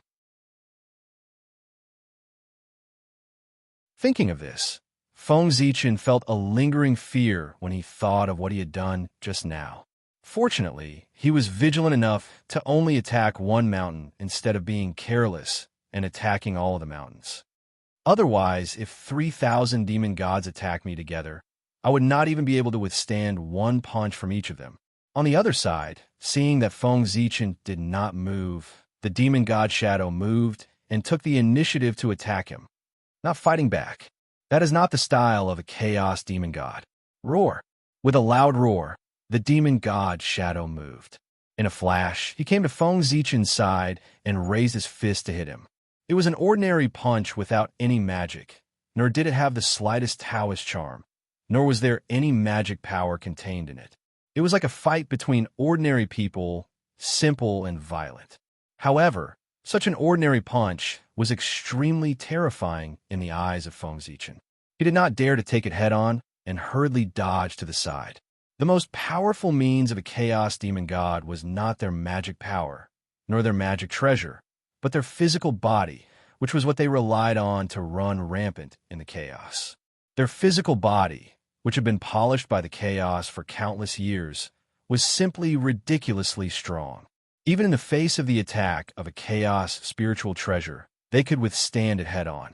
Although this demon god shadow was only a shadow, and its strength was far inferior to the real body, after the test just now, Feng Zichen had confirmed that it had at least the cultivation of Daluo Jingxian. Moreover, what was even more despairing was that this shadow had everything that a chaos demon god of this realm had.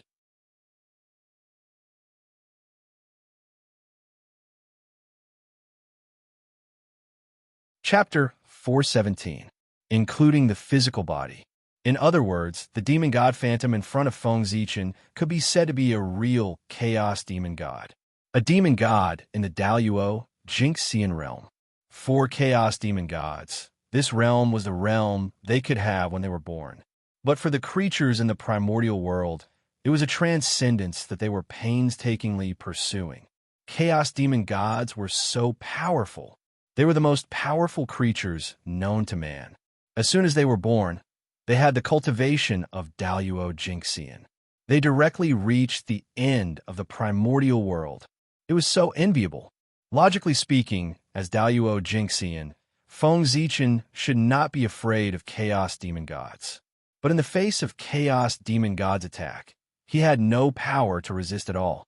He was beaten back and had to hide. There was a huge gap between innate god fiends and innate creatures. Similarly, there was a huge gap between chaos demon gods and innate god fiends. And it was even bigger, like the difference between heaven and earth. How could a creature born of the innate origin compare with a creature born of the chaos origin? That was the difference in essence. Daluo Jingxian in the primordial world would encounter danger at any time if he was not careful after coming to the chaos outer realm. But chaos demon gods were different. They could freely travel in the chaos outer realm. The difference was obvious at a glance. Although Feng Zichen and chaos demon god were in the same realm, there was still a huge gap between them in essence. How could he be his opponent? Damn it! After retreating repeatedly, Feng Zichen was also angry. He could not help but use all his strength and punch the chaos demon god. Boom! After the punch, Feng Zichen only felt an irresistible force coming. His right arm made a cracking sound, and his body flew backward involuntarily. Bang! Tens of thousands of miles away, Feng Zichen smashed hard on the ground. The huge impact burst out, forming a huge pit with a radius of tens of thousands of miles around him. This is too strong. Feng Zichen struggled to get up from the ground. He was still in disbelief. He knew that the Chaos Demon gods were strong, but he didn't expect them to be this strong. He defeated him with a single punch. Rationally, he did not want to believe that it was true. However, the heart-wrenching pain that came from his right arm clearly told him that it was true. He lowered his head and saw that his right arm, which was used to fight against the Chaos Demon God, was twisted in an unnatural shape. Apparently, it was broken. The pain he felt earlier was caused by this. The light of creation flickered on his body. Feng Zichen tried to heal his arm, but there were wisps of murderous aura lurking on the wound, preventing him from healing. If the wounds left by the Chaos Fiend gods could be easily healed, they wouldn't be the most powerful creatures in history. No matter how the light of creation flashed, it could not expel it. With the appearance of the murderous aura, Feng Zichen felt even more intense pain. However, how could physical pain compare to the shock in his soul? After all, Feng Zichen's physical body was not the strongest in the same realm, but it was one of the best. It belonged to a small part of the top. Otherwise, why would it be called Pangu's Dao body? But even so, it was difficult to block the punch of the Chaos Fiend God. That was to say, in the primordial world, no one in the same realm could block the punch of the Chaos Fiend God. How powerful would the true body of the Chaos Fiend God be? No wonder Pangu did not allow the Chaos Fiend God to step into the primordial world. Any one of them could sweep across the primordial world. In the past, Feng Zichen only knew that the Chaos Fiend God was powerful, but he did not know much about how powerful he was. Now that he had experienced it personally, he finally understood. The difference in essence caused a difference in concept. The creatures of the primordial world were not in the same dimension as the Chaos Fiend God. How could they compete with him? They could not beat him at all, unless Feng Zichen underwent another transformation and cultivated the true body of Pangu, or stepped into the primordial Chaos Dao realm. If he cultivated the true body of Pangu, his physical body would not be weaker than the Chaos Fiend God. Naturally, he could fight him. And if he reached the primordial Chaos Dao realm, even if he stepped into the realm of the Chaos Fiend God, he could still compete with him. What a pity! This Chaos Fiend God is strong, but he's not smart. He doesn't have any treasures in hand. When cultivators fought, they not only relied on strength, but also magical powers and magic treasures. The Phantom of the Demon God had the cultivation of Daluo Jinxian, which was already extremely impressive. Feng Zichen did not believe that he still had magic treasures. Thinking of this, Feng Zichen waved his hand and summoned back Hongmeng Daozhong. Immediately, the aura of Hongmeng circulated and wrapped around his broken arm, obliterating the murderous aura. At the same time, the light of creation burst out and his arm recovered. Then, Feng Zichen raised Hongmeng Daozhong and smashed it hard at the Chaos Fiend God. Dong! The violent impact, accompanied by the melodious sound of the bell, caused huge ripples and directly sent Feng Zichen flying. At the same time, Hongmeng Daozhong flew back faster than it came. But the fate of the Phantom of the Demon God was not much better. He also flew back, and an obvious mark appeared on his body, which was left by Hongmeng Daozhong. He was injured. Speaking of which, Hongmeng Daozhong's essence was the highest and was equal to the Great Tao. Feng Zichen could not hurt the Chaos Fiend God, but he could. Ha! Again. Seeing that Hongmeng Daozhong was useful, Feng Zichen stood up, grabbed Hongmeng Daozhong, rushed to the side of the Phantom of the Demon God, and smashed it hard. Dong, dong, dong, dong. A series of rapid bell sounds rang. That was the sound of Hongmeng Daozhong smashing the Phantom of the Demon God. Previously, Feng Zichen was severely suppressed by the Phantom of the Demon God. Now that he had gained the upper hand, he naturally wanted to take revenge one by one. Fortunately, the Phantom of the Demon God did not have intelligence for some reason. In the face of Feng Zichen's attacks, it could only resist with all its might and did not know how to dodge. Otherwise, he would have escaped long ago. But even so, Feng Zichen did not feel good. When Hongmeng Daozhong hit the Phantom of the Demon God, the rebound force was not weak. It shook his body until it was a little numb, and he almost lost his grip on Hongmeng Daozhong. This body is too strong. After fighting for a while, Feng Zichen was surprised to find that the phantom of the demon god looked very miserable, but other than more marks on his body, he did not suffer any serious injuries. In other words, after fighting for so long, he only made the phantom of the demon god suffer some superficial wounds and feel some pain. Nothing else. Realizing this, Feng Zichen's body trembled faintly. It was not fear but excitement, because he saw a trace of his future from the phantom of the demon god. Strong, absolutely strong. The strength of his physical body was enough to sweep across the untainted land.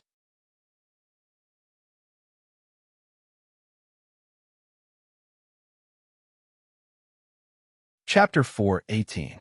No one was more powerful than Pangu in the world. The body of the demon god of chaos could be invincible in the untainted land. What about Pangu's body? Absolutely invincible in the untainted land. When Feng Zichen reached the primordial chaos and completed the shocking achievement of reverse refining Pangu's real body, he would be invincible in the untainted land with just his body alone. Just thinking about it was enough to make Feng Zichen excited. What's more, this was something that could be seen in the future. Feng Zichen saw such a future from the demon god phantom. He was destined to be invincible. It's time to end this. With his emotions surging, Feng Zichen grabbed the primordial chaos Dao bell and slammed it down on the fiend celestial phantom. Clang! The melodious sound of the bell rang, stirring up ripples of time, simple and heavy. But in the ears of the demon god phantom, it was not the case at all. When the sound of the bell entered his ears, terrifying fluctuations erupted, almost tearing his body apart, bringing him great pain and making his body twitch. At the same time, in the Hongmeng Daozhong, earth, fire, water, and wind emerged, demonstrating the power of the opening of the world, tearing at the demon god phantom. On the wall of the bell, runes appeared, shining brightly, showing the scene of the beginning of Hongmeng before heaven and earth were opened. Heaven and earth were vast. Then the Khanate Tao emerged, including yin and yang, the five elements, and strangling everything. In the blink of an eye, in the Hongmeng Daozhong, various forces appeared, interweaving into various killing methods, and blasted the demon god phantom, wanting to completely destroy him. At this moment, under the full power of Feng Zichen, the power of the Hongmeng Daozhong was undoubtedly displayed. Terrifying power surged, and an unprecedented scene appeared. Roar! A huge roar came from the demon god phantom, accompanied by indescribable pain. Under the crazy attack of the Hongmeng Daozhong, his already broken body was even more broken. His flesh was melting, turning into great simplicity chaotic energy, revealing white bones, making him look exceptionally terrifying. Fortunately, the demonic god skeleton was clearly tougher than its flesh and blood. Although Hongmeng Daozhong's attack was ferocious, it did not injure his bones and did not cause any fatal damage. His injuries were not as miserable as they looked on the surface. However, the demon god shadow could not hold on for much longer. No matter how strong and hard his bones were, they still had their own limits. It was impossible for him to achieve eternal immortality. It could be seen that the divine charm that was constantly flowing on the bones was becoming fainter. The Tao glow was emitting dim too. It no longer had its previous luster. Even some of the great Tao runes engraved on his bones had been obliterated. And these, it was all caused by Hongmeng Daozhong's attack. Although Hongmeng Daozhong could not directly destroy the skeleton of the demon god Shadow, it could slowly wear it down with the passage of time. Hongmeng Daozhong's power was too strong. It would not be long before the demon god Shadow was refined and completely destroyed. It would turn into great simplicity chaotic energy again and become a nourishment for Hongmeng Daozhong's promotion. Within the bell wall, the demon god Shadow seemed to have sensed the danger. He knew that if this continued, the only thing that awaited him was death. Therefore, he finally could not help but erupt completely. Roar! He roared and suddenly attacked Hongmeng Daozhong crazily. All kinds of great magic that Feng Zichen could not understand poured out his hands and hit Hongmeng Daozhong one by one. It made his heart thud and tremble endlessly.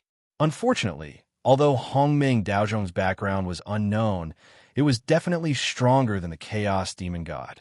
Just by looking at the level of an innate spirit treasure, it had the power that even an innate cardinal treasure could not compare to. One could tell that it was not simple. The hardness of its bell body was naturally stronger than that of the Chaos Demon God. The magic of the Demon God's shadow hit Hongmeng Daozhong's body, causing a big commotion. The earth, fire, water, and wind were swept away. The innate Tao was shattered, and the Hongmeng Qi mass was destroyed. It was really fierce. But that was it. Although the commotion was big, there was no harm at all. It was completely unable to break the bell and could only be trapped in it, waiting for death to come. Moreover, with the attack of the Demon God's shadow, Hongmeng Daozhong trembled violently. A powerful counterforce came, stronger than the magic of the Demon God's shadow. It hit his body one after another, causing fatal damage to him. How could the mystery of Hongmeng Daozhong be described in a few words? Any attack that landed on his body would be countered with even greater power. Otherwise, how could he show his strength? Crack! The Demon God's shadow did not understand this and immediately suffered a great loss. His incomparably hard divine bones were directly cracked by the huge counterforce. And as he attacked more and more, the counterforce increased, and the power of each attack was stronger than the previous one. When the Demon God's shadow finished a set of magic, the counterforce had accumulated to a terrifying degree. A vast power erupted, sweeping everything and shaking the Demon God's shadow into pieces. How pitiful! The invincible Demon God's shadow was actually indirectly killed by his own magic. It was really lamentable. Otherwise, Feng Zichen would have to spend a lot of effort to kill him. This could be considered as saving him a lot of trouble. You still want to be resurrected? Disappear completely. In Hongmeng Daozhong, the Demon God's shadow, which had been shattered into countless pieces, suddenly gathered into a ball and wriggled crazily, as if to reform his body. Seeing this, Feng Zichen's eyes turned cold. He took out the human emperor's seal and smashed it toward Hongmeng Daozhong. It was not easy to shatter the Demon God's shadow. How could he let it recover? Wasn't this looking for trouble for himself? Dong! After a loud sound, the primordial chaos Tao bell emitted a bright light. It was like a purple sun, and boundless primordial chaos hung down. Countless mysterious runes appeared on its body, showing the scene of the opening of heaven and earth. Boom! It was as if the sea of stars had exploded and the universe had collapsed. All kinds of Khanate Tao were born, mysterious and unpredictable. They surged toward the fragments of the Demon God's shadow, completely drowning it and shattering it again. Dong, dong, dong, without hesitation, Feng Zichen raised the human emperor's seal and smashed it several times toward Hongmeng Daozhong. In an instant, the Khanate Tao was vast and mighty, showing all kinds of mysteries and completely obliterating the Demon God's shadow. At this time, Feng Zichen's arms drooped down weakly, and his body was trembling. This series of actions seemed easy, but in fact, it was a great burden on Feng Zichen. The recoil of Hongmeng Daozhong was not so easy to bear. In particular, the human emperor's seal was a Khanate ultimate treasure. It was even more powerful when it hit Hongmeng Daozhong. Otherwise, how could it kill the Demon God's shadow? If Feng Zichen was not the master of Hongmeng Daozhong, he would have been smashed to pieces with just one blow. He would not be any better than the Demon God's shadow, or even worse. But fortunately, the Demon God's shadow was finally dead. After a long while, Feng Zichen finally caught his breath and had time to check on Hongmeng Daozhong and collect his trophies. As expected, Tai Chaotic Qi. It's inside the Demon God's shadow. He took out Hongmeng Daozhong and saw a black airflow floating in the bell. If it was not Tai Chaotic Qi, what else could it be? Then, Feng Zichen understood the origin of the demon god shadow. That divine mountain. It carried the mark of the chaos demon god. It looked ordinary, but once it was in danger, it would absorb Tai chaotic chi and summon the demon god shadow to kill the enemy. Refine. Shaking Hongmeng Daozhong lightly, Feng Zichen spat out a word coldly. Immediately, Hongmeng's chi surged out, drowning and devouring the Tai chaotic chi, turning it into nourishment for his own promotion. However, this ball of Tai chaotic chi was still too little. After completely devouring it, the primordial chaos Dao Bell did not obtain too many benefits. Other than its own spiritual light becoming brighter, there were no other changes. Of course, this result was not out of Feng Zichen's expectations. If it was so easy to obtain a primordial treasure, there would be more than a few in the untainted land. If one Tai chaotic chi was not enough, it did not matter. There were at least 2,000 Tai chaotic chi here. If he devoured all of them, it should be enough, right? Thinking of this, Feng Zichen turned his head to look at the other mountains. The rest of the Tai chaotic chi was hidden in these mountains. If he guessed correctly, these mountains were the same as the previous one. They were also the incarnations of the demon god shadow. Before Feng Zichen could verify it, what happened next confirmed his guess. Among the mountains, one of the mountains suddenly shook violently, and then turned into a powerful demon god shadow. It raised its fist and charged at Feng Zichen. Ha! Good. Perhaps because he had just killed a demon god shadow, Feng Zichen was a little arrogant. In the face of this brazen demon god shadow, not only did he not dodge, but he even took the initiative to attack. Boom! Feng Zichen opened his 5 fingers and clenched them toward the sky. The chi of the 5 elements flowed and turned into a huge 5-colored handprint. At the same time, the Tao of the primordial 5 elements hung down, and behind it, there were 5 terrifying demon god shadows. They were imprinted on the huge 5-colored handprint to enhance its power.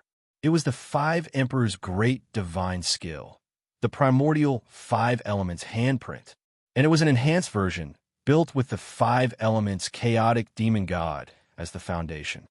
Go! After the primordial 5 elements handprint was formed, Feng Zichen waved his hand and directly blasted at the demon god shadow. Boom! The handprint carried the primordial 5 elements power and the rules of heaven and earth. It fiercely blasted the demon god shadow, causing it to stagger and temporarily stop its advance. You're courting death. However, before Feng Zichen could rejoice, he saw the demon god shadow stand up and roar with a face full of anger. It directly shattered the primordial 5 elements handprint. This, on the other side, Feng Zichen looked at this scene with a face full of shock. He did not know if he should use the great path furnace in his hand. This demon god was so fierce. It was even stronger than the previous one. The small arrogance that had been caused by killing the demon god's shadow disappeared without a trace at this moment. There was still an insurmountable gap between him and the chaotic demon god.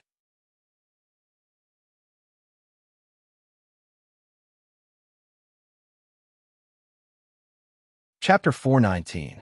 With just a roar, the phantom of the demon god broke the magic that Feng Zichen was so proud of. It had to be said that it was a huge blow to him. However, it was still okay. The previous experience had already given Feng Zichen enough of a blow. This experience, except for making him more aware of the gap between him and the demon god of chaos, was not a big deal. Go! Knowing that he was no match for the phantom of the demon god, Feng Zichen did not try to be brave. He put away the furnace of the Great Way in his hand and took the opportunity when the phantom of the demon god was unprepared to take him in. The Emperor's seal was the disguise of the Chaos Bead, and the Chaos Bead was a legendary Chaos Spirit treasure, which was not necessarily worse than the demon god of chaos. If the phantom of the demon god fell into it, he would be at his mercy. However, Feng Zichen's idea was quite good, but what happened next shocked him to the extreme. His heart was full of fear, and he only felt that the crisis of death had come to him. After Feng Zichen took out the Emperor's seal, The rest of the mountains, which were originally quiet, suddenly moved together. All of a sudden, they all turned into phantoms of the demon god and attacked him. Seeing this scene, Feng Zichen was really shocked and angry. He quickly called back the Emperor's seal and hung it over his head. At the same time, Hongmeng Daozhong also flew out and covered him. Together with the chaos bead, it protected him firmly. After that, Feng Zichen did not care whether it was useful or not. He directly urged his Dharma power to the limit and hit all the great magic that he had mastered, bombarding the phantoms of the demon god with the intention of blocking their attacks. Unfortunately, it was completely useless. Those were 3,000 demon gods of chaos. Even if it was just a phantom, it was not something that anyone in the same realm could resist. What's more, Feng Zichen could not even defeat one demon god. How could he resist 3,000 demon gods? With 3,000 demon gods attacking together, except for Pangu, no one in the untainted land could defeat them. Boom! Fist seals flew over one after another. Feng Zichen's great divine ability was completely unable to resist and was shattered one by one. This included his most powerful divine ability, the heaven-opening sword art. The gap was too big. F***CK. Seeing this scene, Feng Zichen couldn't help but curse, and then he didn't know anything else. This was because he had been smashed into pieces and had completely left this world. Even Hongmeng Daozhong and the Chaos Bead would not be able to protect Feng Zichen from the joint attack of the 3,000 demonic gods. In the blink of an eye, all the defenses were broken, and Feng Zichen was reduced to ashes. Hiss! How frightening! I thought I was really going to die.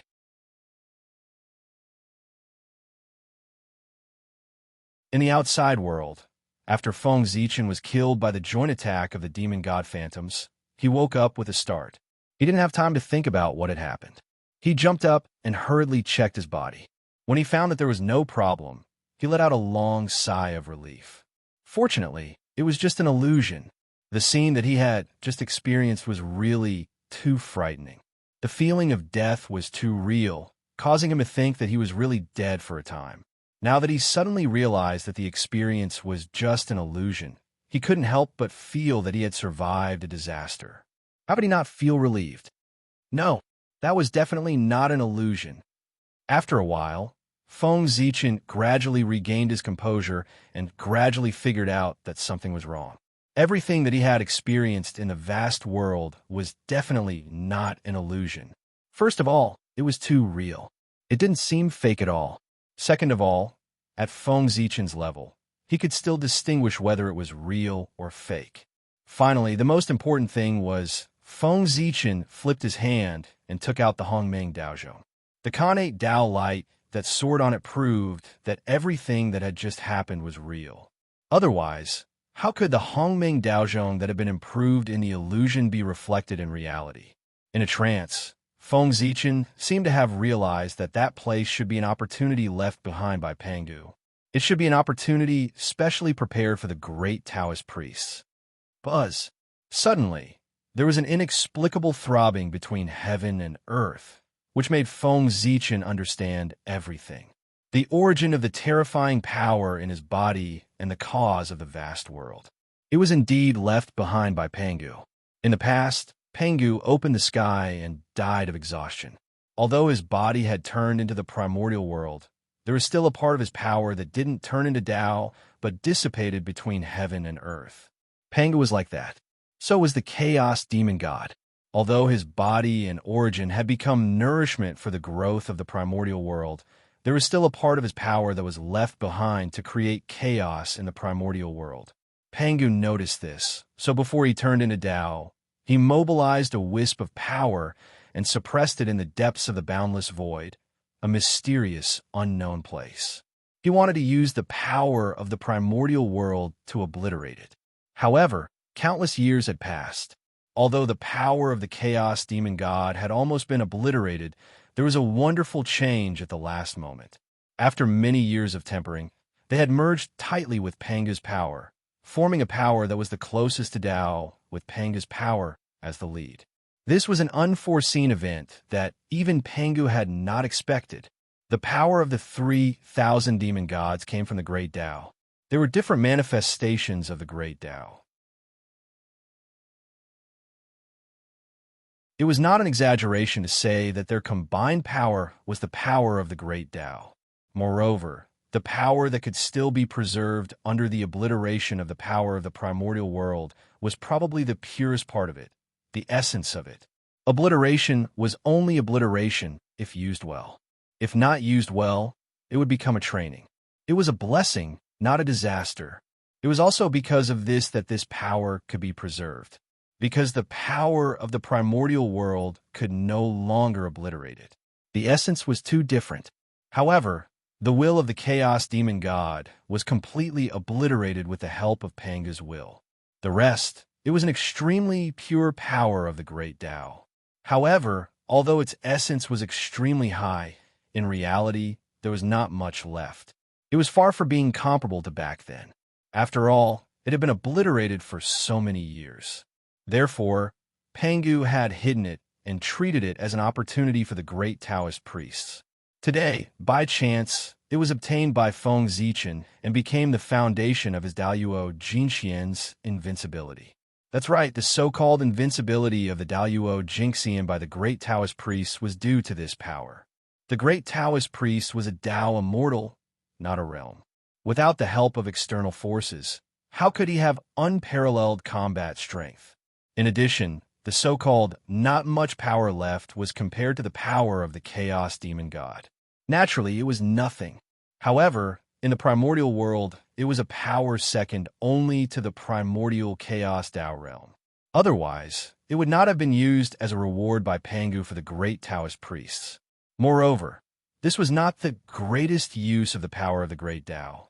Its greatest use was to help its master break through to the primordial chaos Tao realm. External forces were external forces, after all. Even if he could be brave for a while, he could not be unstoppable for a while. If he indulged in it, he would eventually be implicated by it. Pengu's realm was high, so how could he not understand this point? Therefore, after leaving behind the power of the great Tao, he gave it another meaning, to help others break through to the primordial chaos Daoyuo Jinxian. It was definitely not a simple matter to attain the Tao. It was not something that could be achieved naturally when one's realm reached a certain level. It involved all aspects. Just like back then, when Feng Zichen wanted to break through to the primordial chaos Daoyuo Jinxian, he had clearly reached a certain level, but because of the lack of congenital origin, he had been unable to break through for a long time. The primordial chaos Daoyuo Jinxian's breakthrough also involved congenital origin, and it required more than one could imagine. The saints could attain the Tao so easily not because they had accumulated enough, but because the heavenly Tao had directly imbued them, saving them the time to accumulate. However, this was not without a price. One of the reasons why saints could not break free from the heavenly Tao. Feng Zichen, on the other hand, did not have such concerns. In this world, there were not many forces better and stronger than the power of the great Tao. As for congenital origin, it was obviously not one of them. When his realm reached a certain level, Feng Zichen only needed to refine the power in his body to accumulate enough origin and naturally become the primordial chaos Daoyuo Jinxian. Otherwise, if he relied on his own accumulation, how long would he have to wait? In theory, if he wanted to attain the Tao, he had to accumulate dermic powers for an immeasurable number of tribulations. From this, it could be seen how difficult it was to attain the Tao. After becoming the great Taoist priests, Feng Zichen could be said to have taken advantage of everything. The path to attaining the Tao had already been paved, and he was just waiting for time to pass. If news of this spread, countless people would be envious. As for the vast expanse world, its background was even greater. It had something to do with Pengu suppressing the river of time and space. The realms of Pengu and the 3,000 demon gods were unfathomable and beyond imagination. They had already reached a realm that could not be explored. The impact of the battle was naturally shocking. It was far from being as simple as it seemed. The process of the battle had long been deeply imprinted at the end of time and space. No one knew the beginning or the end, and it had been preserved since ancient times. It could appear in any time and space at any time. How could this be? If this battle suddenly appeared in a certain period of time and space in the primordial world, the damage would be great. It was estimated that just the aftermath of the battle could destroy the entire primordial world. Therefore, after realizing this, Pengu made a prompt decision. He directly used Mount Bujo to suppress the river of time and space, firmly locking this period of history at the end of the river of time and space, not allowing it to appear again. Otherwise, the appearance of this battle would be a great disaster for the primordial world. Of course, Pengu had another purpose for sealing this battle, and that was to delay the return of the Chaos Demon Gods. Imagine if that battle appeared openly in the primordial world and was constantly being talked about by all living beings. There might be a Chaos Demon God who obtained an opportunity in return from the wishes of all living beings. If one could not forget it, there would definitely be an echo. This sentence was not joking in the mythological world. Sealing it could prevent this from happening. Moreover, Pengu's intention was not only that. The Chaos Demon Gods did not have a past or a future. They only had the present. However, Pengu sealed the battle of splitting open the sky and forcefully tore apart the foundation of their existence, creating a past for them. With a past, there would be one more concern, and their strength would be scattered. The resurrection of the Chaos Demon Gods would be greatly delayed. Moreover, those resurrected Chaos Demon Gods would be unable to take back their past, and their cultivation would definitely be affected, making it difficult for them to advance. This might not be the reason why the Chaos Demon Gods wanted to destroy the primordial world. From this, it could be seen that Pengu's methods were superb.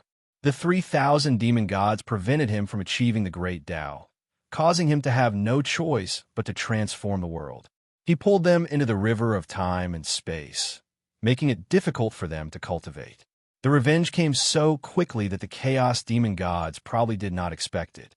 However, the battle of splitting open the sky had a wide range of effects and a great impact. It was unprecedented and beyond imagination. How could it be sealed so easily? Although its main body was sealed, the imprint fragments left behind could still cause harm to the primordial world. Moreover, those imprint fragments also contained the unyielding fighting spirit of the Chaos Demon Gods, which made it even more troublesome. If the news spread, although it would not destroy the primordial world, it would still cause the primordial world to be riddled with holes, leaving behind irreparable damage. Pengu had no choice but to use the last of his mental power to create a mental battlefield. It swept across the entire primordial world, pulling the imprint fragments of the great battle and the unyielding fighting spirit of the Chaos Demon Gods into it, and suppressing them. In this way, the vast world was formed. Also, because this world was opened by Pengu's mental power, it belonged to the mental plane. Therefore, it had a form but no substance, and only the mind could enter this world. To put it bluntly, this was another battlefield that continued the battle of splitting open the sky, a contest on the mental plane.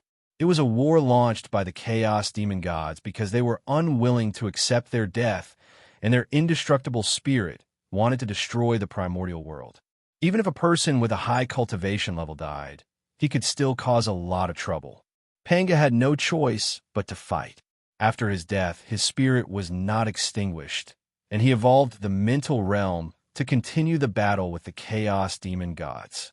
Unfortunately, the Chaos Demon Gods were no match for Pengu when they were alive, and of course, they were no match for him after their death. Not long after, they were suppressed by Pengu one by one. After Feng Zichen entered the vast world, the mountains that he saw were the result of Pengu's efforts. He intended to use the power of time to wear them down. After all, time could erase everything.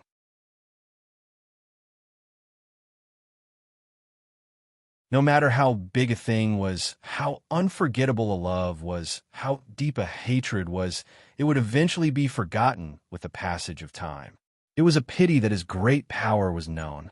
However, the Chaos Demon Gods were not people who would wait for death. Seeing that things were not going well, at the moment when they were suppressed by Pangu, they used the last of their strength to tear a hole in the vast world and draw in the Tai chaotic chi. Tai, the first process of the evolution of heaven and earth, had boundless creation. The Chaos Demon Gods drew in this chi with the intention of merging it with the vast world, so that this world would turn from illusion to reality and completely manifest in the world. They could also take advantage of this opportunity to refine their Taoist bodies and return. It had to be said that the Chaos Demon Gods had a good plan. After Pangu's spirit sealed them, it completely dissipated and could no longer interfere with their actions. If the Chaos Demon Gods were given enough time, they might really succeed. Unfortunately, Feng Zichen came and changed everything. The resurrection method of the Chaos Demon Gods became his opportunity. The Tai chaotic chi could help Hongmeng Daozhong to advance. The shadow of the Chaos Demon Gods could let Feng Zichen feel the Taoist rhyme of the Chaos Demon Gods at a close distance. Wasn't that a great opportunity? You're tuning in to the Romance Rendezvous YouTube channel. We're so grateful for your support, and don't forget to subscribe to join us on this incredible journey through captivating stories. Your generosity through donations truly makes a world of difference, as it's the primary source of revenue that allows me to expand and enhance this channel for you. Thank you from the bottom of my heart for being a part of this adventure.